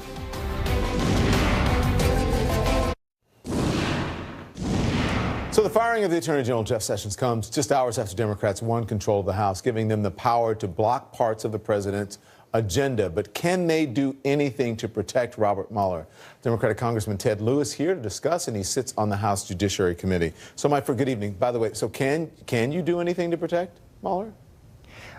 Thank you, Don, for your question. Yes, we're already sending out letters to various government officials asking them to preserve their documents. We want to make sure there's no shredding happening or getting rid of documents during the transition, because come January, we get subpoena power. We can subpoena relevant documents, subpoena witnesses, and it's really too late for Donald Trump to put the horse back in the barn. The investigation has gone on for far too long, and Democrats can also do our own investigations once January starts. So what do you say to people, because there are a lot of people in the country, both Democrats and Republicans, who are concerned about what's happening here, that the law is not being followed, in a sense. That's their concern. So the people who are quite honestly freaking out and worried, what do you say to them? People absolutely should be concerned. Donald Trump fired Jeff Sessions for one reason, because if you look at Jeff Sessions' policies, they were in lockstep with Donald Trump. They only disagreed on the Russia investigation, so the only reason he fired Jeff Sessions was to put in someone who would interfere with the special counsel's investigation. That looks awfully a lot like obstruction of justice, the same way firing James Comey was obstruction of justice. So then the Congress, both chambers of Congress, both chambers of Congress, meaning the Senate and Congress, haven't had many checks on this president, basically, on this administration. Basically, he's able to, with a blank check, be able to do whatever he wants to do. So what do you say to the folks who say, hey, they're not going to do anything differently than that's happened that they've been doing over the last couple of years? That's one reason Democrats had a blue wave in the House of Representatives last night. People wanted to put in a check and balance on the President of the United States and his administration. Come January, the House of Representatives is going to be a co-equal branch of government. We're going to act like it, and we're going to make sure we hold Donald Trump and his administration accountable. And it's also important to understand that with subpoena power, we can get relevant documents, we can subpoena relevant witnesses, so we can continue any investigation that Donald Trump tries to arbitrarily stop. Does that mean more investigations? Does that mean reopening the congressional investigation into Russia? We're certainly going to, well, that's a great question you asked, because I was just on a conference call earlier today on what we're going to do. We're going to meet next week as a caucus and meet with folks on the committee to prioritize the investigations we do. But we're also going to look at ways to work with the president on moving America forward. So we're happy to work with the president on issues like infrastructure, uncovering pre-existing conditions, reducing healthcare costs. So we can do both. We can have a positive agenda and also hold the president and his administration accountable. After all the animus over the past couple of years, especially with the Democrats and calling people names, personal names, the ad hominem attacks, do you actually really think that this president is going to work with you? I think it's possible. In his press conference today, he did talk about that quite a bit, and he also understands power. The Democrats now control the House of Representatives. We have the power to stop stupid legislation. We can advance positive legislation. We also have subpoena power. So I think there's a big incentive for the president, as he said in his own words, to make deals with the Democrats. Do you think that was part of the reason for his mood today, or maybe the main reason is because he realizes that now he's going to have to answer to someone at least? The president clearly was in a sour mood today, and if he thought the election results were good, he would not have announced the firing of Jeff Sessions today. He would have waited till next week. He really wanted to change the subject. And we actually had a blue wave, not just in the House of Representatives. We also won a large number of legislative seats, net increases in governorships. So you saw a blue wave across much of America last night, and I think Trump wanted to change the subject. So can I ask you, because you have subpoena power, and the big part of the equation here for a lot of folks that people are really concerned about is that this president has never released his tax returns. They don't know who in his businesses, who he's beholden to, who he's done business to, who he might, I'm not saying he does, owe favors to possibly. Is part of the mission of this Congress going to be to get the tax returns and make sure that this administration, this president, abides by the emoluments clause? I think it's important to see the president's tax returns to make sure that he's not under improper influence by any foreign entities or foreign organizations. And in addition to subpoena power, there is an actual law and process that allows the chair of the House Ways and Means Committee to get these tax returns. So I do expect that to happen. When is all this going to start? Day one? It could be day one or week one, but relatively soon, because you need to make sure that the President of the United States is putting the country first and not his own interests first. Thank you, Congressman Ted Lieu. I appreciate your time. Thank you, Don. The president publicly lashing out at just about anybody who disagrees with him today. Think those midterm results have anything to do with his bad mood? We'll talk about that.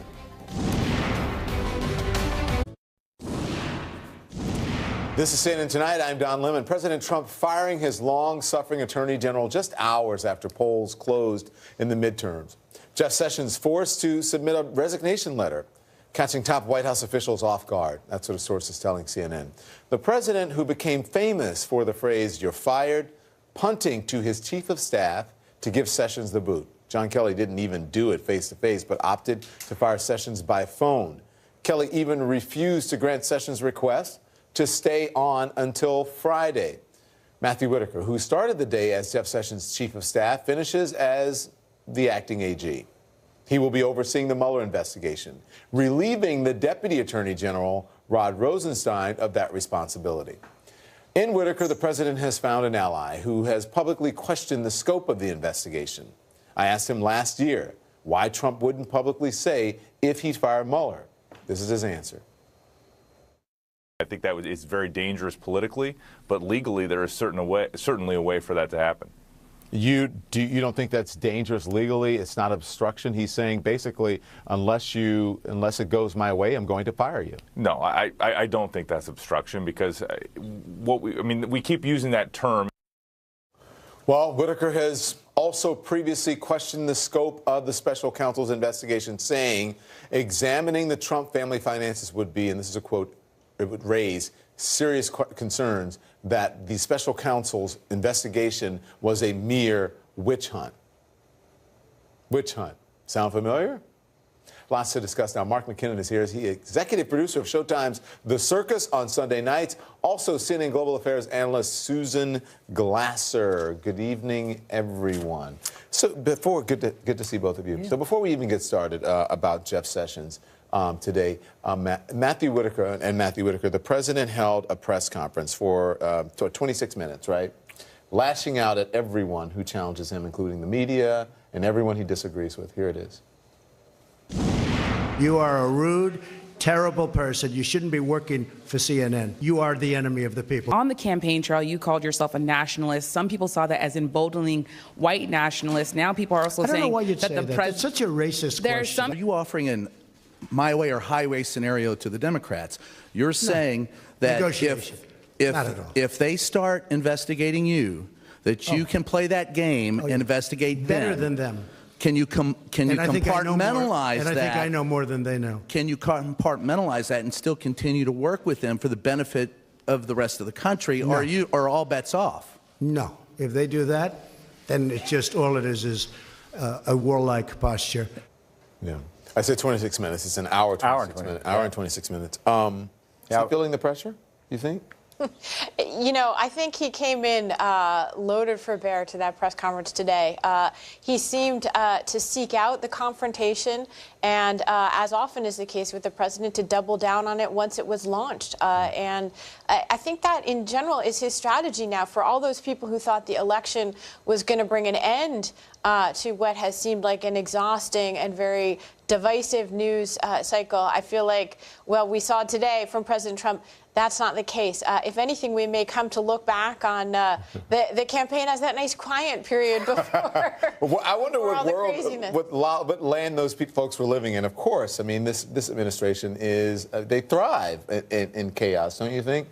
So my assessment was that maybe he was concerned that he now has, there's some check on his. You're saying I'm misreading the whole thing because you were actually at that press conference today. Well, I was struck by a couple of things. One was that I think he came in rooster mode, ready to crow about last night. I think he seized last night as a win for him.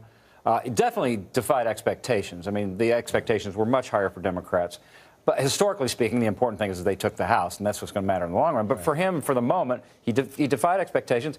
And by the way, it's the first time in at least decades, and maybe longer than that, that the in-party party has actually added Senate seats. Mm-hmm. So he had something to talk about. But it was interesting to me that during that whole discussion, which was his prepared statement, it was very quiet, it was very laid back, kind of soft in tone. And then, as soon as he went to the Q&A, he went looking for confrontation. It was so clear. I mean, there was a room of 100 reporters, and who does he go to? Jim Acosta, right? And he knew what was going to happen with that. He goes to mostly the people he has who there was either two things. I mean, here's what's interesting. Presidents I've worked for, none before, and others in the past, the traditional way is you'd have like 10 reporters that you're going to go to. Most of them friendlies, you know what they're going to say. In this case, the president said first of all, he talks to reporters that he knows he's going to have a confrontation with, or in this case, there were like 100 reporters in there, and I know that there are a lot of them in there that are kind of wacky, And a lot of them he doesn't even know and has no idea who they are. And he's picking people he has no idea who they are or what they're going to say, which is just so unconventional. But what did you think of the calling the reporter's question racist? And I mean, where do you start with that? Well, again, to me, that did have the air of a line that he had rehearsed in advance. If you notice, he actually repeated it a couple times. And, you know, it seemed that he had decided that this was a brilliant way. We've seen that before from President Trump, by the way. Sometimes when he has been challenged, he does this sort of like, no, I'm not, but what are you? Yeah. And, I feel like it's a classic Trump move on some level that if he perceives himself to be accused of racism, he'll accuse you of being that. But again, we're drawn into. Let me just tell you that your game. assessment is that's an astute assessment, because personally I know that if you he accuses you of whatever it is that you are saying about him, even if that means racism, even if you challenge him, especially if you're a reporter of color who challenges him on race, and if you listen to women how he talks about women who challenge him. And Don, for him to embrace the notion of being a nationalist proactively, which he did the other day, as you know, without having some historical perspective about what that word, he knows what that means. And if he doesn't, that's a deeper problem. Right? But the thing is, I think he feels, how do I say this diplomatically? I think he feels that most of the public or the reporters are as easily swayed by his rhetoric as his supporters, that people, he is frustrated by people who actually do the research and who know better. People who will say to you, I didn't just fall off the turnip truck, Mr. Trump. Come on. Well, that's right. First of all, he's been surrounded in this environment of the rallies and in the campaign mode. He is very proud. He pointed out in his press conference today that he'd done 30 rallies or something in 60 days. He's traveled around the country to these very friendly, receptive environments. Remember how he went to the UN General Assembly and he seemed kind of shocked that people were laughing at him and not alongside him, but kind of laughing at him, because he's surrounded himself in atmospheres that are essentially people cheerleading him and his message. He's taken, I think, a little bit of his own spin to heart. On some level, it struck me that he actually believed he had won a very great victory. And you could even argue, as Marcus said, that in a way there's something to that, in his view, because Republicans have held on to the Senate and actually even added slightly to their majority, the odds, which were already very low, that they would ever go along with a House impeachment and actually convict him in a Senate trial have dwindled down very, very low to negligible, which means that on some level, it's not clear there is a check on the president. If he's basically saying to House Democrats, I don't believe, he's calling their bluff. He's saying, well, listen, go ahead and impeach me. I'm going to win the political argument. Well, just what you said earlier, because I just want to bring this in. By the way, he's reading and believing his own press, which is never a good thing. You said that Washington will get worse, not better, as a result of Tuesday's result. The political scripts of the past have been destroyed. They are not coming back. And I think, we discussed that. Let's talk more about it, because I want to bring in now Trump biographer and the author of The Truth About Trump, Mr. Michael D'Antonio. Michael, what did you see from the president's reaction today? Good evening, by the way. Good evening. I think that Susan is right that the president was prepared for confrontation. I disagree with Mark a little bit. I actually thought he seemed kind of depressed at first when he was issuing his prepared remarks. He really came to life when he was battling with the press, and I think he's determined that what worked for him in the past is going to work for him going forward. And it is also true that we are in a new reality where what existed prior to Election Day has become even more intense. So the Senate is going to become even more intensely Trumpian. The House now is in the hands of the Democrats, but it's not going to be a cakewalk for them, because they're going to have to work with this Senate somehow. So over it all is going to be the president doing the thing that he's always done, and we're going to be talking about his personality. So how strange is that we have now spent 3 years talking about Donald Trump's personality, not about his politics. I don't think that's your, I think you're right about that. But I actually think moving forward that this is going to be more about policy than personality, because the story will shift from White House intrigue, his personality, and to more policy move. The Democrats will, the story that's coming out of Congress will have equal, if not more, importance than the story that comes out of the White House, which will be interesting to see how the White House handles that. Go on, Michael. Don't you think that the country sort of expects the Democrats to propose things but not get much done, and then investigate and hold hearings, and that will be conflict times 10. And when the president says that he's very good at this, he was talking about investigations, but he's very good at playing these power games and at rallying his base, and that base is now permanent. We now have a portion of the electorate that is permanently angry, permanently rejecting of Nancy Pelosi and the Democrats, and it's going to be a slugfest. I understand that, Michael. But what I'm saying is, for so long, the narrative in the news and everything has just been one-sided, because the Congress, the Senate, they've all gone along with what the president had to say. It has been his narrative, the Republican narrative, the Trump narrative, the entire time. Now Democrats are in control of Congress,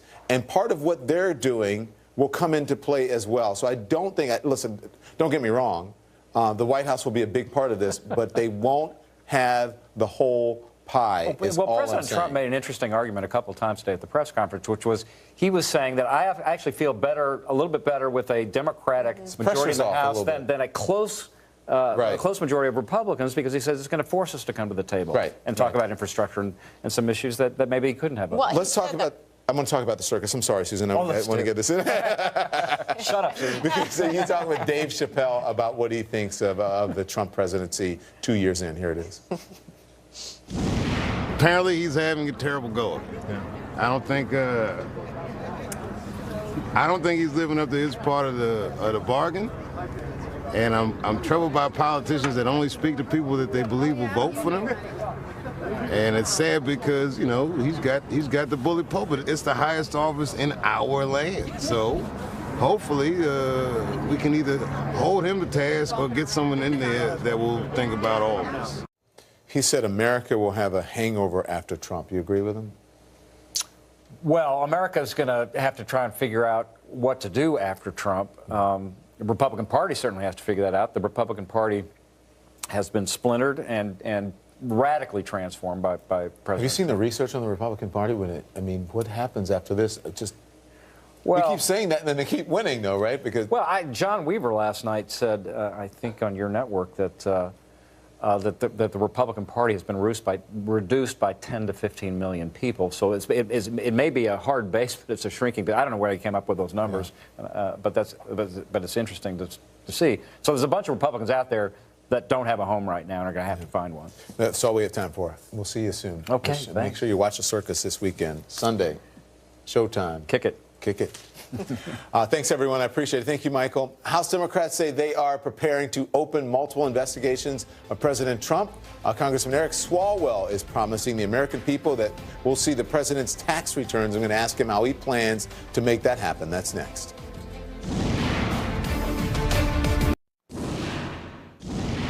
New questions about the fate of the Mueller investigation tonight after the president fired Jeff Sessions and put acting AG Matthew Whitaker in charge. This as Democrats are about to take control of the House. Let's discuss. Congressman Eric Swalwell sits on the House Intelligence Committee. Good evening to you, sir. Good evening, Tom. Good. Thanks for coming on. Are you concerned after this firing? Oh, yeah, but I feel like we can actually do something now. We're not powerless.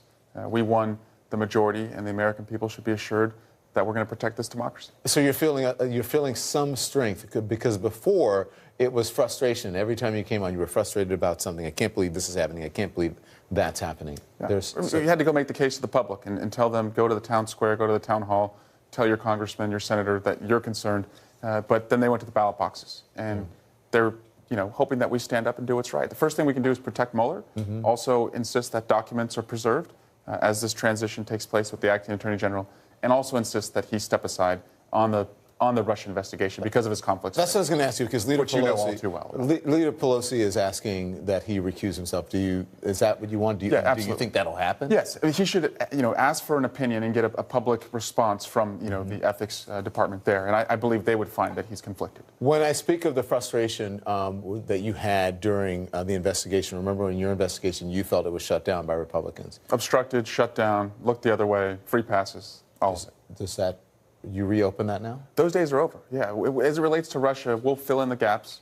We're not going to just, get a pound of flesh. We want to be productive, look forward, make sure that this upcoming election is protected, because we know the Russians will seek to interfere again, but also get all the documents that they were unwilling to get, whether it was Don Jr.'s phone records, Michael Cohen's bank records, the Deutsche Bank financing information about the president and his Russian financing, all the stuff that we asked for and the Republicans refused to give. You heard him in the news conference today. He said, well, if the Democrats start investigating me, I'm going to start investigating them. How did you read that? Is that a threat? What did you read? An empty promise? What? Well, the Senate's a separate branch of government, and also to suggest that the government's going to come grinding to a halt. Don, during the 1860s when Lincoln was president, we had a civil war. He was at war with Congress. They kept building the dome. They passed, they purchased Alaska, and we acquired more property in the West. So America can go on, and there's actually opportunities to collaborate. I think on infrastructure, DREAM Act, background checks, prescription drugs. We're going to put stuff on his desk and see if he wants to sign them. Okay, so let me ask you, I had Congressman Ted Lieu on, and I didn't get a chance to ask him this, so I'll ask you now. What about when it comes to the Affordable Care Act? Will you work to implement some of the things that were stripped or removed? Yeah, put in, protections for the bare counties right now. There's about 1,000 counties where there's not much competition. So, whether it's reinsurance or, cost sharing, there's bipartisan proposals there. Also, prescription drugs, we think, is an area where you can reduce the cost. I have a 17-month-old. I went to CVS the other day. I bought Tamiflu. The pharmacy clerk looked at me and she said, good thing you have insurance, because it's $5 for you. If you don't, it's $200. Jeez. That's wrong in America. Yeah. You mentioned some of the people. You said that you felt that you did not get. You felt there was inconsistent testimony, and that you didn't get enough from them. That it was incomplete. But I'm just wondering. You said that it was incomplete or inconsistent testimony, including Hope Hicks, Don Jr., Jeff Sessions, Jared Kushner, Corey Lewandowski, and many other. Roger Stone. So that's you again. That opens up again. Yeah, we'll pour into the commercial break if I went through all the witnesses. Okay, I just want to. And what about tax returns? Yes, and that's actually one of the easiest things we can do through the Ways and Means Committee. Chair Richie Neal will be able to request them, and we shouldn't do it just for any voyeuristic interest. We should do it to know if the president is corrupt. And the New York Times did an exhaustive report saying that he's a tax cheat, and if that relates to how he governs our domestic policy, our foreign policy, we should know about it. Will he give it up, though? Well, he may fight it, and it, of course, could go to a Supreme Court. But, the court, I think, is going to look at the law, which plainly says that if the chairperson of the Ways and Means Committee requests it, he has to turn it over. You heard what Matthew Whitaker said on this show. There's a legitimate way, or an easy way for the president, he believes, or I don't know how easy it was, but a way that he believes to get rid of the investigation, and that's to starve it to death, meaning starve it of its funding. Are you concerned about that? Yes, but again, we are now in a position where that's not going to happen. We're going to protect Bob Mueller. People are going to the streets tomorrow in 900 different communities across America. So on the inside in Congress and outside advocacy, we're going to protect this investigation. Say again, people are doing what? They're going to the streets. There's a Protect Mueller effort right outside the White House right now, but tomorrow at 5 p.m., there'll be 900 different communities that will be rallying to protect Bob Mueller. Congressman Swalwell, thank you for your time. My pleasure. I appreciate Thank it. You know, the president today denying that he's ever said anything racist and even falsely accusing an African-American reporter of asking a racist question herself.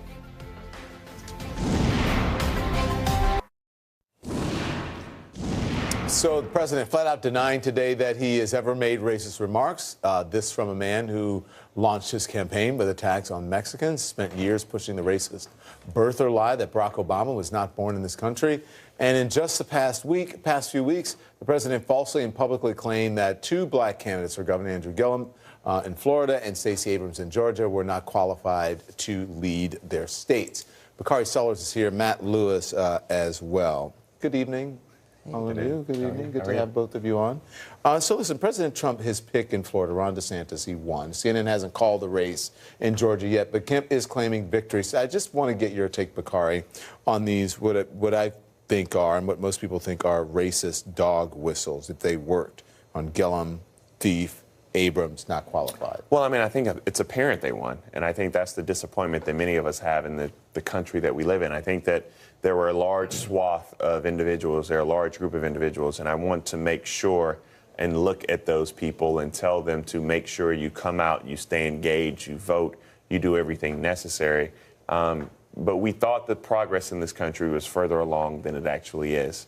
Andrew Gillum and Stacey Abrams ran a great race. There's a great rapper, Plies, who I follow on Instagram. Oh, God. Here we go. I love Plies. I'm a Plies fan. And Plies said today that he was excited. The reason he was excited is because Andrew Gillum, there was no reason to be upset because Andrew Gillum, he took it from here to here. And for many African Americans who've run statewide like myself, many people who have dedicated their life to public service like Andrew Gillum and Stacey Abrams, it may not have made it over the hump, but at least they chipped away. But didn't I tell you basically the same thing last night, that this was progress? I don't know why people were like, oh, my gosh. I think everybody won. I think Republicans won last night. I think Democrats won last night. But I also think... Actually, you agree with that.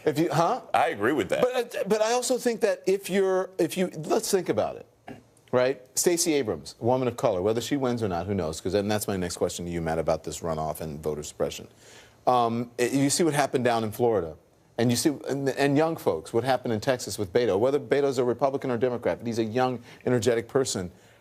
Isn't that progress? They almost flipped red states to blue. It's almost progress. So the question is what happens today? What happens Baby steps, tomorrow? Bakari. No. Because what I want to do is engage as Plies is now, right? And I'm using Plies as the example. I need to make sure that he stays engaged.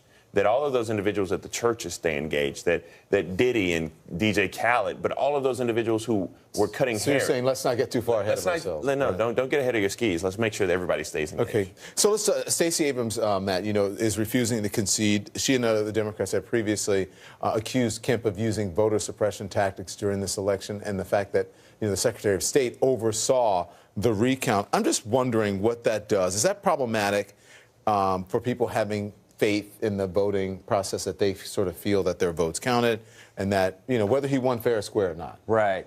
I think it is. I think it's actually problematic when you have this. I'm sure that there are people on both sides of the aisle who would disagree with me saying this, because sometimes secretaries of state run for governor or higher office, and we have the rule of law, and theoretically you should be able to run the election that you're involved in, but there's an obvious conflict of interest. And so I think it's problematic. And, you recuse yourself if you're Jeff Sessions in the Russia investigation.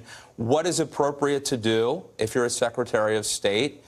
Should you be overseeing it? I don't know what the answer is, but it strikes me as something that you need to fix before it happens. Isn't this something we accuse, banana republics of? Yeah. The guy is... Well, here's the thing, they say avoid even the appearance of impropriety.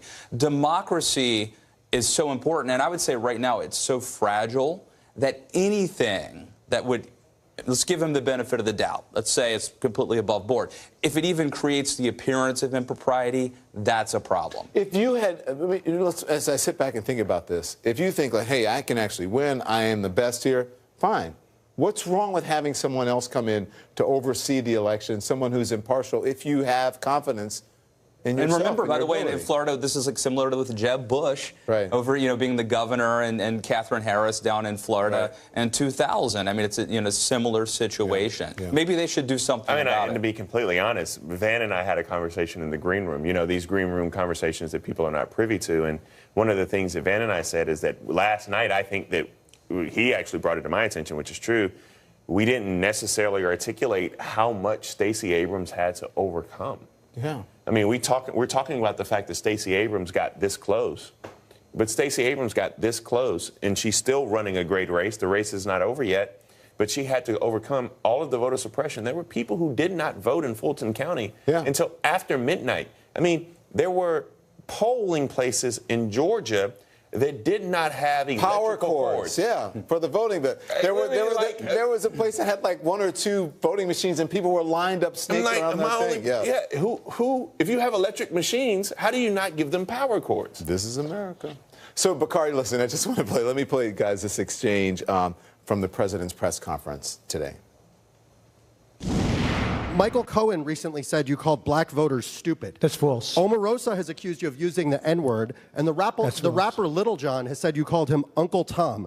What's your response? I don't know who Little John is. He was on The Apprentice. I don't know. Oh, he was? Okay. Yeah. Oh, I see. Have you ever made racist remarks? No, I would never do that, and I don't use racist remarks. And you know what? If I did, you would have known about it. I've been hearing there are tapes for years and years. There are tapes.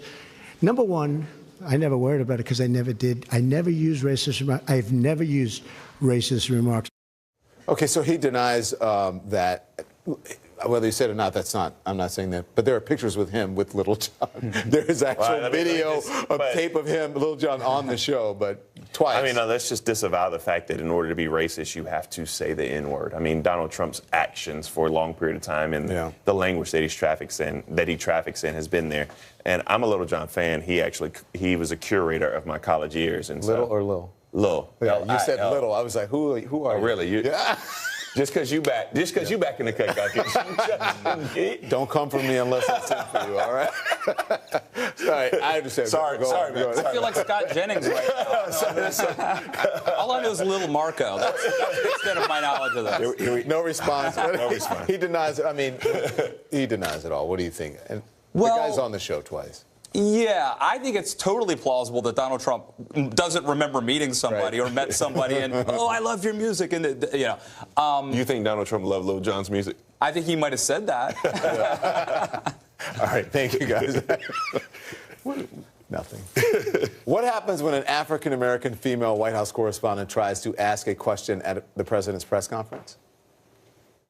Sit down, please. Sit down. I didn't call you. I didn't call you. April's here. April Ryan, next.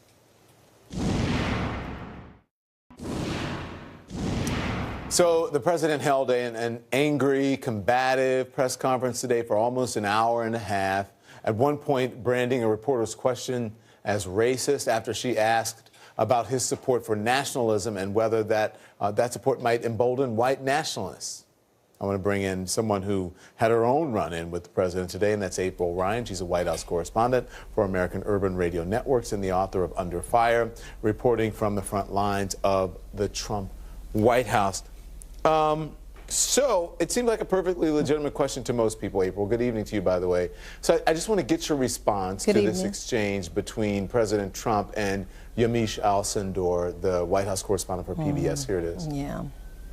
On the campaign trail, you called yourself a nationalist. Some people saw that as emboldening white nationalists. Now people are also saying that the president. It's such a racist There question. are some people that say that now the Republican Party is seen as supporting white nationalists because of your rhetoric. What do you make of that? I don't believe it. I don't know. Why do I have my highest poll numbers ever with African Americans? That's such a racist question. Honestly, I mean, I know you have it written down and you're going to tell me. Let me tell you, it's a racist question. But to say that, what you said, is so insulting to me. It's a very terrible thing that you said. I did not understand his response at all. It was completely inappropriate. Her question was appropriate and anything but racist. What is the president trying to do here? The president was saying that Yamiche was accusing him of being a white nationalist. She asked the question, as many, not just black people, but white people were wondering about the term nationalist when there's something called white nationalists. And he could have easily, instead of being on the defense or on the defensive, he could have just decided to explain once again what his version of nationalist means. It's a simple back and forth that could have been dealt with, and instead it's now blown up, and it's more of a magnifying glass on his nationalism versus white nationalism, or if they're combined or if they're different. We don't know, because the president never explained. Yeah. Well, there you go. You also tried to get a question. There's a lot more behind it than that, too, but, I mean, we don't have all night, April, let's be honest. Yeah. But you also tried to get a question into the president. We don't. We were there all night last night. Yeah. Here's how you're trying to get a question in when. Sit down, please. Sit down. I didn't call you. I didn't call you. I didn't call you. I'll give you voter suppression. Excuse me, I'm not responding to you. I'm talking to this gentleman. Will you please sit down? It's such a hostile media. It's so sad. You ask me about, no, you rudely interrupted him. You rudely interrupted him. So what is going on? I mean, do you think he not only has a problem with the press at large for asking him tough questions, do you think he has a problem with women and people of color asking him tough questions? Like, what's happening here? Well, I know for sure he has a problem with me, but it was something to see my situation. Did you interrupt someone? Yamiche. No, see, let me tell you what happened. And as a reporter, you know this, you used to do this, and all reporters do this. There was a pregnant moment. The president stopped answering a question, and he was going into to ask someone else or calling someone else. But there was that space that I got a clear question. And you jumped it. People yell questions out all the time. And then he responds, and then you go back. Yeah. Yes. I was in the second row, and I lobbed the question at him in that pregnant pause moment. And he responded. And he said, yeah, something about, voter suppression. And he started responding, so I stood up. I actually thought that he was responding to me. And I guess, I don't know, but I believe that when he saw it was me, he got very upset and said, sit down. I wasn't being hostile, and I was not being rude. This is a real issue. And we, Don, we were on the set until 5 o'clock this morning talking about issues of voting in the midterms. And we brought up the issues of voter irregularities in the state of Georgia and North Dakota and in Texas. And since then, we found out, I talked to Reverend William Barber of the NAACP. He said, and the Poor People's Campaign, he said there's also voting irregularities in North Carolina. And there were a number of them all other states over, as well as Florida. Yeah, all over the country, especially the South. I got to get this in, April, before I let you go, because back in 2011, I interviewed then businessman Donald Trump, and I pushed him on perpetuating stereotypes about black people, including President Obama. Listen to this. When you talk about someone like the president and you challenge whether or not he has an education or deserves to go to Ivy League schools, you're bringing up, you're promoting one of those stereotypes about African Americans. And as someone who's running for president of the country, which means everyone, then wouldn't you be sensitive to those issues in our culture? It certainly does mean everyone, and it means everyone to me. And as far as I'm concerned, the president's a very smart man, and I think a comment about racism is ridiculous as it applies to me, and people that know me laugh at it. They think it's so stupid. I mean, it's a ridiculous statement, and certainly ridiculous as it applies to me. Interesting. There's a whole backstory behind that, what happened afterwards, but again, we don't have enough time. You know, he's never been able to link his words and the way they demean people of color in this country, has he? No, and his actions as well. I mean, this is really beyond just a older gentleman from Queens, and I'm using that term loosely. People want to say, oh, he's just, he's in his 70s, he's from Queens, that's just whether. No. He even said today he thinks he is a great moral leader. Morality involves how you treat others. Do unto others as you would have, them do unto you. And someone asked him about church, today, and his faith, and he got off of that really fast. It's a different day, and for the President of the United States to have to be asked about issues of race, and are you a racist? It's a sad day. I asked it in January. Mr. President, are you a racist? He never responded. It took 3 days. Well, bye, Don. The evidence is in. And you spoke about church, and the church has spoken. Thank you. I appreciate it. Let the church say amen. Yeah, the church say amen. Congress is getting a lot more diverse now. The midterms ushering in a whole lot of firsts. My next guest is one of the first 2 Native American women elected to the House, and she is the first openly LGBT person elected to Congress from Kansas. Sharice Davids is next.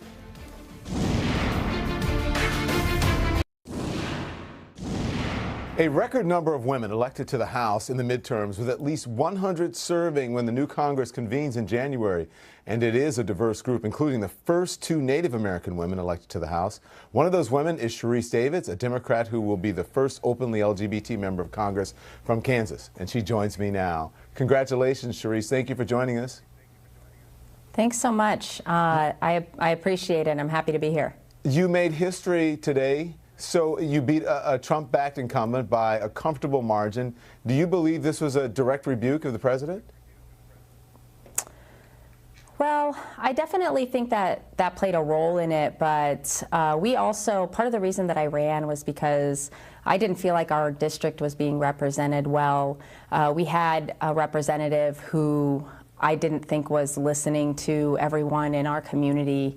And so I think that it was a combination of his oftentimes full support of the president and also the fact that he wasn't listening to the constituents. A record number of women, Therese, over 100 of them, were just elected to Congress. Women flipped 2/3 of the House districts that went from red to blue. And many of them are first-time office holders. Why do you think this is happening now? Well, I think that this is definitely an example of how people are ready for something completely different than what we've seen in our government up to this point. And it's a reflection of the fact that so many people haven't been heard or haven't felt heard.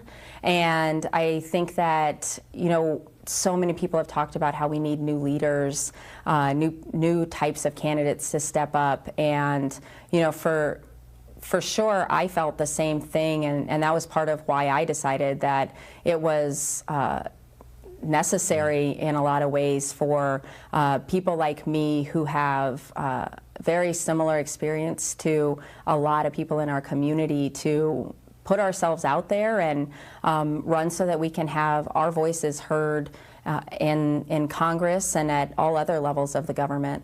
Yeah, I talked about women who put themselves out there by actually joining the political process as candidates. But, I mean, this election shows a real shift from white women away from this president. Some 59% of women voted Democrat this time, and 40% voted Republican. We have it up there on the screen.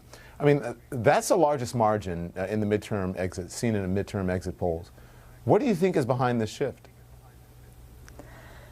Well, I can't speak to the national piece of it, but I know here on the ground in Kansas and Johnson County and Wyandotte County, we certainly had a lot of women coming out and working on the campaign and engaging with the campaign, and we were trying to engage as many people as possible. And I really just think it has a lot to do with I know I said this already, but people just want to be heard, and they want to make sure that their representatives care about every single person that they're supposed to be representing. And too many of us didn't feel that.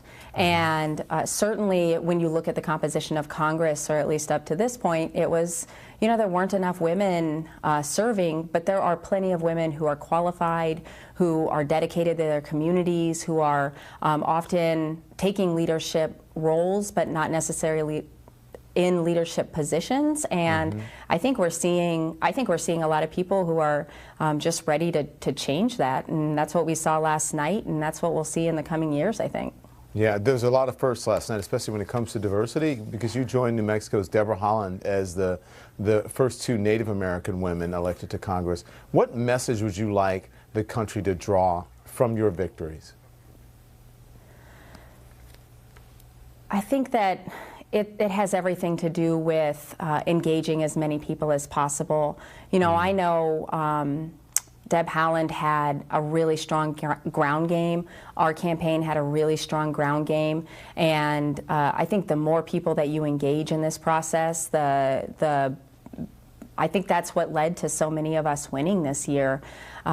Certainly for our campaign, it was literally every conversation we had, every door we knocked, every phone call we made.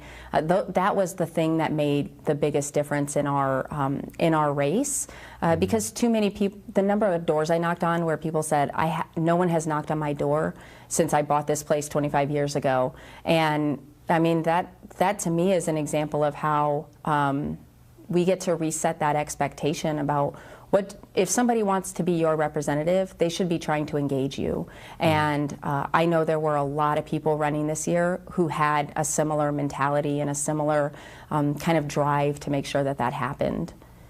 Congresswoman-elect, thank you. Thank you. Have a good night. You as well.